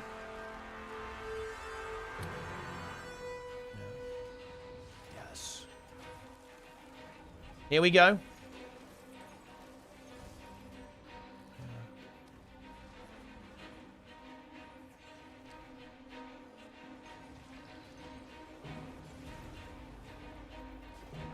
The trades are happening. Elementalist getting blasted. Abindo Shroud a little bit low, but it's a minute until the timer. Looks like red team are going to go for Misha. They are going to try and take him out. He's very dry on cooldowns, actually. Hang on a minute. We could be in a little bit of trouble. Misha's got to get out. Has a stability mantra and a time warp available. Red team on the warpath, though. Oh, but the mobility, the super speed is huge. Very good kiting by Misha. Gets out of a sticky situation. Continues to support himself up. But Misha actually still in trouble. Doesn't have a Signet right now. No Distort. Red team, they're getting the redemption for the first round. They think they can win this matchup. And the heat is on right now onto Misha. He's not out of the woods yet. He has a double Distort coming up and has a full reset on those shatters. Oh, Vindicator needs to be a little bit careful with extending.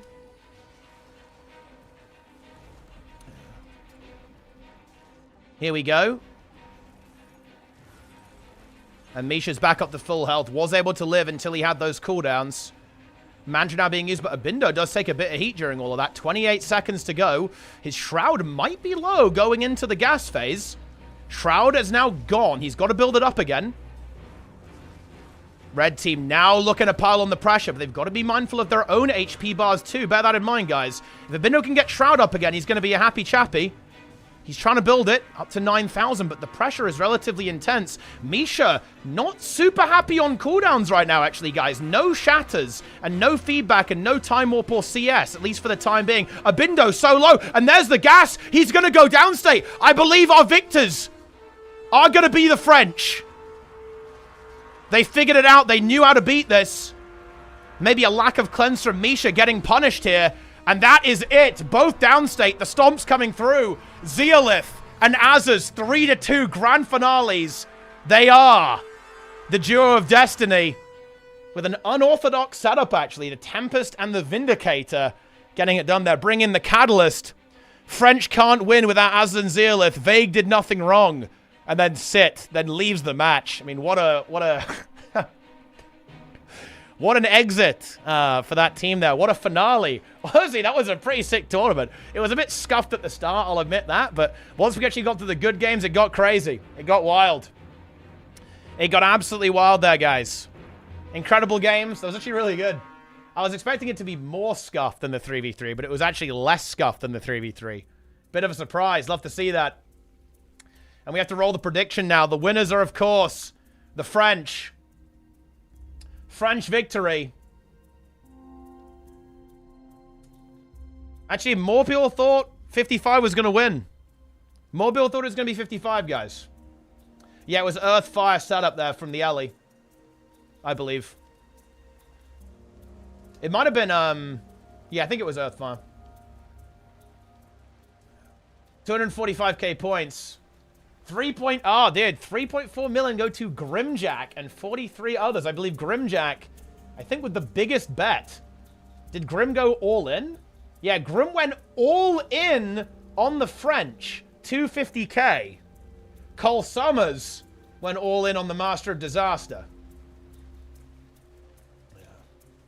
There it is. And here we are. The Duo of Destiny. There they are. Eclipse Sentinel. And Aswith on the Vindicator. Duo of Destiny with the Crown Gizmo there as well. Az is currently Gizmo-less, but I'm sure on his way to reclaim a couple of them. And there it is. That's the end of it, guys. Epic stuff. And, okay, listen up now. This is very important. If you guys want to see more, look, it's actually been, it's 1-1. It's 1-1, guys. Rank 55 won the 3v3. French won the 2v2. Yeah? And now we're going to the 5v5 push tomorrow. It's actually 1-1 in tournaments, guys. And we've got Tournament of... Guys, we've got a lot of PvP. We've got Tournament of Legends next weekend, and then we've got the monthly after that. We've got like a full month of just like pure PvP. But anyway, tomorrow, be here at 6 p.m. European time. That is 5 p.m. my time, guys. We have a best of 5 push. Best of 5 push event. Between 55 and Worms. Send over all of your gold right now for the prize pool. Do it! I will now get the prizes, because I'm sure you guys sent me some stuff. Here we go. Thanks for the content. You are welcome. All of you, everything you send, guys, I will just send to the winners. Enjoy. That is how it works. So it's all in, you know, probably. Winner takes all, I think, is probably the approach we'll take. Yeah. Ah, from Vague. Very nice. 100 MCs. Love to see that. Okay. Oh, yeah, very funny. Okay, good. But yeah, big show match tomorrow, guys. Very big show match tomorrow. We've already got, let's see. We have, this is the prize pool right now. We have 700 Mystic Coins and then 500 Globs of Ectoplasm. And that's not bad. You know, that's a good, 1,000 gold. Could be a lot worse. I guess more than that, actually. Like nearly 2k. More like 1.7k gold. Not a bad start for a little show match. Big gold per hour on that. Keep them coming, guys. There will also be a prediction, so you can win your channel points back if you lost. That's the good news for you. Very nice. It's time. It is indeed time. Best of 5. Yeah, it's best of 5 push. We're going to do it in a custom arena, though. I'd better actually buy a custom arena.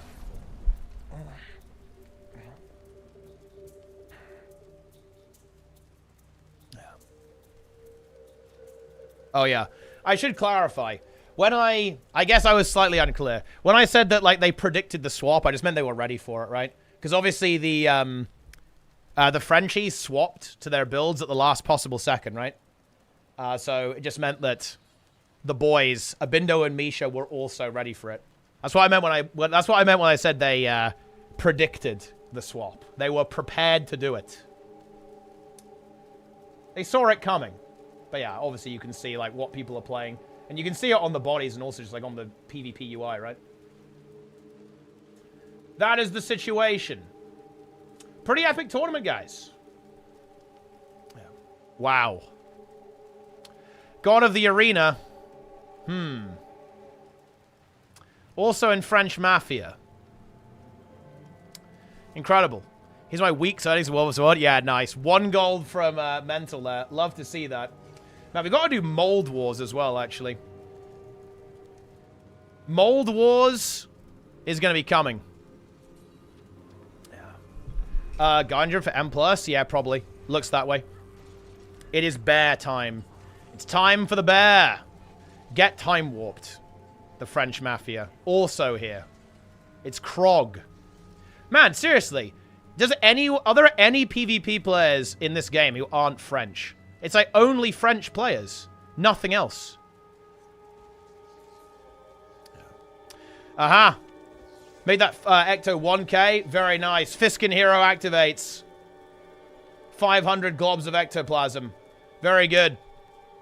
You know what, guys? Let's get a call going here. Any reason I'm not going VDH again? VDH is not as good as Bear this season, pretty much. I play the meta. Basically, Bear is really good right now. There's a lot of damage. Pretty tanky as well. Spam Iron Fur. Has combat res and brings the verse buff. So it's got good damage contribution, both its own damage and with a buff, by buffing all the DPS and the healer as well. It's very, very tanky as well. Just works out pretty well. With the meta, having the CR is also nice. 6 gold. Yeah, nice. Thanks for the 6 gold, bro. Love to see that. Okay, yeah. Yeah, nice, nice, nice. Easy 69 chocolate bananas. I'm not recording you in the spreadsheet, okay? You're unworthy of the spreadsheet. So, guys, tomorrow, the show match. Do you guys think the French... dominate in push? If they come up with the ultimate theory craft, what do you guys think? Or will 55 get their revenge? It's a good question. Will Boyce play? I believe so, yes. I believe it is full 55. More male. These are the winners because they're glorious. Yeah, nice. Boyce will destroy everything. French will win. Well, look, look, guys, Dra is the only player in the game with 100% motor win rate. No draw, no win is true. So, unlucky, I guess. It's over for, it's over 55. French win. Yeah. Keep it coming, though, guys. Feed me gold. Although, we're honestly done pretty alright. If we can get, like, 2.5k, 3k, that seems like a pretty decent amount of cash. 2-time. Force and CD. Ah, yes. Yeah. I think the question is, like, for Moda 3, who are you subbing in for in Moda 3 draw? Actually, I'm not even sure you're playing the game right now. So I guess maybe not. So you're not going to get the 100% win rate. Ah, look at this. We have from Trig. I'm actually going to put this in my spreadsheet as Trig Unchained. 250 Mystic Coins. And 250 Ectoplasms. Love to see that. Shout out to Trig, ArenaNet Dev Leader. Love to see that. I guess I should actually mention this.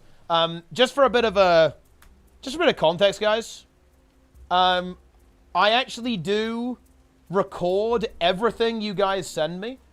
And it actually will end up on our website, right? So, in other words, we will... Yeah. You will be immortalized Okay? You will be immortalized on hardstuck.gg for how much you actually end up contributing, right? Enjoy. There's a bit of a leaderboard here, and it even does it by event as well, so... I won model my... can't find a game I played in. Yeah, that maybe did not happen. Or maybe 1 or 2 games. Expecting cool comps or actually anonymous stuff. Or actually cool stuff. I think it could be pretty interesting. I think people will have cooked some stuff up. Anonymous? Yeah, some of the stuff here we anonymized. There's some weird behavior. I think this is actually a little bit buggy right now. But oh well. It is what it is. Yeah, real money donations. Anonymous 6,000. That was pretty epic. How much was Motor 2 actually? Ho ho ho. Yeah, pretty juicy. Yeah. Yes, Cassiano. That's that's where all that came from. Where is oh yeah, I don't have a spreadsheet for ERP3 actually. Yeah, I didn't have a spreadsheet for that.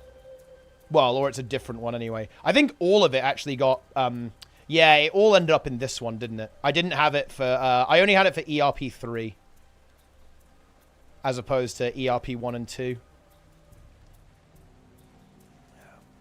Look at that. Beautiful. You can tell what I'm gonna talk based on how bad the prize pool is. Is there still HRP? Oh, I think it's here somewhere. Is it here? That one might have ended up in like general contributions or something. I think it had its own spreadsheet, but maybe not. Oh, I think it did have one actually. But it might have been a little bit jumbled.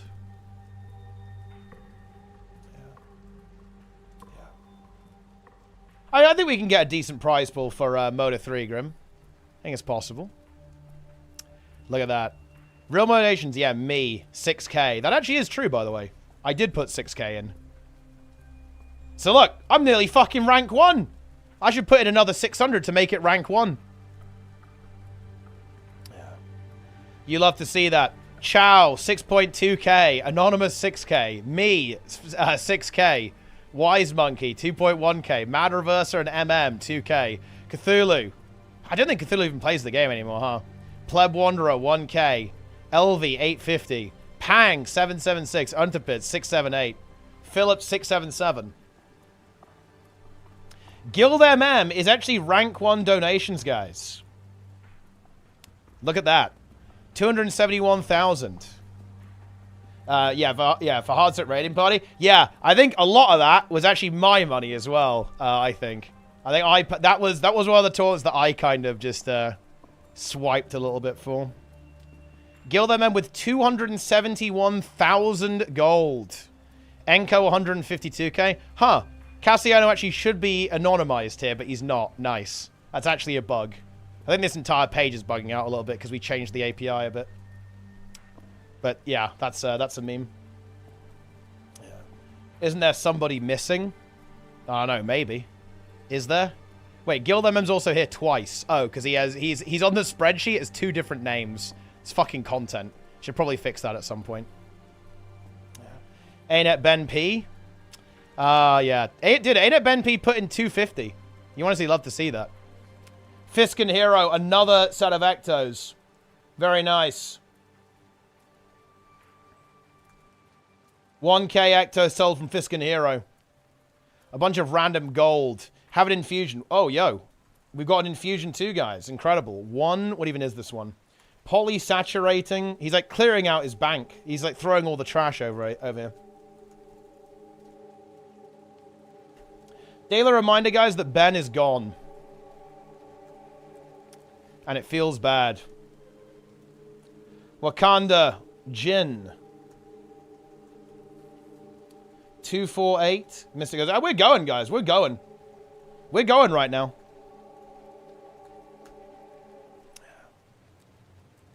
We're going big. Thanks for the content. Hey, thank you very much indeed. Also, shout out to YouTube, by the way, guys. Can you get 600 months doing raids or strike achievements? I don't think so. You need to do at least 1 raid to unlock the raid mastery. And doing strikes is a pretty good way of doing it. But I don't think you need to do strikes to actually unlock the masteries. Boom. Very nice. I am only recording the gold here. I'm not typing out these random items, bro. Okay, that's what that is. That's not happening.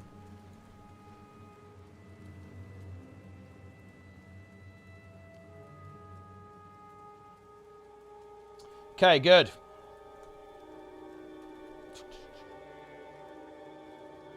All right, we kind of cooked a little bit there.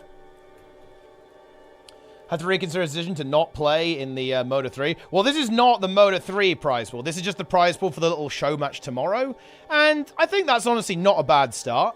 I think, honestly, that actually might be enough. Because I actually do want to start... I need to start fundraising for Moto 3 pretty soon. So I don't want to, like, blow a bunch of random gold. I'd like to maybe try to go for, like, 100k. Maybe try to get 100k done. For Moto 3. And I might be able to get a bit of cash as well.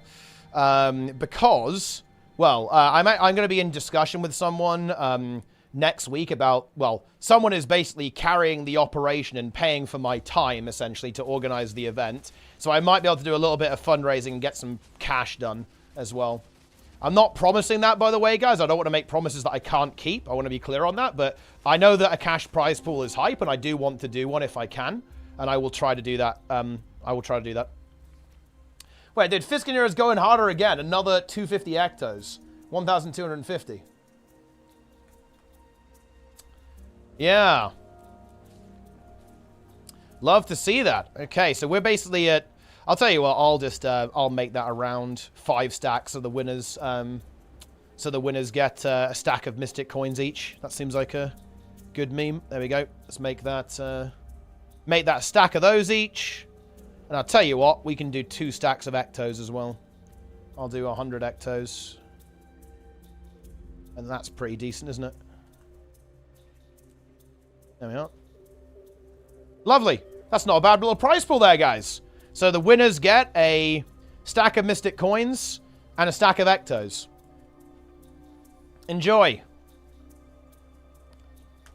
I'll actually say that I'll cap it off at that. If you... no, I'm not pocketing the rest. Anything else, I'll just give to second place. Because, you know, why the hell not, right? They're giving us content. They can get a little bit of cash. I guess they can have this infusion too. Just, I mean, why not? Easy 200 gold for the MVP, I guess, of the tournament.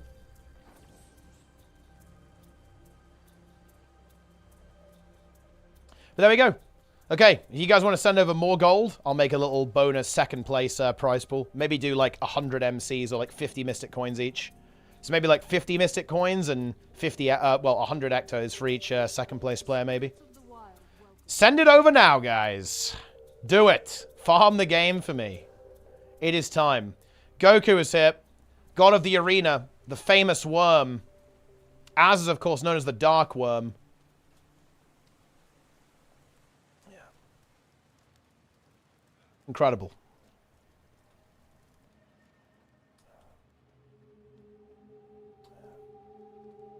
Exclamation mark worms. Bank is cleared. Nothing more to send. Ah, it's fine. I'll do a bit of fundraising tomorrow then. We'll farm it up a little bit. Mold Wars 2 and Mold Wars is coming. I've got a bit of a busy week ahead of me, guys. After next week, I'm done. We're calm. And I can relax a bit. I've got one more busy week. And then... I can actually chill. So we've got to make it through. Probably streaming every day. Oh, I think I'm doing every day until Wednesday, guys. No, I have to stream Wednesday as well. I think I've got to do every day until Thursday. I can maybe get away with next Thursday off.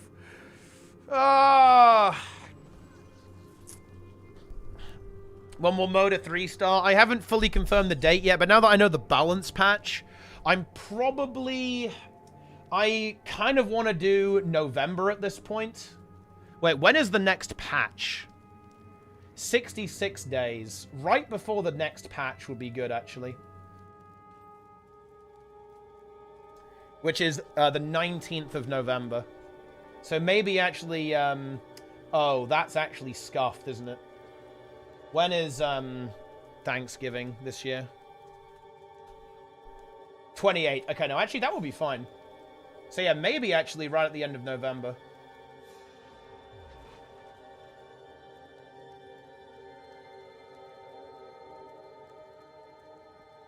Yeah, the 16th of November would actually be pretty good. Because I actually want to give myself... I want to hype it up. Because...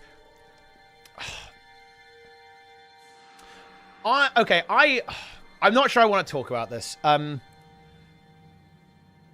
maybe this will get people a little bit hyped up, actually. Yeah, actually, let's be real, guys. I will actually give you guys some real talk here.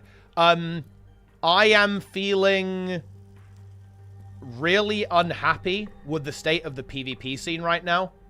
I'm getting old. I'm getting old, guys. I'm 28 years young. I don't really want to have to be putting people in naughty timeout land because they're fucking win trading a title in a dead game. Moda 3 will very likely be the last PvP tournament for the foreseeable future, so I will go all out to make it insane and like ridiculously good and really hype and really competitive with some really good teams. But again, I'm honestly a bit done, just straight up. I'm a little bit done. I hate having to deal with this bullshit all the time, and like, I'm not gonna throw ArenaNet under the bus here. I'm just a little bit done with having to deal with this. Like, I don't want to. I don't want to have to like be trawling through DMs and screenshots and, oh, he did this and he did that and this guy's toxic and this guy did that. I'm just really not interested in fucking around with that anymore. So this is probably going to be like the last major PvP event I do for the foreseeable future. I'm very committed to this one, like for a number of reasons. Like, you know, we've already got a lot of the production done. I've already got a lot of, you know, it's being funded basically as well. Like, my time is being funded. I'm not going to bail on people whatsoever. Maybe that will change in the future. I'm not saying, never say never, guys, obviously, but, you know, I want this to be the big one. This is the big one. This is the grand finale. You know, Team USA versus Rank 55, right? The ultimate showdown. EU versus NA. It's 1-1 currently. It's 1-1. So it's all in the air right now.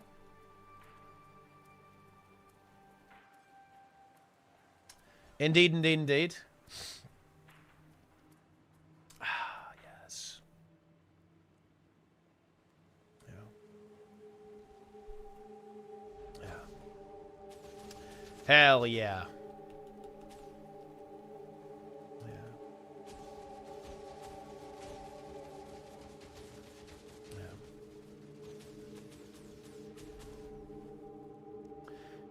Indeed.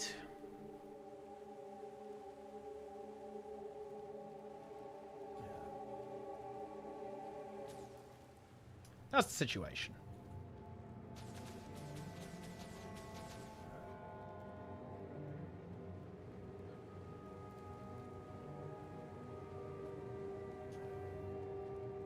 I'm bothered by bad behavior. Well, look. At the end of the day, I think it's a bit of a fruitless task. Look. I'll just say it, guys. I'll actually own this 100%. Like, a lot of the... Well, this is actually not true for all of the bands, actually. Many of the bands that I've done, I don't really have a lot of a personal connection with, guys. But, to be honest, the ban list is going to be the vibe list. If I don't like you, you aren't playing. Good enough, Dark Perion?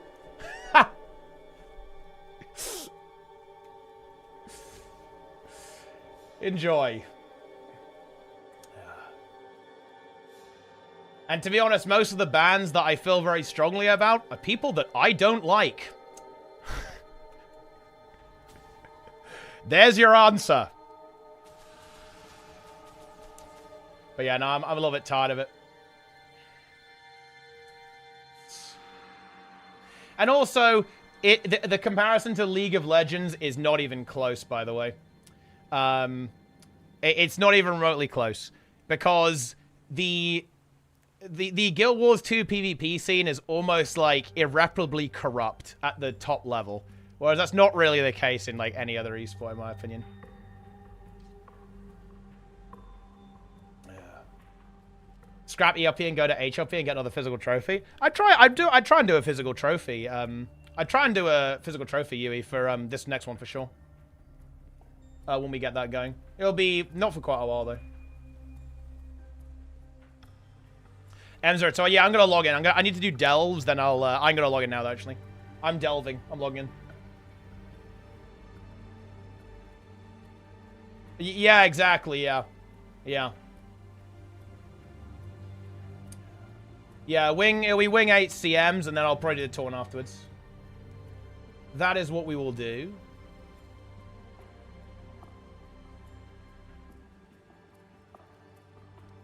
Yes.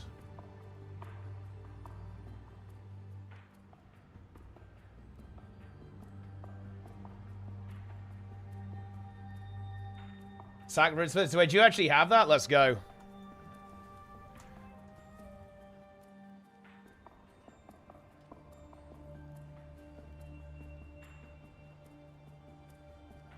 Nice. How big is the nerf? Ah, it's not that relevant. You still want it? Here we go. All right, I'm logging in. I've logged in, guys. Here we go.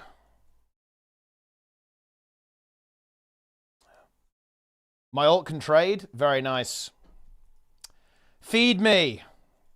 Feed me the sack brood. It's time. It's time for eggs, guys. It's egg time. Right. I'm actually going to delve first. It's delving time, guys. If you guys need delves, you can join as well, by the way. I'm doing 2 delves because I only have 2 keys, but I have a map. So I've got that going for me. But I'm doing 2 delves. Then after that, it is... it's going to be M0 time. Let's do this one, I guess. LFR, obviously, so I can roll on the trinket. Oh, yeah, we could do that. I don't want to say it too late, though. I'm not playing that much, guys. I'm just going to do, like... I'm probably not going to do an M0 tour. I'm just going to do, like, the basics. I'm going to do delves, and... I'm going to do delves and Arakara split. Then I can do an LFR with you after that, but... I don't want to do any more because I actually need to recover a bit. I want to be up early tomorrow. I need to be fresh for raid. I need to like do full preparation and research for full prep and research for all the bosses. I need to raid lead, right? I need to be able to raid lead everything. So I need some time. I don't want to be going crazy today. Is everyone coming, guys? I don't need delves. Anyone need delves? Latest warehouse patch. I think it's really good. I like this one a lot. Ah, Nico wants delves. Very nice. Get in here. Anyone else, guys, want delves? Or just me and Nico? Oh, I'll use the map, actually. Here we go. Do you know what I'm really hyped for? I am insanely hyped to get a hero weapon. Right. You start in Hallowfall and then Ashgate. I can delve for 2. Oh, let's do that then. Okay, yeah, let's do that. Okay, we do that. Okay, we go Hallowfall then Ashgate then. Easy. Easy. Answering even on Soroka's Omega hype. It actually is. It's a really good encounter. It's very good. Extremely high tier. It's time. Play Terraria? Yeah, Terraria is a really fun game to play with friends, actually. It's really fun. Map drop rate? I don't know. I've got a lot, though. I think I've got a total of 4 maps. So I've been getting basically 1 a day, more or less. But I know other people have been, like, mega lucky, and other people have been less lucky as well. I'm delving. I'm legit to play into last boss Arakara. Jester, get on your ult and fucking trade me the sack brood, bro. Race of the Mythic Raids. gw2 on Twitch. Wait, what? Dude, I keep trying to update it and it doesn't work. It doesn't work sometimes. You have to do it twice. Okay, try now. Okay, which one's the bountiful one? Oh, fungus! Guys, it's fungus time! Fungus! M0s, I need Miss and R for trinkets, and have it, if not take 45 minutes. Yeah, I can do both of those. Yeah. I can do both of those. I am gonna do a split though. Do you actually have an ult you can trade the sack brood to be on me, rated? Because I think I'm gonna do a split with Vivi. How many outs you got? I got 5. I got 5. I think I got 4.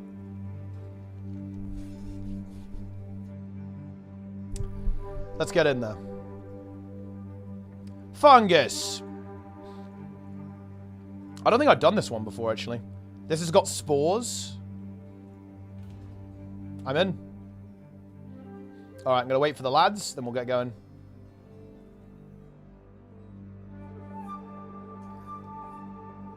Both of you need it. Surely DBS takes it over a tank. Well, I mean... Well, on your ult, you're not taking it, right? Because we're not playing on ults anymore. We're playing on mains only. We're not doing splits. Because we have tier set. So mains are a full prio now.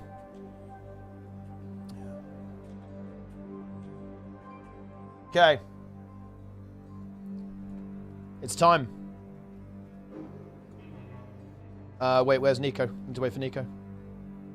Where is he? Or is my UI just bugged? Is he here or something? Is he secretly here? Ah, here we go. Alright, let's get going, I guess. I like these bouncy mushrooms. It didn't launch me far enough. The shadows contain many terrors. Whoa. My store, only a few. Whoa. It's a bit creepy. Okay, wait, what do we have to do here? Oh, we have to... Crate of mussels found underwater. Okay. 10 I love every DPS and 20 I love healers. Dude, look at my fucking gear, Eddie, bro. I'm 608 at this point. I'm literally 608. It feels damn good, too. I'm actually so fucking juiced. I'm, like, ridiculously juiced. Yeah. Boom. 2 pieces of loot from the raid and I'm God. Yeah, honestly, I think it is a skill issue. Like, I just did all the content, right? I just did all the content and I'm juiced. I view this as a complete skill issue. You guys need to step up big time, you know? Time to go all out. I'm geared. I basically got 0 loot from raid. I got Z loot from raid, man. All of you DPS fucks, you guys got fed hard. You got fed insanely hard. Meanwhile, I get Z loot and I'm literally top eye level. Tom died to a fungus, by the way. I got literally Z loot, and I'm fed. You need to step up. Yeah, I'm 0 set. I'm 0 set, dude. Yeah. Dude, me and Vivi, as usual. I mean, it's not, it doesn't surprise me, guys. As usual, the tanks put the work in, and everyone else slacks. Not a surprise. Happens every tier, guys. Every single tier. Tanks doing the work. DPS and healers. Essentially leeching. Essentially leeches.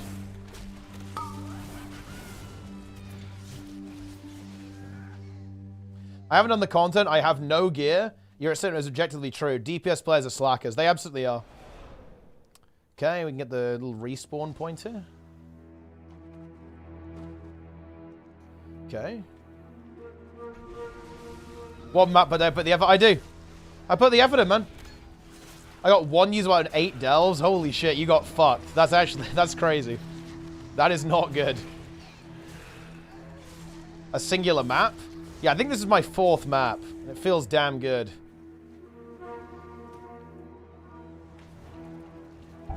I actually like that you can use the fungus to, kill them, right? I actually like that a lot. To grip this thing in. Frontal comb. So we can use that spore bit, and then it will blow up and kill these things. Pretty nifty. Wait, you have 9 keys? That's insane. Yeah, I kind of regret not doing the weeklies week 1. I bricked my account, guys. I was too busy farming drops in Guild Wars 2. Honestly, that was worth it, though. There we go. Look, boom, it explodes, and then away we go. I'm going for the bag. Okay. Do we get, like, a power-up from it? Oh, we do. Look at that. Okay, we have to just cross over, I think.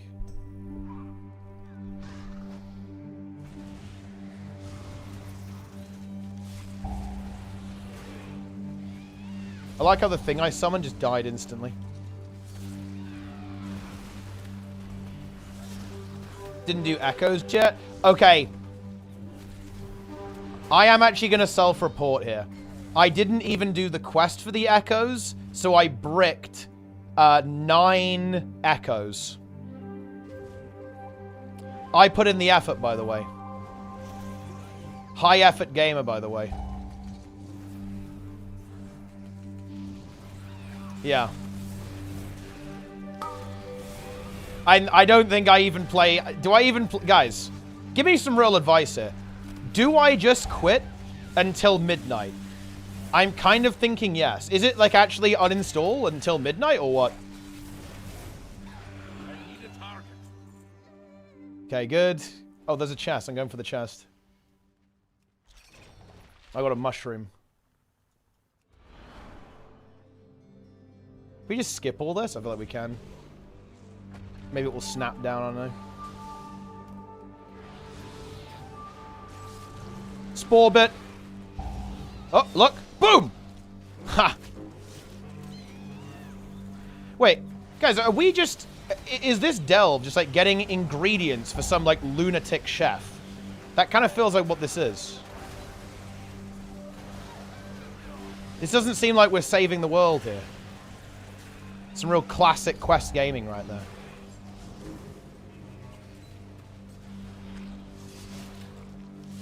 You know, something really scary happened to me, guys. My mouse broke today. Yeah, and I don't have a backup. But then I was able to fix it. Yeah, so I guess that's the end of the story. But I was very worried because I thought, fuck, what if I don't have a mouse for tomorrow? But good news. I was able to fix it. And I ordered 2 backup mice as well, just in case. So we're good.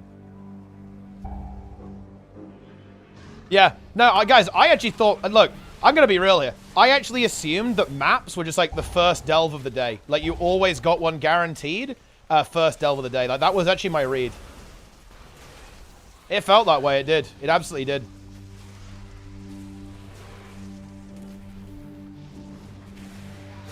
And honestly, I think they are. It's just a skill issue thing. I did a 30-man normal at 100 frames. Wait, 100 frames? I mean, that's pretty good. There's like a boot over there. Get the boot. Get the lost shoe.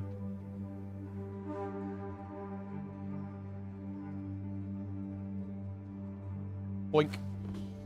Okay. Is it boss time? Is he the boss? I like the music in the delves. Oh, shit!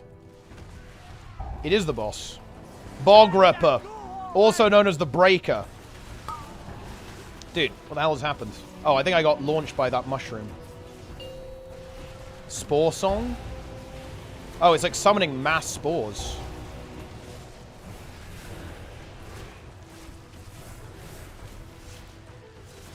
That's crazy. Decent bosses, honestly, in delves. They're really not bad.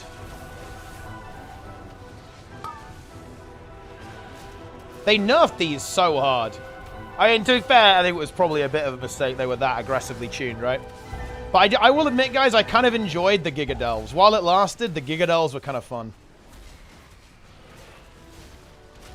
Bring back Giga Delves. I think what they need to do...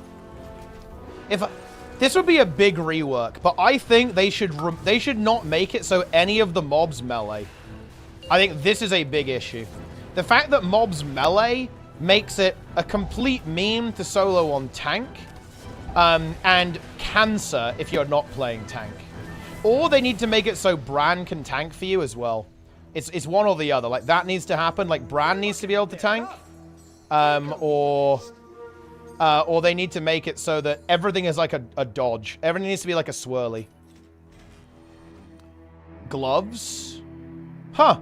Crit verse. That actually is an upgrade. That's better stats for me. Nice. I will take that. And here's the hero piece.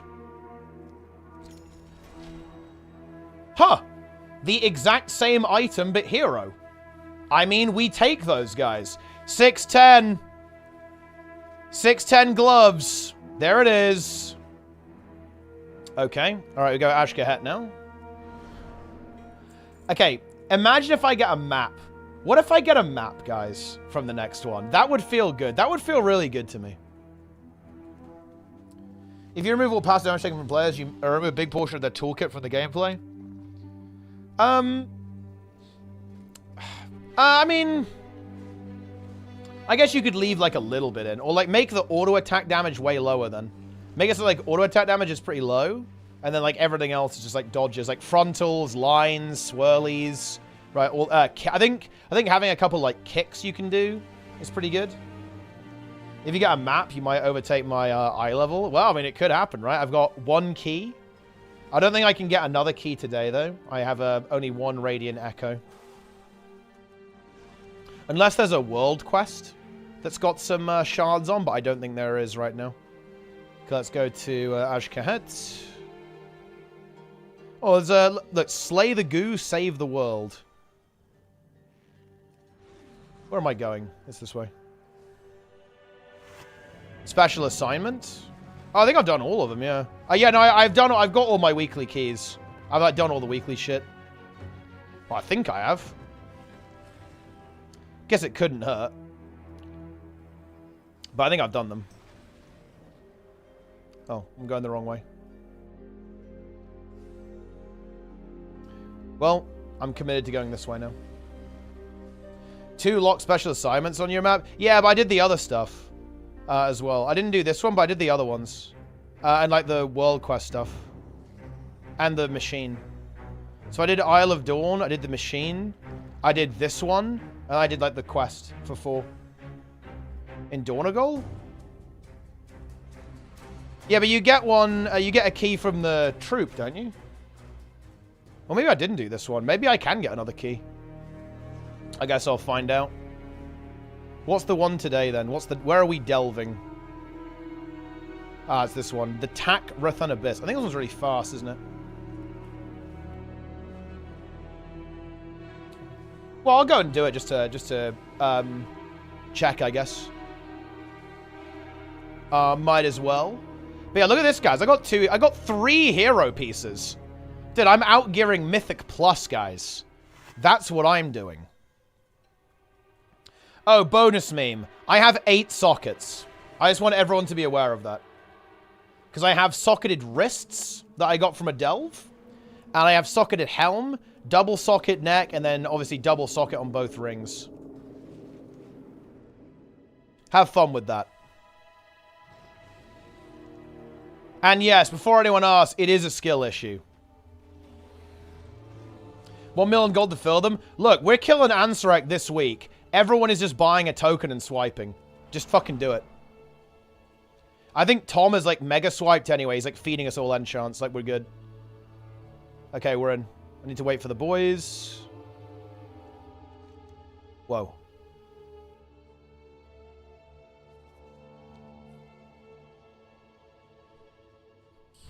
Owned. I just need that sack brood, man. Need the sack brood. Okay, everyone's here. Let's go. Well, hello there, traveler. I'll do the world quest after this and do Arakara next. Just in case I can get an extra key. Like, best case scenario, I can get 1 key, I think. Okay, so what's going on here, then? I don't think I've done this one, actually.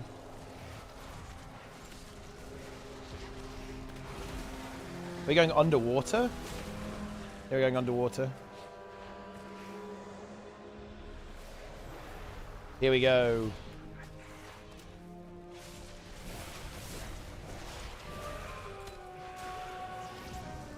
A 90% chance to get a map so far. I've gotten 0.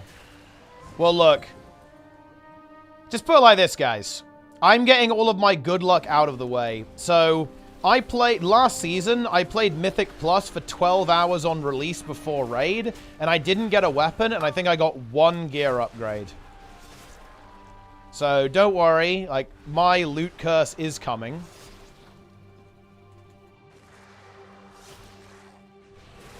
Okay, so we've got to rescue some NPCs. Here we go. Bran's pumping. He's activating his Giga move. I have an actual full cowardice build set up, guys, for Ansarek 2. And honestly, it feels good. I'm like full coward mode. Yeah, I also just I didn't get the cheat death trinket like for the entirety of season 4. And I never got it in the vault either, which was also pretty feel bad. Oh, I need to actually breathe. Where's an air bubble? Wait, this is bad, actually. Here's one. Boom.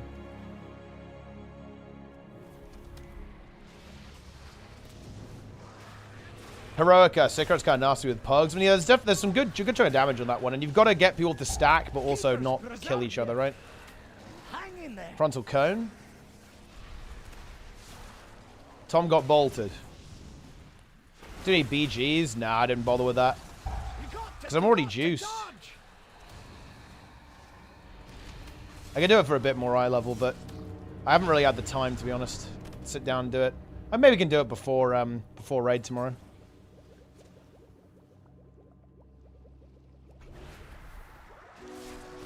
I can't breathe. Despair. Oh.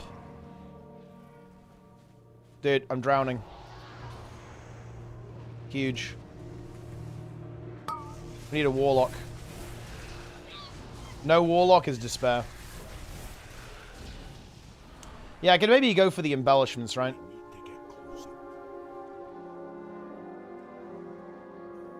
Join tomorrow? Yeah, I can. I'll try. I might try and do it before.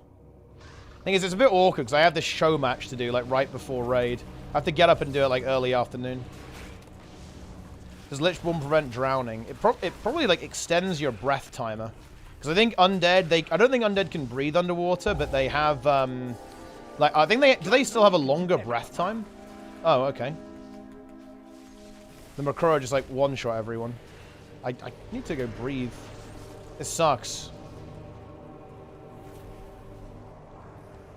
Boom. I guess you don't want to be near it when it's doing that, yeah.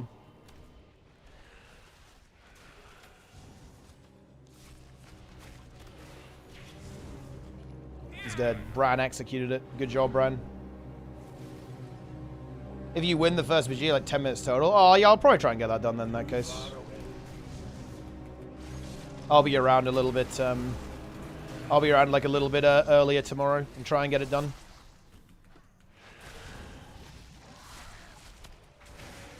And then I'll just get like double embellishment, right?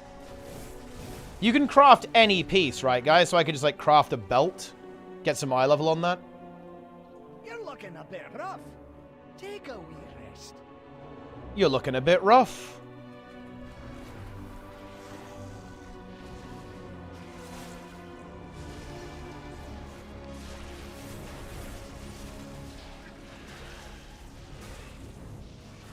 How much you can lose on Alliance Wintergust by not defending at all.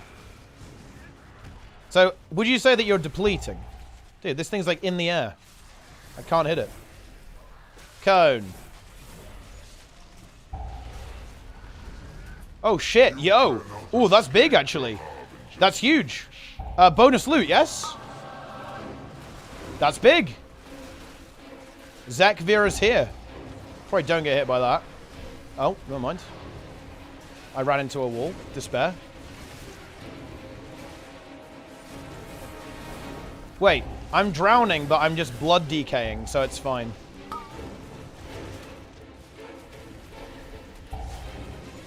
Run! Okay, now I'm starting to die. That's the bad news. Where's the... I need some air. Where's the air? Can I just get, like, a bubble? Oh, there you go. The Niffin juiced me.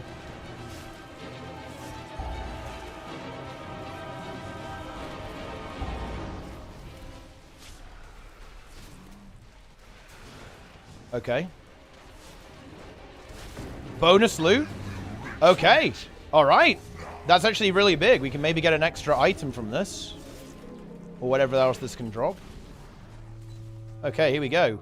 Hulking Raptorial...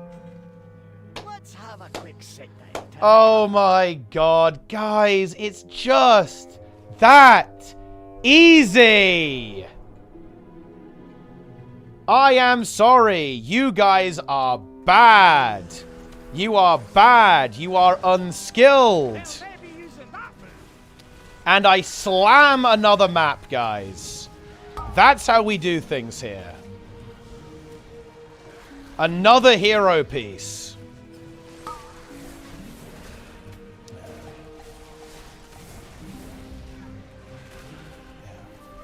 Very nice.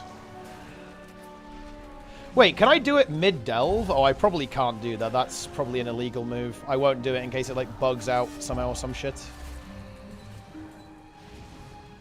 What the fuck is going on here? Oh, it works? Okay, I'll just use it now, then.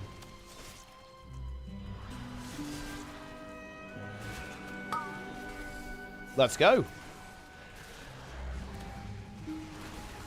If you guys are trolling me, I'm actually going to cry, by the way. I will flame you fuckers so hard, but I will do it. Okay, here we go. Oh, we need to go over here. Wait, where is it? Wait, is it all the way down there? Wait, what's... Oh, it's this then. We've got to kill the suspicious Niffin.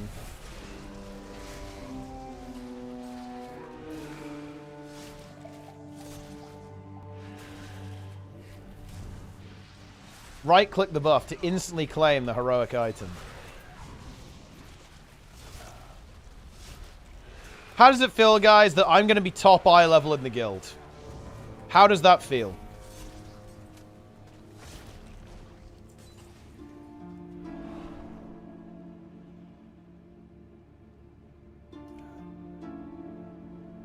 I bet Dranet depleted his delves. I guarantee you he depleted. Dranet is the kind of guy who would deplete level 1 delve. Nature's treasures. Okay. Good find. Let's see. Good find. Let's see. We have another suspicious Niffin here. Let's pump it.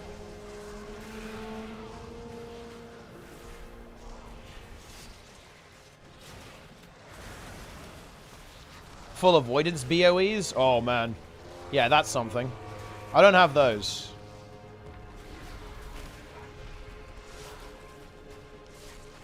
Dude. Tom's 2 million DPS.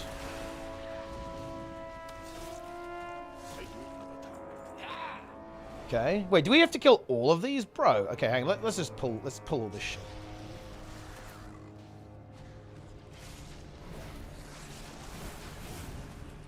Get over here.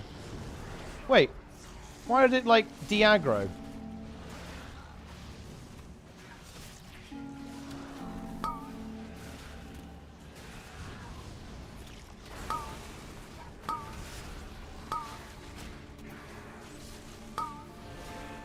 Oh, there we are. That's a bit better. Stealth is huge. Dude, the minecart. The minecart just dropped in. Pre-made grip is so painful. I tried to drive 15 grips at M0 and nothing. Wait, really?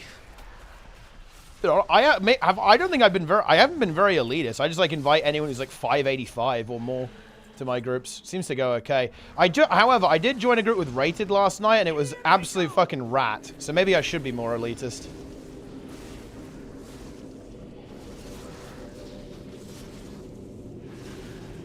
Rat water.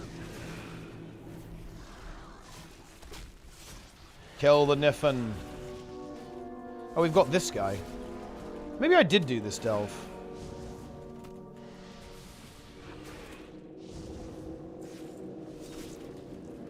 Final boss in Arakara. Mister watching Peepos, figure out the route mechanic. Yeah, that's a bit rough. I mean, I need, look, I can do if you have a lockout right now, I'm gonna do Arakara right now. My only condition is that if the sack brew drops, you feed me. That is my only desire. Fucking mushrooms. I think I'm safe here, right? Oh, he wasn't. Gonna get some juice, resin, frontal cone. Use the Niffin to breathe. Dodge. Shrooms. My abomination limb is kind of covering up the shrooms, isn't it?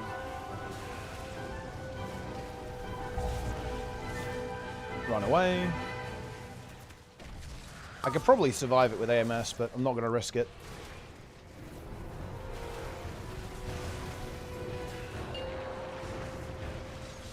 Shrooms. The egg is there.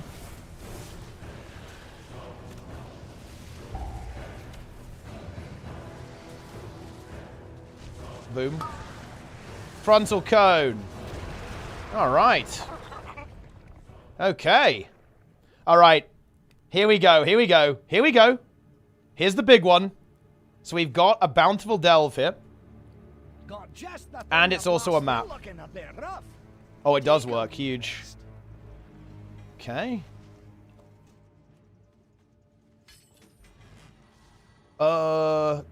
Cloak. No good. Unfortunate. Okay, Trove. Hero Trinket.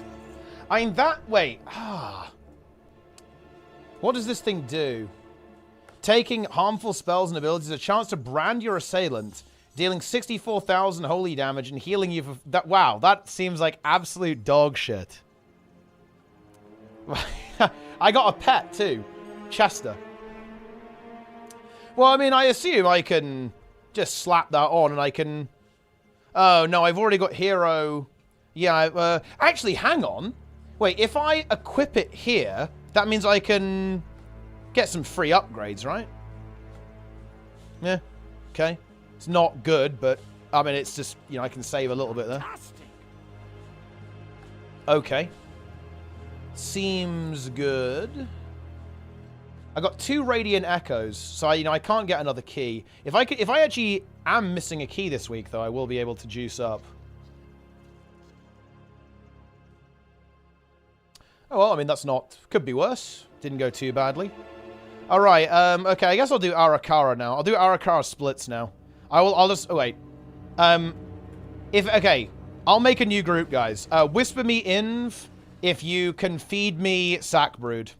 If you can feed me Sackbrood and you want Arakara, whisper me inv. I'm going to do another run as well with Vivi afterwards. We'll just do a split. Let's go. Because he also needs the Sackbrood. And I will trade him the Sackbrood if it drops. Dungeon difficulty is mythic. Any feeders? M0 splits? Dude, I want... Look. I'm doing what I can. Look. Guys, I'm admitting this. I'm just going to buy the top level enchants. Right? Like, but when I've got, like, final gear, essentially, so before... I'm just going to have the scrolls ready to enchant my gear with, like, tier 3 everything before Ansarek. That's what's going on. Yes. I can feed on all... Yeah, get in it then. Feed me. Wait, make sure you can actually... Well, I mean, I guess it doesn't really matter that much, but yeah, well... You can only trade, right, if you've got the eye level, but... Yeah. Dogaloof is here. 593. I can't. I can't, guys. I can't. I literally cannot. I have 593 on adventure, so not a billion% sure I can trade. Yeah, I don't know, actually, but I guess we'll see. It's whatever. I mean, it is what it is. Like, if I don't get it, I don't get it. I still have another lockout tomorrow before raid. What island do they drop at? 593. Wait, you get a priest. They can only get the trinket for the vessels. Oh, shit. That's crazy, actually. Well, I'm not that sweaty about it. Rate is in Thunder Titan. Thunder Titan is here. All right, wait. We need another DPS. One more DPS. Feed me, guys. Feed me.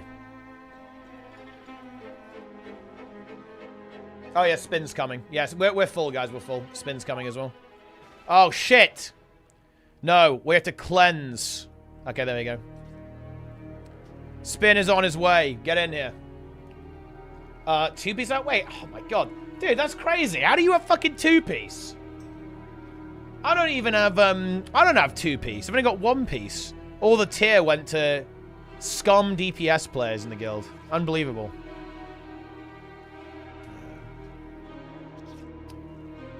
Unbelievable. I'm just gonna go and clear the trash. I'm just going in. Did you catalyze? I didn't catalyze, but I'm also not going to, because the tier set is not that relevant for me. Only the 4. I only want 4 set.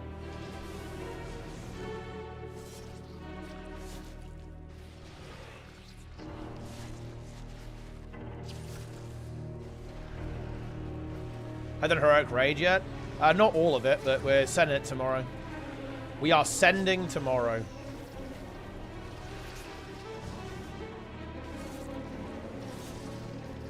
I feel like my animations are being really weird right now. Something weird's happening, guys. Honestly, imagine not playing tank. Like, it's kind of cringe to even imagine it. Look at this, guys. I don't give a fuck.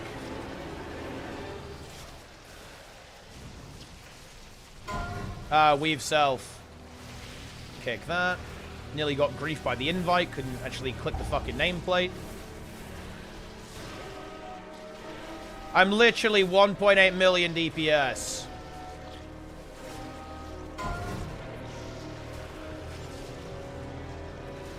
Full health permanently. Nice. People pulled shit. We're good, though.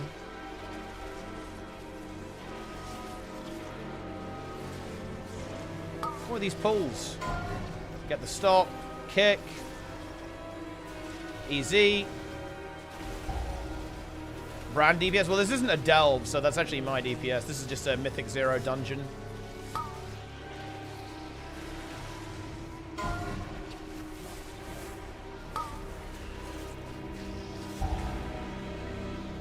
I can cancel the Toxic Rupture. Oh, no, I can't. Unlucky.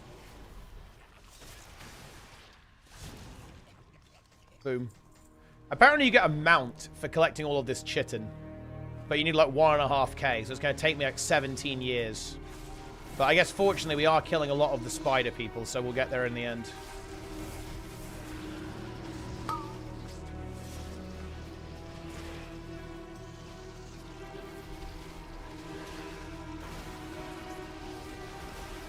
Very nice.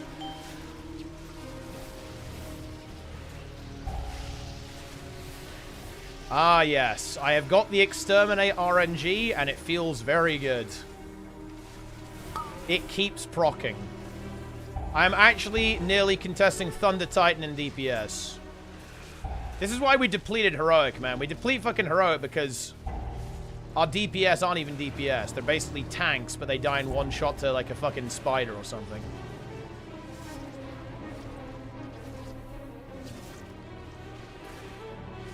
Which cures you have on Bran? Right now, he's blasting. Oh, man. I mean, wait. Do we actually know what the optimal curios are?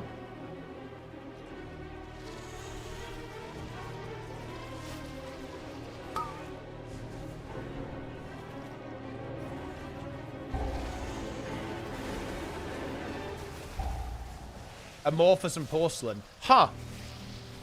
I guess I got lucky, or I'm actually a genius. Because those are the ones that I actually guess were the best. Those are the ones I have on right now. Fucking spider over there. I'm just going to eat the frontal, grip him in.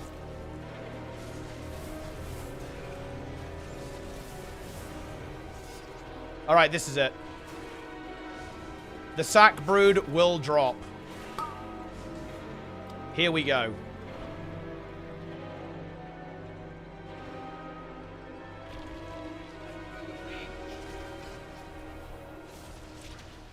Boom. Like how they pulled instantly before I was even there. Love to see that.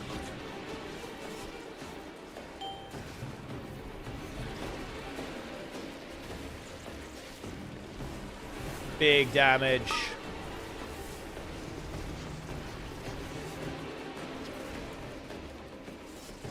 I'm pumping the spider, guys.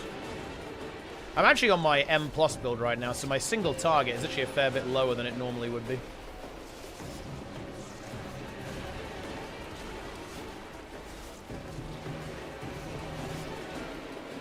Which is kind of interesting. Oh! Oh! Someone got it! Oh, yes! Vivi got it! Feed me! Wait, can he feed? Can he feed? Oh, fuck yes. Let's go. He can feed. That's actually huge. Very fucking nice. Okay. We're fit. Wait, we got 2. Oh shit, Thunder Titan got it as well. Nice. So that's good. If some people need that shit, that's very good. Okay, that's really good. Yeah. Very nice. And then I think... Wait, actually... Wait. Do we even complete? Maybe you come on your main, Vivi? Rated needs N-Boss, dude. Rated needs N-Boss. And I believe Rated needs Stone Vault and Miss. So I'll probably do Stone Vault and Miss as well. And then we can do just a quick... We can do an, we'll do another run with you, with your main, right? But we only need first boss, probably. Wait, actually... What trinket do you need, Rated? Can I drop it? Is there a... Wait, if I play on my... Ooh, what if I come on my bear and maybe go balance? And then I can feed it to you maybe, right? On the next run? That actually might be the play. We can do that. Oh, nice. Yeah, and Vivi's holy as well. That's... Okay, so we actually do have some potential to get the drop. Okay, I'll do Miss on my bear then in that case. And then I'll just be balance spec.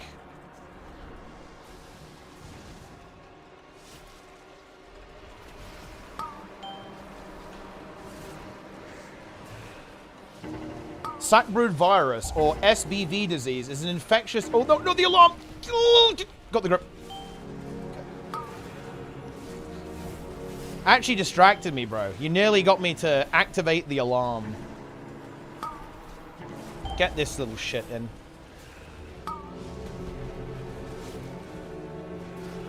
The alarm, boys. Holy shit, it almost went off. It died before it went off, though.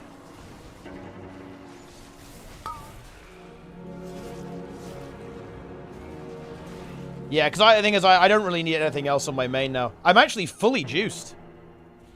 I just need to check if I can do another delve. Get another key.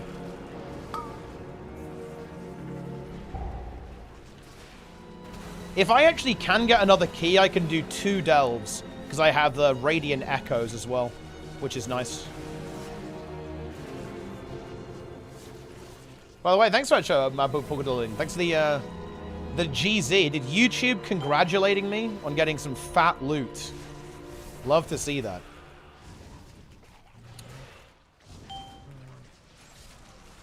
Kill the stags. We're going big tomorrow, guys. Wait, we have 2 raid nights to kill Ansarek. Because we've got tomorrow, and I think we're playing on Tuesday as well. I mean, we can maybe scrabble something together on Monday as well. I'll actually try and do that, just to get at least a bit of progression. I'm hoping that we kill Silken Court tomorrow, and we actually get a decent amount of time on Ansarek. Wait, Monday's confirmed? Ah, that's very good, actually. Then I think we're fine. Monday's locked in. Perfect. Okay, we're good then, yeah. Yeah, I saw I didn't check the reactions until... Well, I didn't check the reactions, so I wasn't sure about that one. Then honestly, I think we can fucking do it. I think we got it.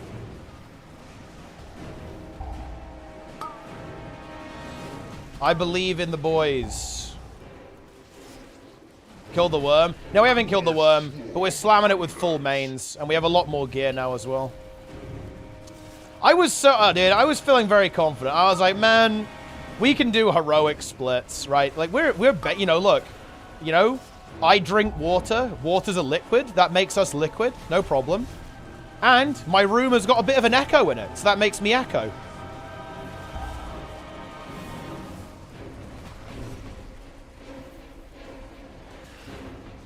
Day rating? Dude, I'm sorry if you don't... Look. Oh, I got distracted and didn't do the tank mechanic correctly. But you know what? I don't care about healers or DPS, so whatever. Look, I'm going to say this, guys. If you don't day raid when Mythic comes out, you're fucking trolling.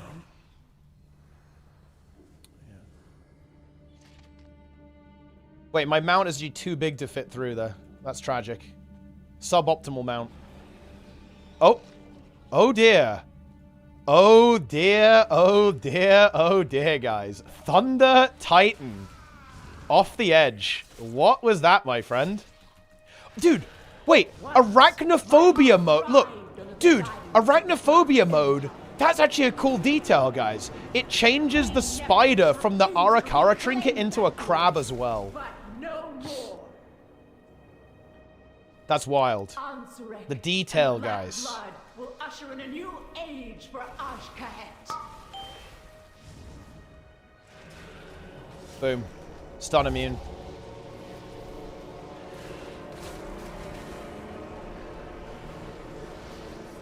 Get these fucking mosquitoes. I'm rooted. Despair.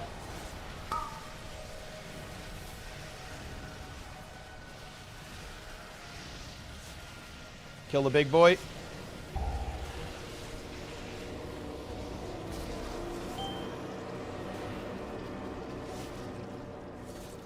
Nice. There's the most fun I've had in WoW ever. Yeah, I definitely want to get to the point where we're doing that at the start of Mythic for sure. I think day rating is insanely based. I mean, love that shit. That's real gaming.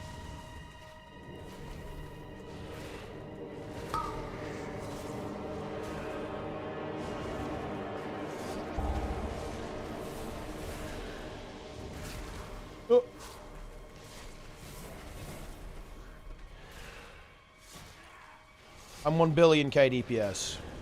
Kind of not, though. Full degen squad? I mean, you do, yeah. You have to build up to it. You have to build up to the full degen squad, for sure. We have no lust. It's kind of annoying. Ah, Lara! How was your Terraria adventure? You guys for the raid? Welcome. Look, I had the upper hand, because I started streaming later than Lara today.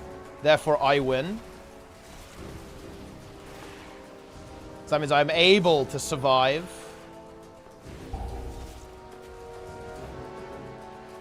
Boy, take you all! Is this Ceres? Well, it's not quite Ceres. Oh, wow, dude. By the way, guys, Rated is officially a top 0.1% player. And he just got fucking destroyed. Absolutely annihilated. Is he even worth CRing? Wait, where is he even? Wait, he fell off. He got knocked off the edge. There you are. Wait, can I even res him? I can't res him. Oh, is he line of sighted?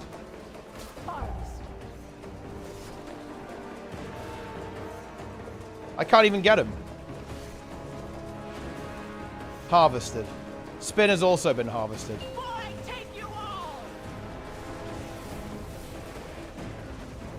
Vivi immobilized himself in the blood. Hey, thank you very much. Go for the win? Well, we'll do our best. We'll try and kill the boss for sure. Very consuming. Wow, yeah, look, we can go all the way out like that. It's pretty good. Zooming out is high value. We beat 3 bosses. Ah, very nice. Which ones were they? I think you're way further than I ever got, to be honest. I played Terraria before it was cool, guys. It's way more advanced than it used to be. Nice, nice. Okay, let's go. Let's see, what's the plan next? What do we actually need? So Vivi still needs the sack brood on his main. So I guess we might as well just do a quick spider run in that case. Then we'll go and do... We'll do a spider run. And then we'll do Mist's first boss. And then we can do whatever... I don't know what people fucking need. I've lost track of it. I need Sackbridge split, too. That's... Ooh, okay, we can... How do we do that? Okay, we can try to do that. I mean, I have a third character. Yeah, we can make that work. But now we need someone to also roll on it for Vivi. That's the problem. Because you're locked now on that ult, so that's not good enough anymore. And that's fine. I'll go on my Druid next. Don't think my ult can trade. I mean, it's fine. We'll just drop it. I'll just drop it. I'll just get my bear. Easy. I can roll? Wait, can you trade, Mice? How fare you? Okay. Give me the If needed, upgrade. I will answer the call. Upgrade the Sack Brood. Ooh, lovely. Yeah, we can go straight to 8 out of 8 there. Very nice. And there we go, guys. 608.69 eye level. You absolutely love to see that. Very, very nice. I can actually get my socketed wrists on as well. There we go. I don't think I can actually upgrade anything else. But yeah, 608.69. Oh, nice. Yeah, okay. We can get mice in here. Yeah, let's get mice in. Actually, wait. New group, guys. New group, new group. I'm coming on bear. New group, new group. How do you get double sockets? Very lucky from Delves, pretty much.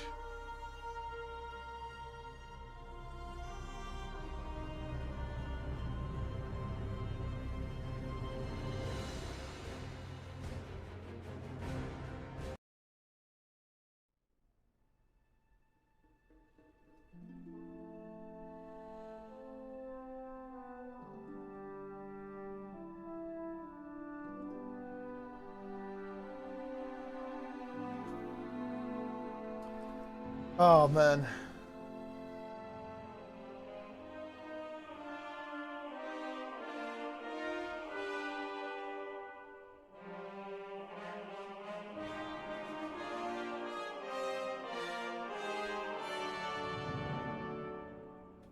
Sorry, guys, I need to reply to a DM. Gotcha. Guys, with me, Imv, let's go, yes? Big Nose Ted.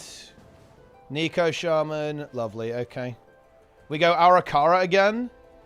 Go, wait. Does anyone need anything after first boss on Arakara, guys? Otherwise, we'll just do Avanox and then go do Mists. Because Rated needs Mists. Because I'm not gonna lie, I just want gear right now. I don't really care about Crest that much. I can't do the Ara Trinket. Wait, do we have 4 rollers? Well, it's me, Mice, Nico. Wait, can Nico trade? And then, wait, guys, can everyone trade Sack Brood? Doesn't need it. I can trade our first. Yo, nice. Yeah, appreciate it, Birchie. Yeah, if you don't mind. I don't have a second trinket. Oh, wait. Does that mean you won't be able to trade it then, right? Nico, I think? Yeah, well, I'll just get some... I'll get people from the stream. It's fine. Just need legs. I'm done with carved crests. Ah. Yeah. Get in here. Get up there. Okay, we've got a trader. So we need one more. One more trader, guys, if you want to... if you don't mind helping out. No worries if you can't, guys, but one trader. Yeah, he's back.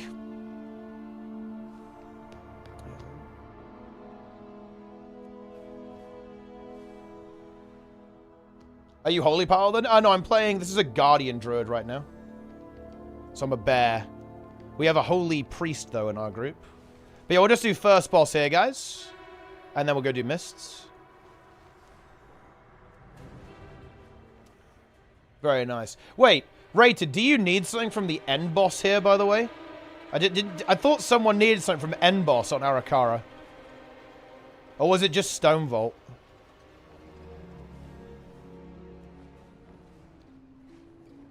Because we can do Stone Vault as well. And I don't mind doing end boss as well if we need it. Log in.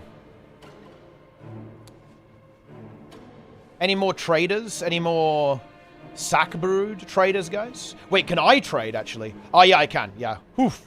Yeah, I've got these 2 trinkets.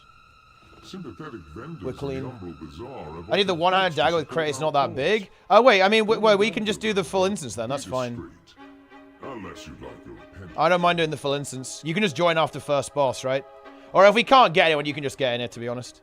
Because we might not get... Okay, let me ask. Any traders for Sack Brood? Just need first boss, and you can leave. You are free. Let's see if we got anyone in guild. Alright, let's go. Wait, this is normal, isn't it? Fuck, this is normal. It's normal. Out. Wait, are you... wait, Ray, you're telling me you literally have veteran weapon? I can't. I can't, my friend.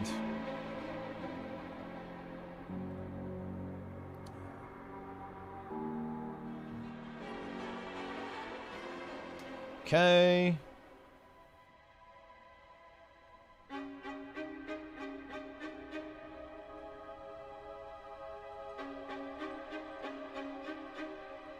Oh, sorry, guys, I need to reply to something. Right. Difficulty, mythic. Alright. I don't think we've got a trader. Is it safe? Yeah, it's safe to go in now.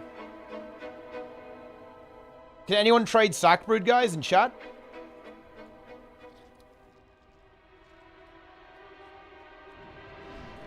Let's go.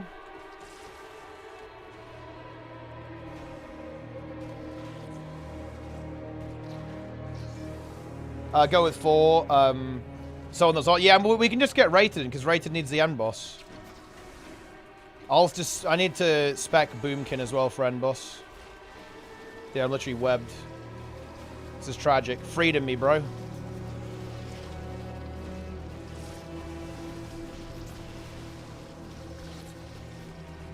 I'm caught.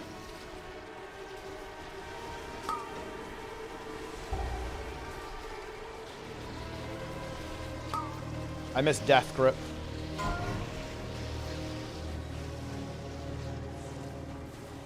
Yeah, ready to just get back in here. We'll just go with that.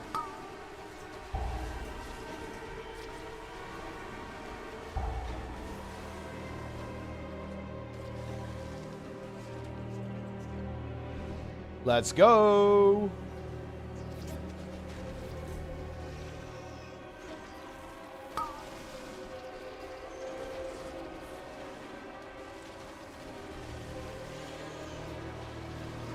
Lunar Beam is down. And surely we get it anyway. We had some decent RNG last time, so surely we're good.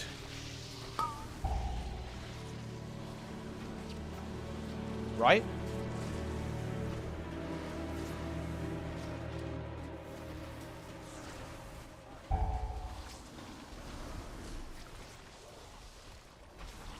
Push those out of the way.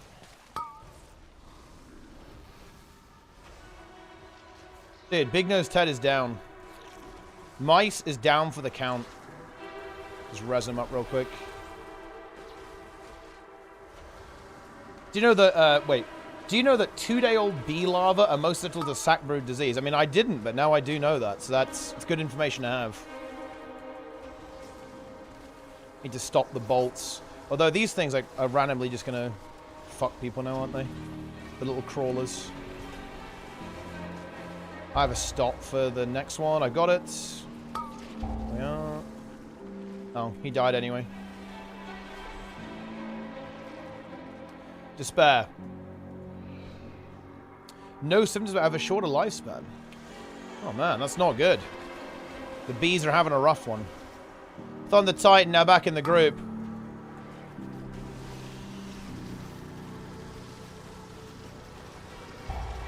I'll just solo this, no problem, guys. Man, Bear is just like is like such a Papega spec right now, man. Look at me go, guys. I'm thrashing. I'm thrashing. I'm thrashing. I'm moonfiring.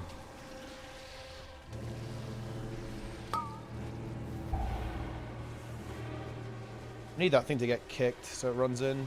Wait, how do people always manage to pull fucking every mob? It's crazy.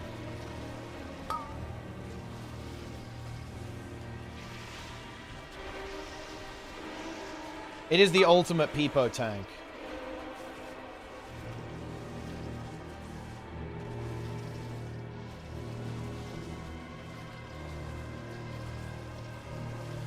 Okay, nice. Let's go. I'm going in. Oh, there's a check. Wait, another one got pulled. It's over here. Let me just grab it.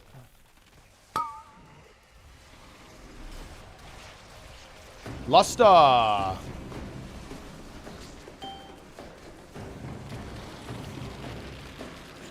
The spider will be obliterated. Alright, let's see if Vivi's getting fed.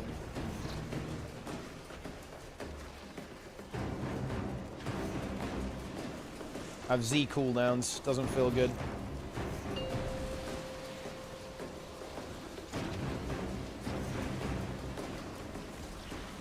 Dude, Big Nose Ted is down. Mice is literally on farm in every dungeon. Alright, moment of truth. I didn't get it. Fuck. Did anyone get it? Oh, I guess Mice can get it. Okay, moment of truth. Here we go. Here's the loot. I don't think Vivi looted yet. Wait, did we get it? Here we go. Mice didn't get it. Wait, is it over? Oh, Vivi didn't get it. I didn't get... Oh, man, it's actually over, dude. Man, that sucks. Well, we have one more lockout. We have one more. So we're good. I need to swap to balance spec now. There we go. I'll do it now so I don't forget. Oh, wait, rated... Oh, yeah. We have to go mists. Wait, rated's locked?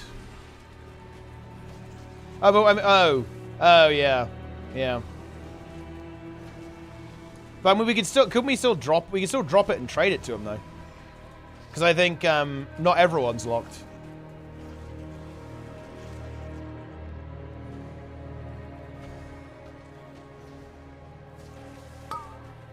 Wait, no? Wait, if it's locked, he can't trade? Wait, really? Oh, shit. Oh, well, okay, never mind then. Despair. Okay, let's get out of here then. I require miss. Yeah, it's fine. We can get you in.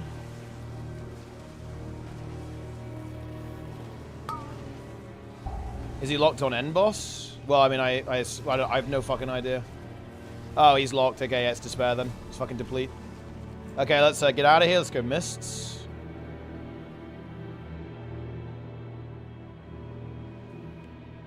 Mists!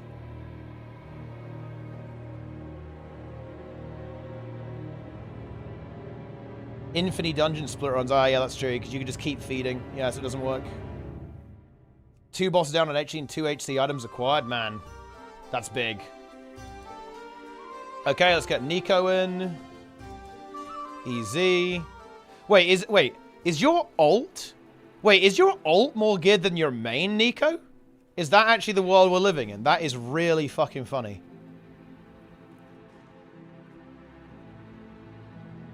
Wait, do you, can you trade mists? Can anyone trade mists? Can you trade mist mice? Now, we haven't cleared heroic yet, Trig. We're going to go for it tomorrow. Big day tomorrow. Big day tomorrow. To mists. Chig, yeah.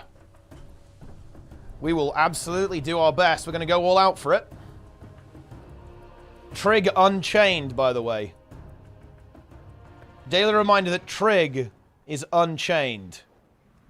Taking a day off. Dude, it's over, Lara. We're raiding tomorrow and Monday and Tuesday and Wednesday and Thursday and Friday. I have Tournament of Legends on Saturday. And then we're raiding on Sunday. And we honestly might be raiding Monday and Tuesday and then Wednesday again. So, like, it is absolutely very despair for me. Yeah. Oh, we're not raiding Tuesday? Wait, what? I thought we were raiding Tuesday.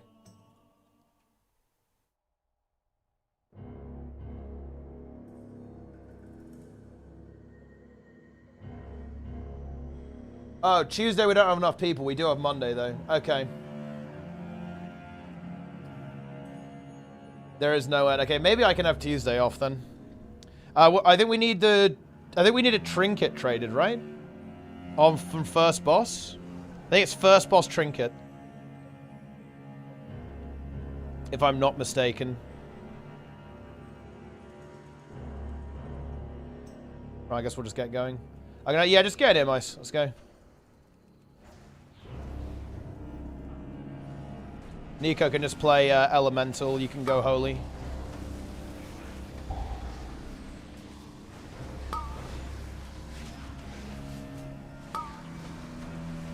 Yeah, this is actual Papega. Look how Papega the spec is, guys.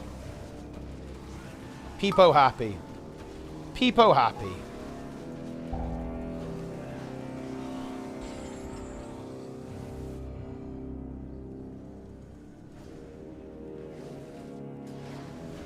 If I don't... Okay, I have a really funny trinket right now. So I have like, I drink poison, and it gives me giga stats.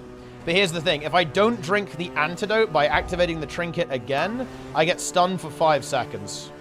Check that out. So it's, in theory, very free, because it's off GCD, just have to press the button.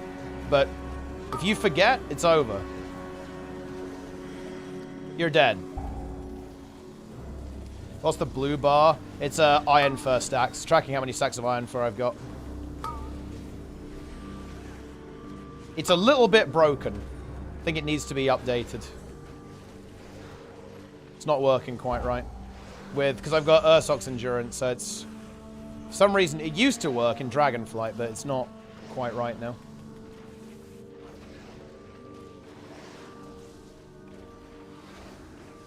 Huge healer PI.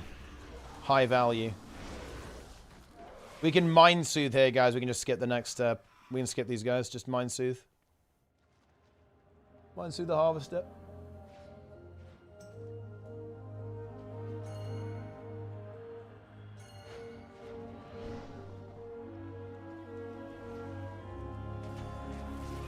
I'm gonna pull the big boys. Pathetic creatures. Here we go. Worshipping sticks and leaves. Imagine worshipping sticks and leaves. I would never do that. And the trust will conquer all. I'm slowed.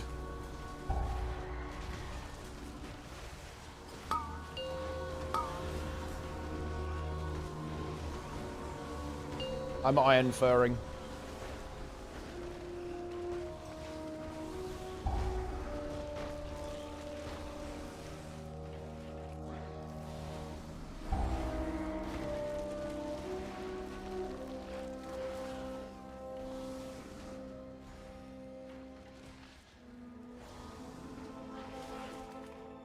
All right, here we go.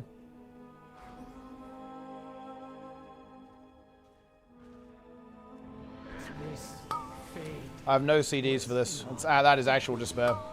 You must run. My mind I'm not running. betrays me.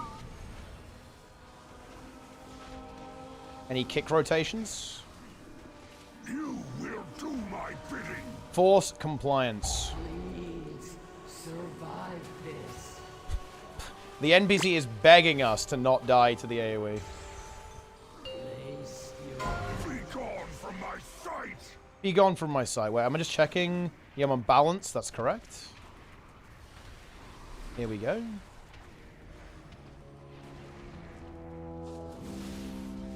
Boss is getting nuked. How dare you defy I think this one's going to be kind of fun on M+. I think this dungeon feels like a good M+ dungeon to me. I cannot control. The bosses are quite good. I think they'll be fun. You will do my bidding. I'm iron furring. Survive this. I'm iron furring hard. I cannot is a bold move, see if it pays off. Well, I think, oh, what the fuck is that? Let's see, do we get it? Unfortunate. Okay. Wait, does anyone need anything else from Mist, guys? Do we need other bosses, or are we going Stone Vault now? Because I think Rayton needs Stone Vault. Give me the mace. Oh, feed him. Feed him the mace. Good call for M+ as it's fast.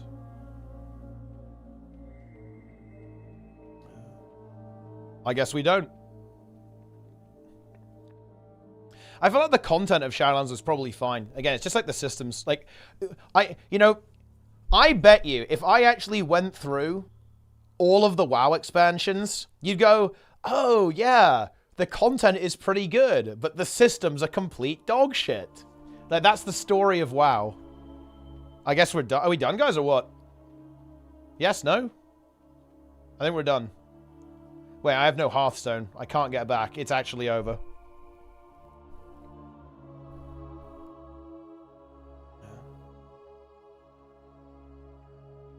Never mind. Despair. Wait, does anyone need anything specific, guys? Because I'm just going to go do World Quest and check if I, Wait, dude. Nico's a fungus. How did he turn to a fungus? That's huge. Pileus Delight. These are pretty high quality fungus, actually. I like these things. It has a sit emote. So it does. You're sitting down now. Ah, Mice is now the... What even is this, like an orc skeleton or something? Orc skeleton with a hat. Fungus! I guess these are Fungarians, right? Can walk around. I'm Ironbeard.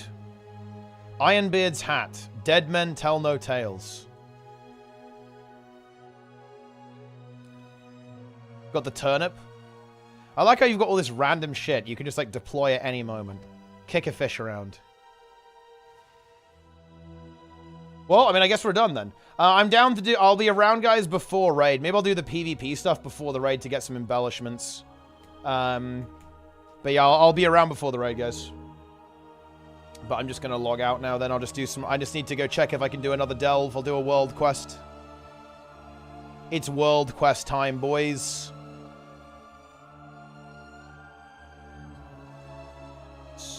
Yeah, I'll be streaming the raid tomorrow. I've got a show match. I've got the rank 55 versus French Worms show match tomorrow. Then we're going straight into heroic right after that. Let's see if I can get another key. I'm almost certain I can't get another key, but we'll see. I could be completely wrong. Maybe I can't count to 4. I'm not going to rule that out, guys. I'm not. I'm really not. Feels good to get that sack brewed, though. Like, trinkets, I fucking hate trinkets, man. Because sometimes that shit just does not drop, dude. It just doesn't exist. Okay, what's this? Fuel added. Coreway maintenance request. Even though the coreway is usable again, there is still plenty Shoveling of coal. construction work and rubble clearing. I shoveled the coal. Coreway repair rig. Yo! Okay. Molten Lance. Insane. Do I have long range? I'm out of range. Give me speed. Boom. Insane roleplay, guys. Check this out. I'm destroying rocks. This is real open world gameplay. Rock Destroyer.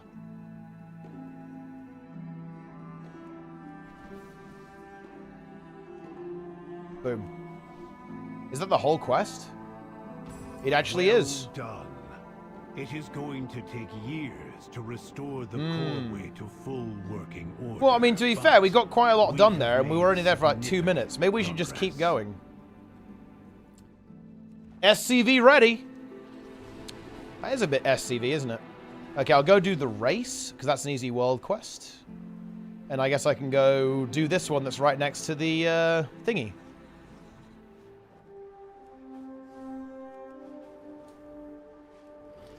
Tricks the most annoying part of gearing? Yeah, they definitely are. It's super annoying, because sometimes that shit just doesn't drop, right? It's an excellent day for a race. Especially the very rare ones. Like, getting Farak's Rage Heart in Season 3, that was actual torture. I was literally doing, like, fucking so many heroics. I was basically look, I basically organized heroic splits for my entire M+ team, okay? Every week. What? Oh, bro. No.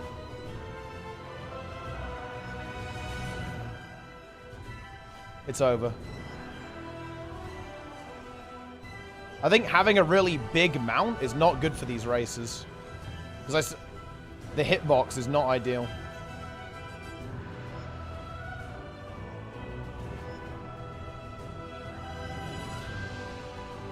Boom.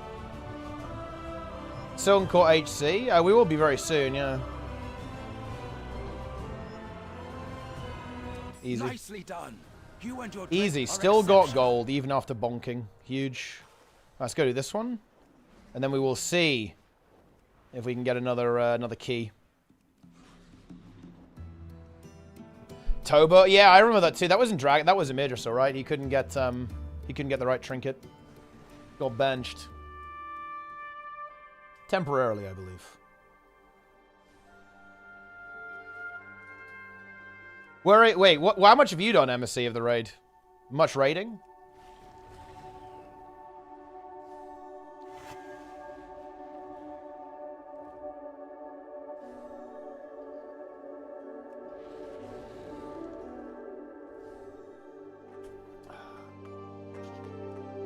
Here we go. Those confounded Nerubians are still Alrighty then. then. On my meadery. Clear them out. Let's do before they this. Steal my cinder brew. Don't worry, bro. We've got you.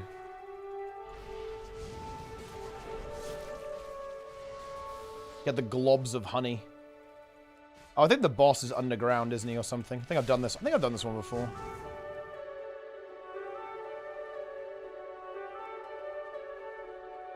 Three out of 8. Infest maxing. Yeah, I think Anthrax is pretty fun.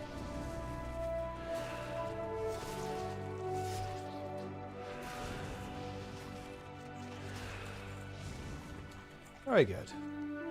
I think, weirdly enough, Vivi, am I crazy on this? I feel like Phase 1 and the intermission are harder than Phase 3 for Ansarek. That's what it feels like to me.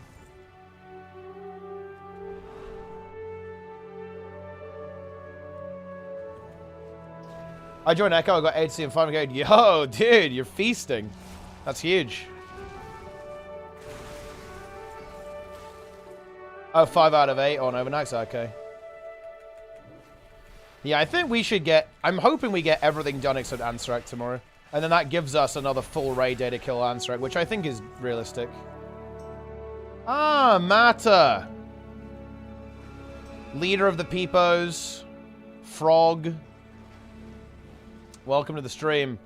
Playing World of Warcraft. The boss is over here, isn't he? Friend to all Peepos. NA player as well. Oh, this guy killed it. Unlucky.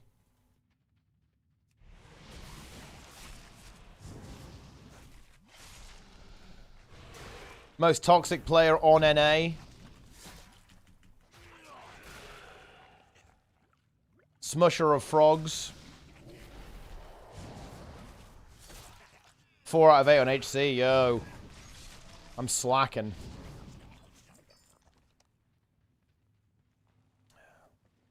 You're non-toxic? Nice lie. Matter is toxic.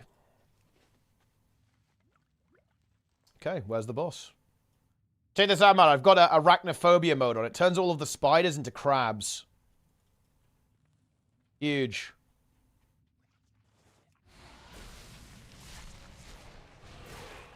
You need 6. I need to get 6 for full vault. So just not Silken Core or Ansarek. So pretty free.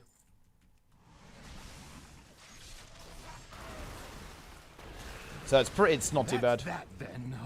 Can you Okay. imagine what those multi-limbed freaks would have done with even a Whoa. drop of cinder brew? Multi-limbed freaks. Whoa. Wurbrand. That's a little racist, dude. Yeah.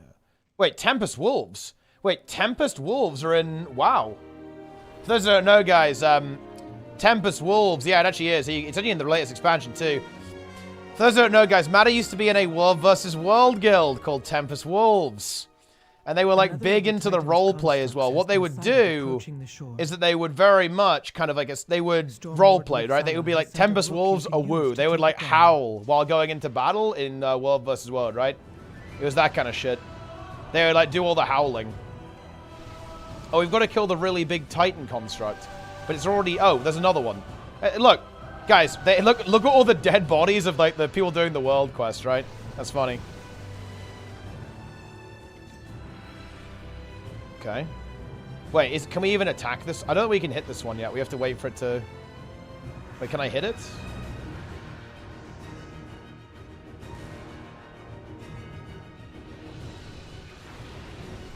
I have no idea. I'm actually dead.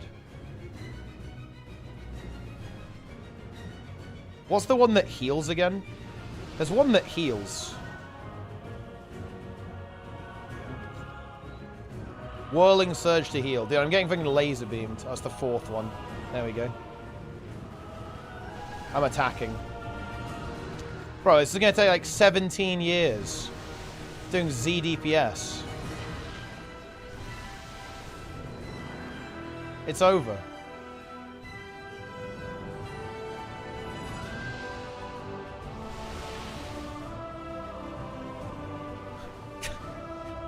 What the fuck? Boom! Huge hit. Massive damage. This better be worth it, guys. I better get a key for this. I actually don't think I'm even going to get one.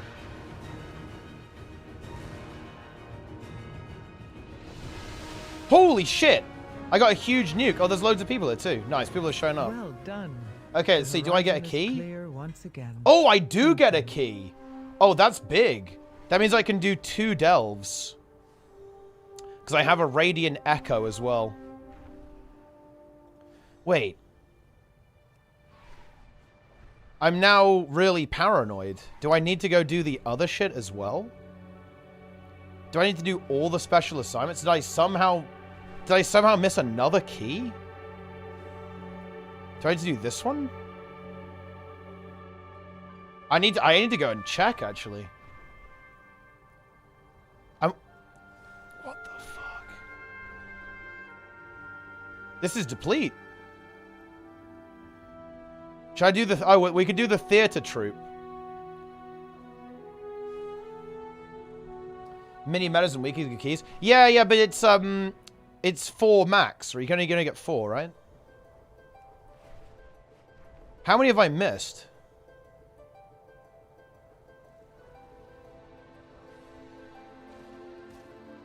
Renegades always give keys. They always give 25 minimum. So like 4 gives you a full key. And this could be big. We've got to get another champion piece.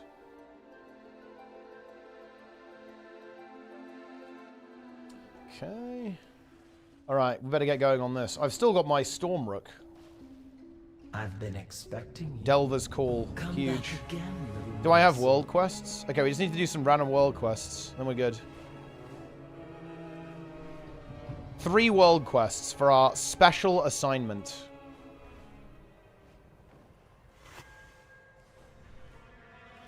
Okay, let's get over there. It's world quest time. I'm world questing. What do we have to do here? Sympathetic vendors in the Umbral Bazaar have offered goods to support our cause. Go Okay. and gather them, but be discreet. I'm gathering them. Unless you'd like your appendages removed by force. Alright. Wait, is this the quest? Are you kidding me, dude? Can I mount? Will be lost if you... well... Will we lost if you deal or dealt damage? I bet you can't mount. I bet you actually have to fucking walk. This is huge. Look at this gameplay, guys. Oh, this guy's mounted, actually. Maybe we can mount.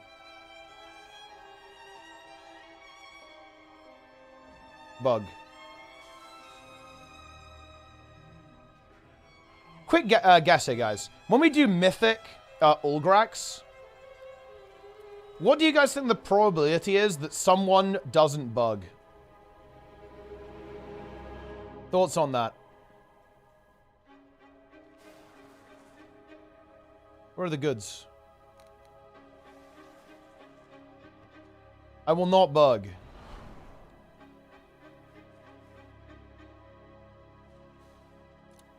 Oh, oh, oh. 15% each. Oh, that was a big one. That's 60%. That one was piss. Wait, can I just do this? Wait. Surely it's not going to let me do the same one.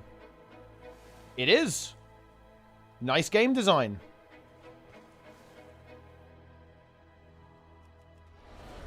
Go.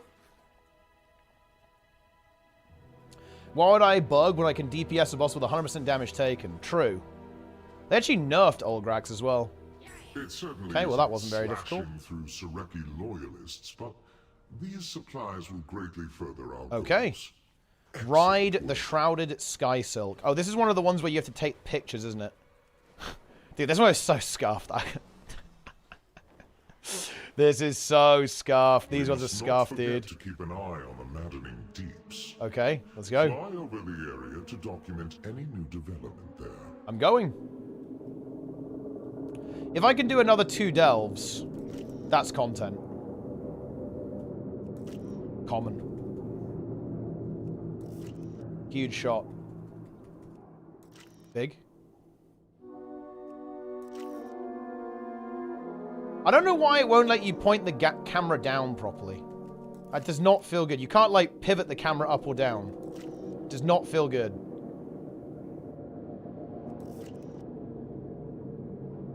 What were they thinking? What did Blizzard mean by this, guys?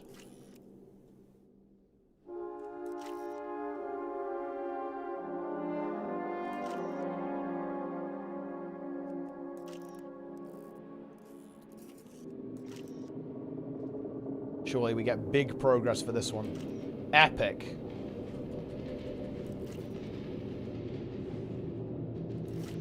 So does the Parasites win? Yeah, the Parasites definitely won pretty big, if I'm being honest. Like, we got completely farmed by the Parasites. Huge. A lot of great shots. 5 achievement points. The Nero Blazek. I think the new raid is really good. I can't say until I've cleared Mythic, obviously, but I am honestly feeling pretty confident that it might be the best raid I've played in WoW so far. It's very good. Are they just... Is this happening right now? Like, this is some kind of... oh. Surely I leech. I do. Nice. That's not this quest, though. I'm just going to do the race. I can't be bothered to fuck around with whatever this wants me to do. It's very good. Like, this raid is really good. The only boss I don't like a lot is Brood Twister. And even that's not that bad. Show it the art of war. Dawnbreaker is a good trinket. I don't actually want to stay up that much more, but I can... Wait, what boss is it? If it's like first boss, we can fucking slam that shit. Because I do not want to stay up much longer.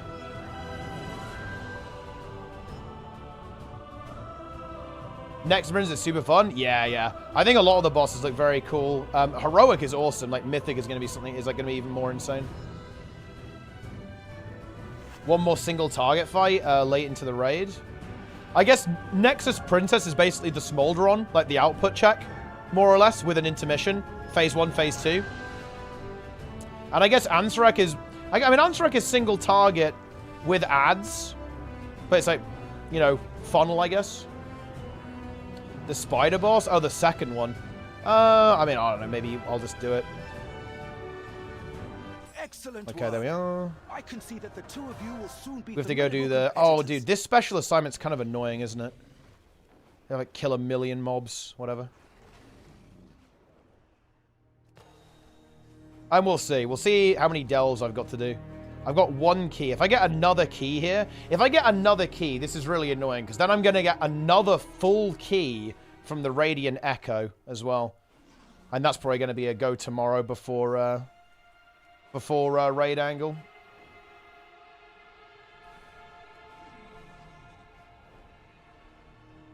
I might just... I might be able to do it off stream, Nico. I might just, like, chill out and just do it. I can maybe help off stream. You can blast. But to be honest, I hate to say it for you boys, but you guys do need to get good. I'm 608, I'm tank, I'm negative priority, and I'm still basically top eye level in the guild. Look at this. That's how it's done. Are amassing once more, little morsel. Time to ensnare them in our web. Are you grouping for tier 8 delves? I tried to group the scaling's wacky, so they kind of fixed that now, I think.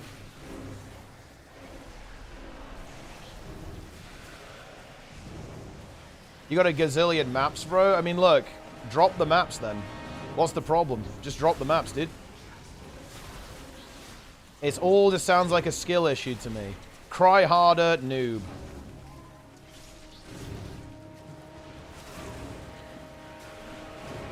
Not really worth exterminating there, is it? The mini-bosses? They deleted the mini-bosses from tier 8 delves. They don't exist anymore. Kind of interesting.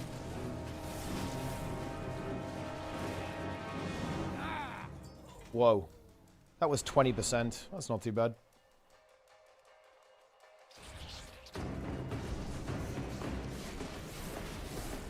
When do they do that? Well, I mean, I think last patch, like last night, I think.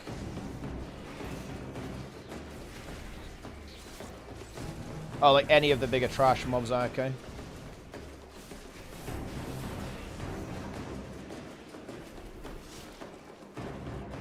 Boom.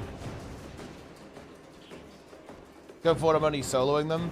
CBA 100 million mobs. Yeah, I mean soloing. I think it's probably still a little bit faster to do it in a group, to be honest. Like purely because I think you just get more damage output. I'm not sure if the scaling outweighs it, but no, it doesn't really matter. Like, they're not very difficult anymore. See, what the hell is this? I'm getting trolled.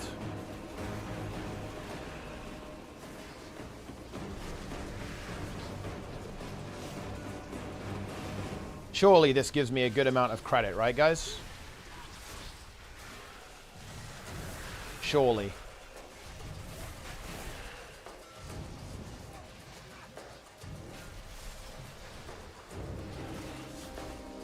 I've got another markup. It's going to blow up. There we go.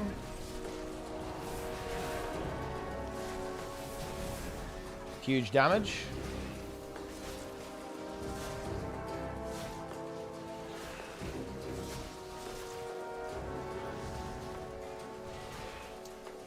If your rogue gets robot, I guess you're leather and melee. So that's going to be rough, yeah. Fallen to you. Whoa. Guild achievement earned Pandaren Slayer. Horde Slayer. That's huge. You carry your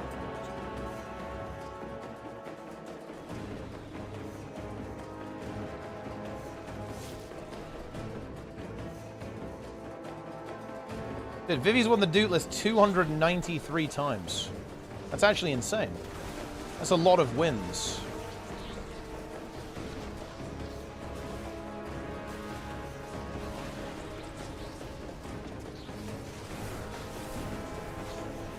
$19 times for Nico. Less wins.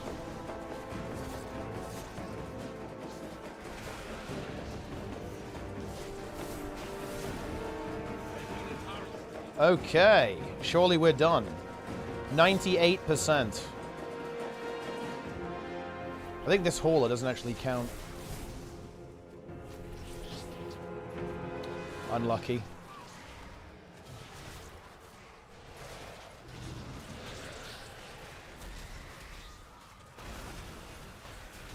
Your heroic tier goes rolled speed. Ooh, nice. Okay, here we go. Perhaps this time There we you'll are. learn. Sure, I don't get another key, If right? not, Okay, okay. I was only one key behind. I was one key off. Okay, yeah. Alright, which delve should I do? I can either do... Oh, the waterworks is kind of annoying. I don't really want to do that one. Because that's like the gas one, isn't it? That one's a bit AIDS. It's either the gas one. Oh, it's the gas one or the candle one, isn't it? Creve Gull's Rest. Yeah, Chaos Orb, back in the day, right? Didn't you use that? What was that for in Canada? It was like for enchants, right? I think.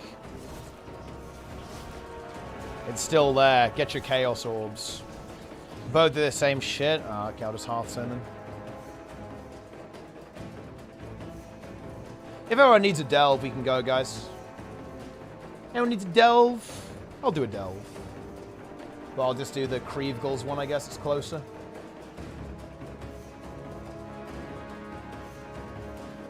Let's go. Oh, I can get another one, though, can't I? Ooh. I have 2 Radiant Echoes. So if I have 3, I think I'd have to pump. Is it easier to do? Maybe if I have you guys helping me, I'd be able to get it. Mars and map in ATs? Oh, you can come then if you want. You can just use your map. Easy loot. Alt videos? Yeah, sure thing. Why the hell not? Just whisper me in, then you'll be invited. I'm going in. Boom. Join us. Smothering Shadow. Yeah, we got like the darkness stuff. Okay. I will wait for you guys. Creve Gull's Rest. Quite a long one, huh? Hey, Inv. Boom. Invite. Get in here.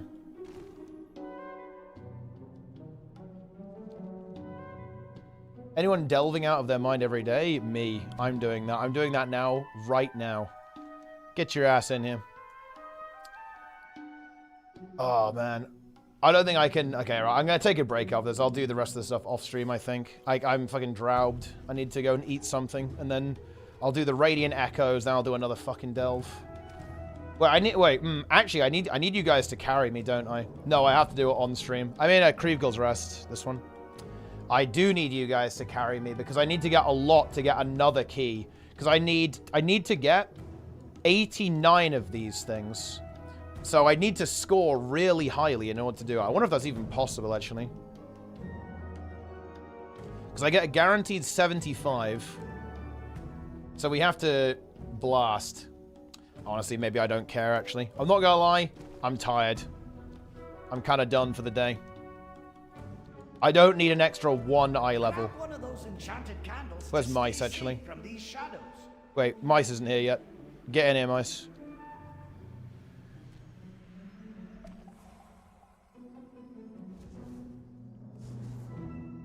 I need to get closer. Join us.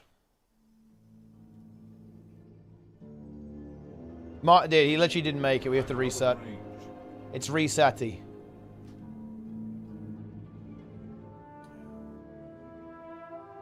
Wait, when I'm to Mice?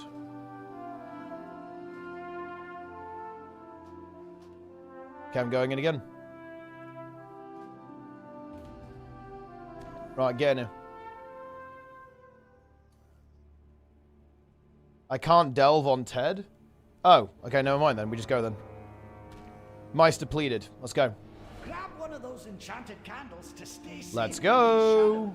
The candle gets I've candled. weaker when you move. Watch your steps. Alright, so what do we have to do here? Just like kill up. Is it just kill a bunch of them? If it's just kill a bunch of them, then we just pull massive. Here we go. Get in here.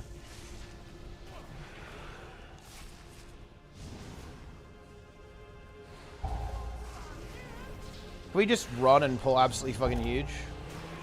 I think we just go for it. Like fighting 70 million fucking HP drow mobs, bro. We also have 2 tanks. Like we can just go massive. And one of them's VDH. I'm just going. Ignore them. They should have infinite aggro range, I think, because it's a dungeon. So they should just follow us.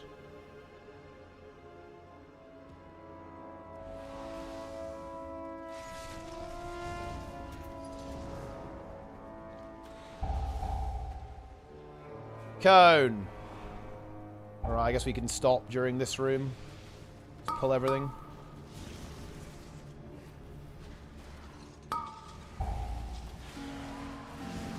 Line of sight of here.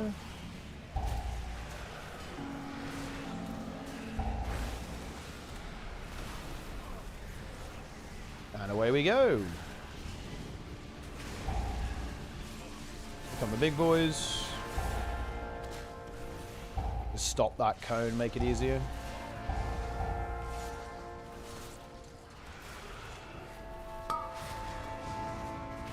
What kind of rat demon hunter is this? 300k DPS.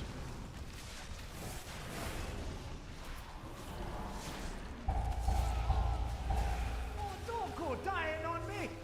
Dude, yeah, even on tank, those cones, they'll get you. They will get you.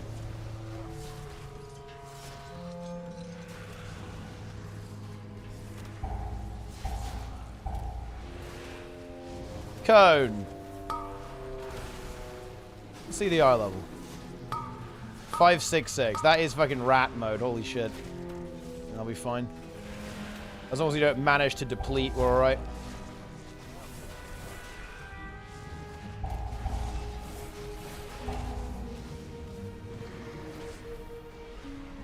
Which I think is unlikely.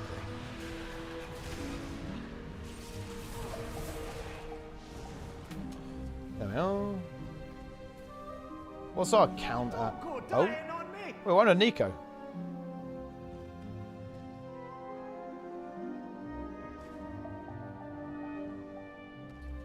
Alright.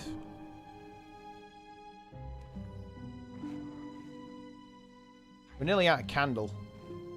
There's one over here. It's too far away.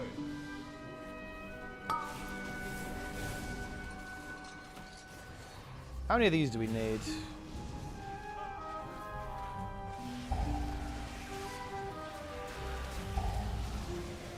Should probably get Relative Guard.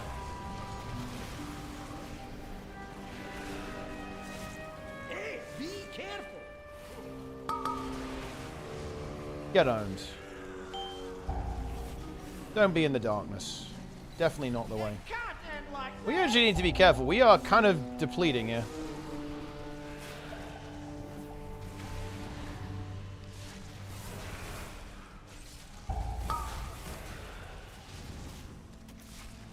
I don't have a good UI for delves. I have no idea how many lives left we have.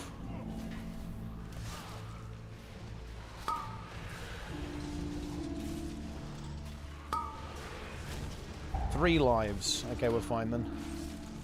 There's no way we die 3 more times, right? Yeah, I have a weak aura that disables the objective thing, or like gets rid of it in instances.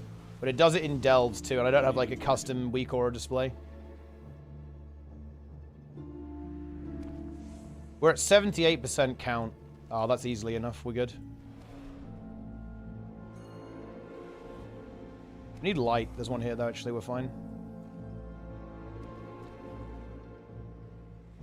Easy candle.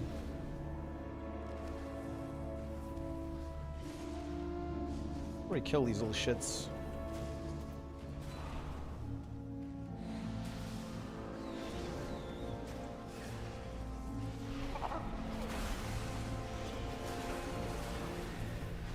Candle.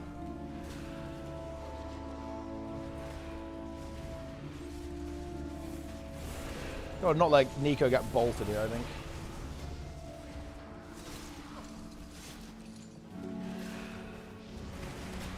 A little bit low on light here, aren't we? Oh, there's one there, though. I like how he's just leaving us behind. Based.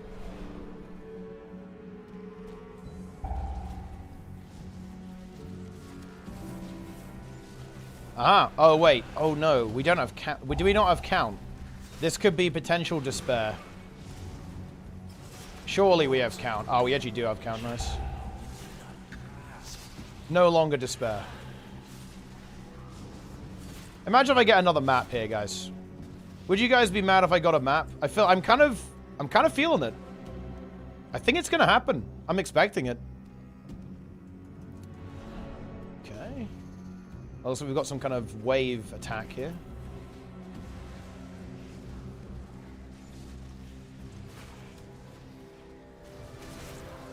How many maps have you got this week? I think I used 2 today.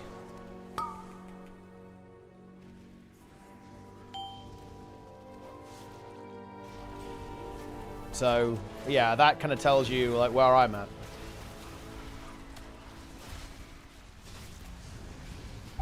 I basically I'm actually over 1 a day currently. That's my current average. Over 1 a day. And it feels good.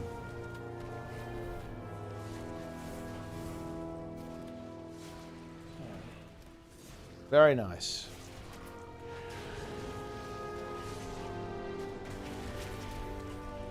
I'm incredibly juiced.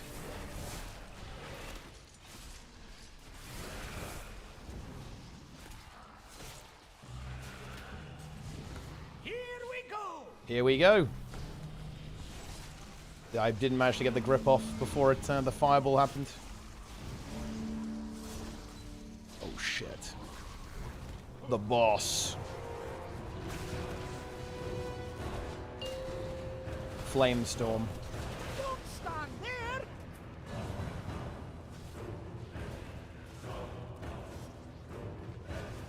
Big vengeful retreat there.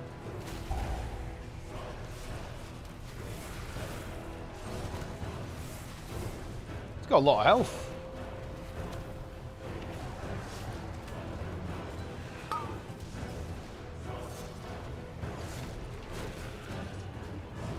I AMZ'd his elemental because I thought it was him.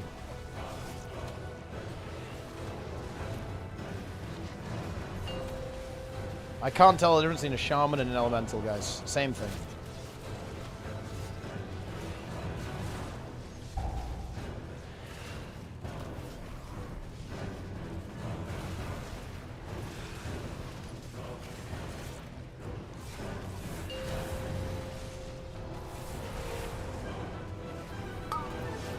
I think we're winning. It's looking good.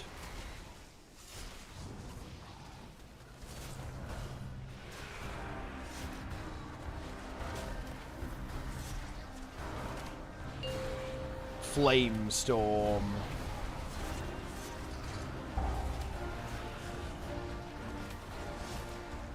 Yeah, I like how he picks you up and just slams you. It's very funny. Okay. To the treasure room. Let's see what we get.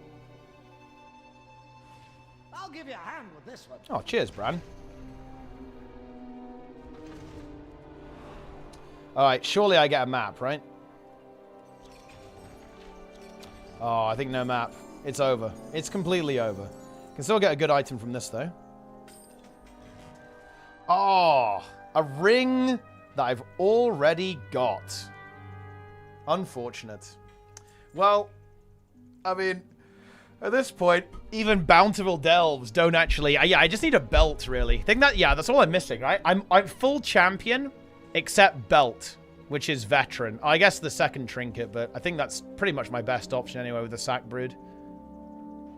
So yeah, I just need a belt. Surely I get one from Raid. It's going to be easy. All right, not bad. No belt, though. Did get a Radiant Echo, so I can maybe squeeze out another key, but I'll probably handle that later. I actually need to...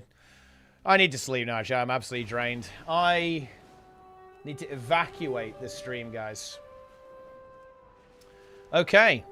That'll do it. Okay, so big day tomorrow. I'll be up bright and early for some WoW M0 bullshit. We'll try and get Vivi the Sack Brood again.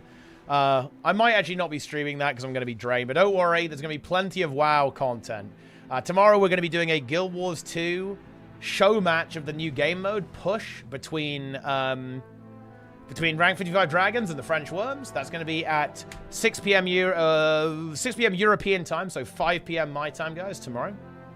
Stay tuned for that.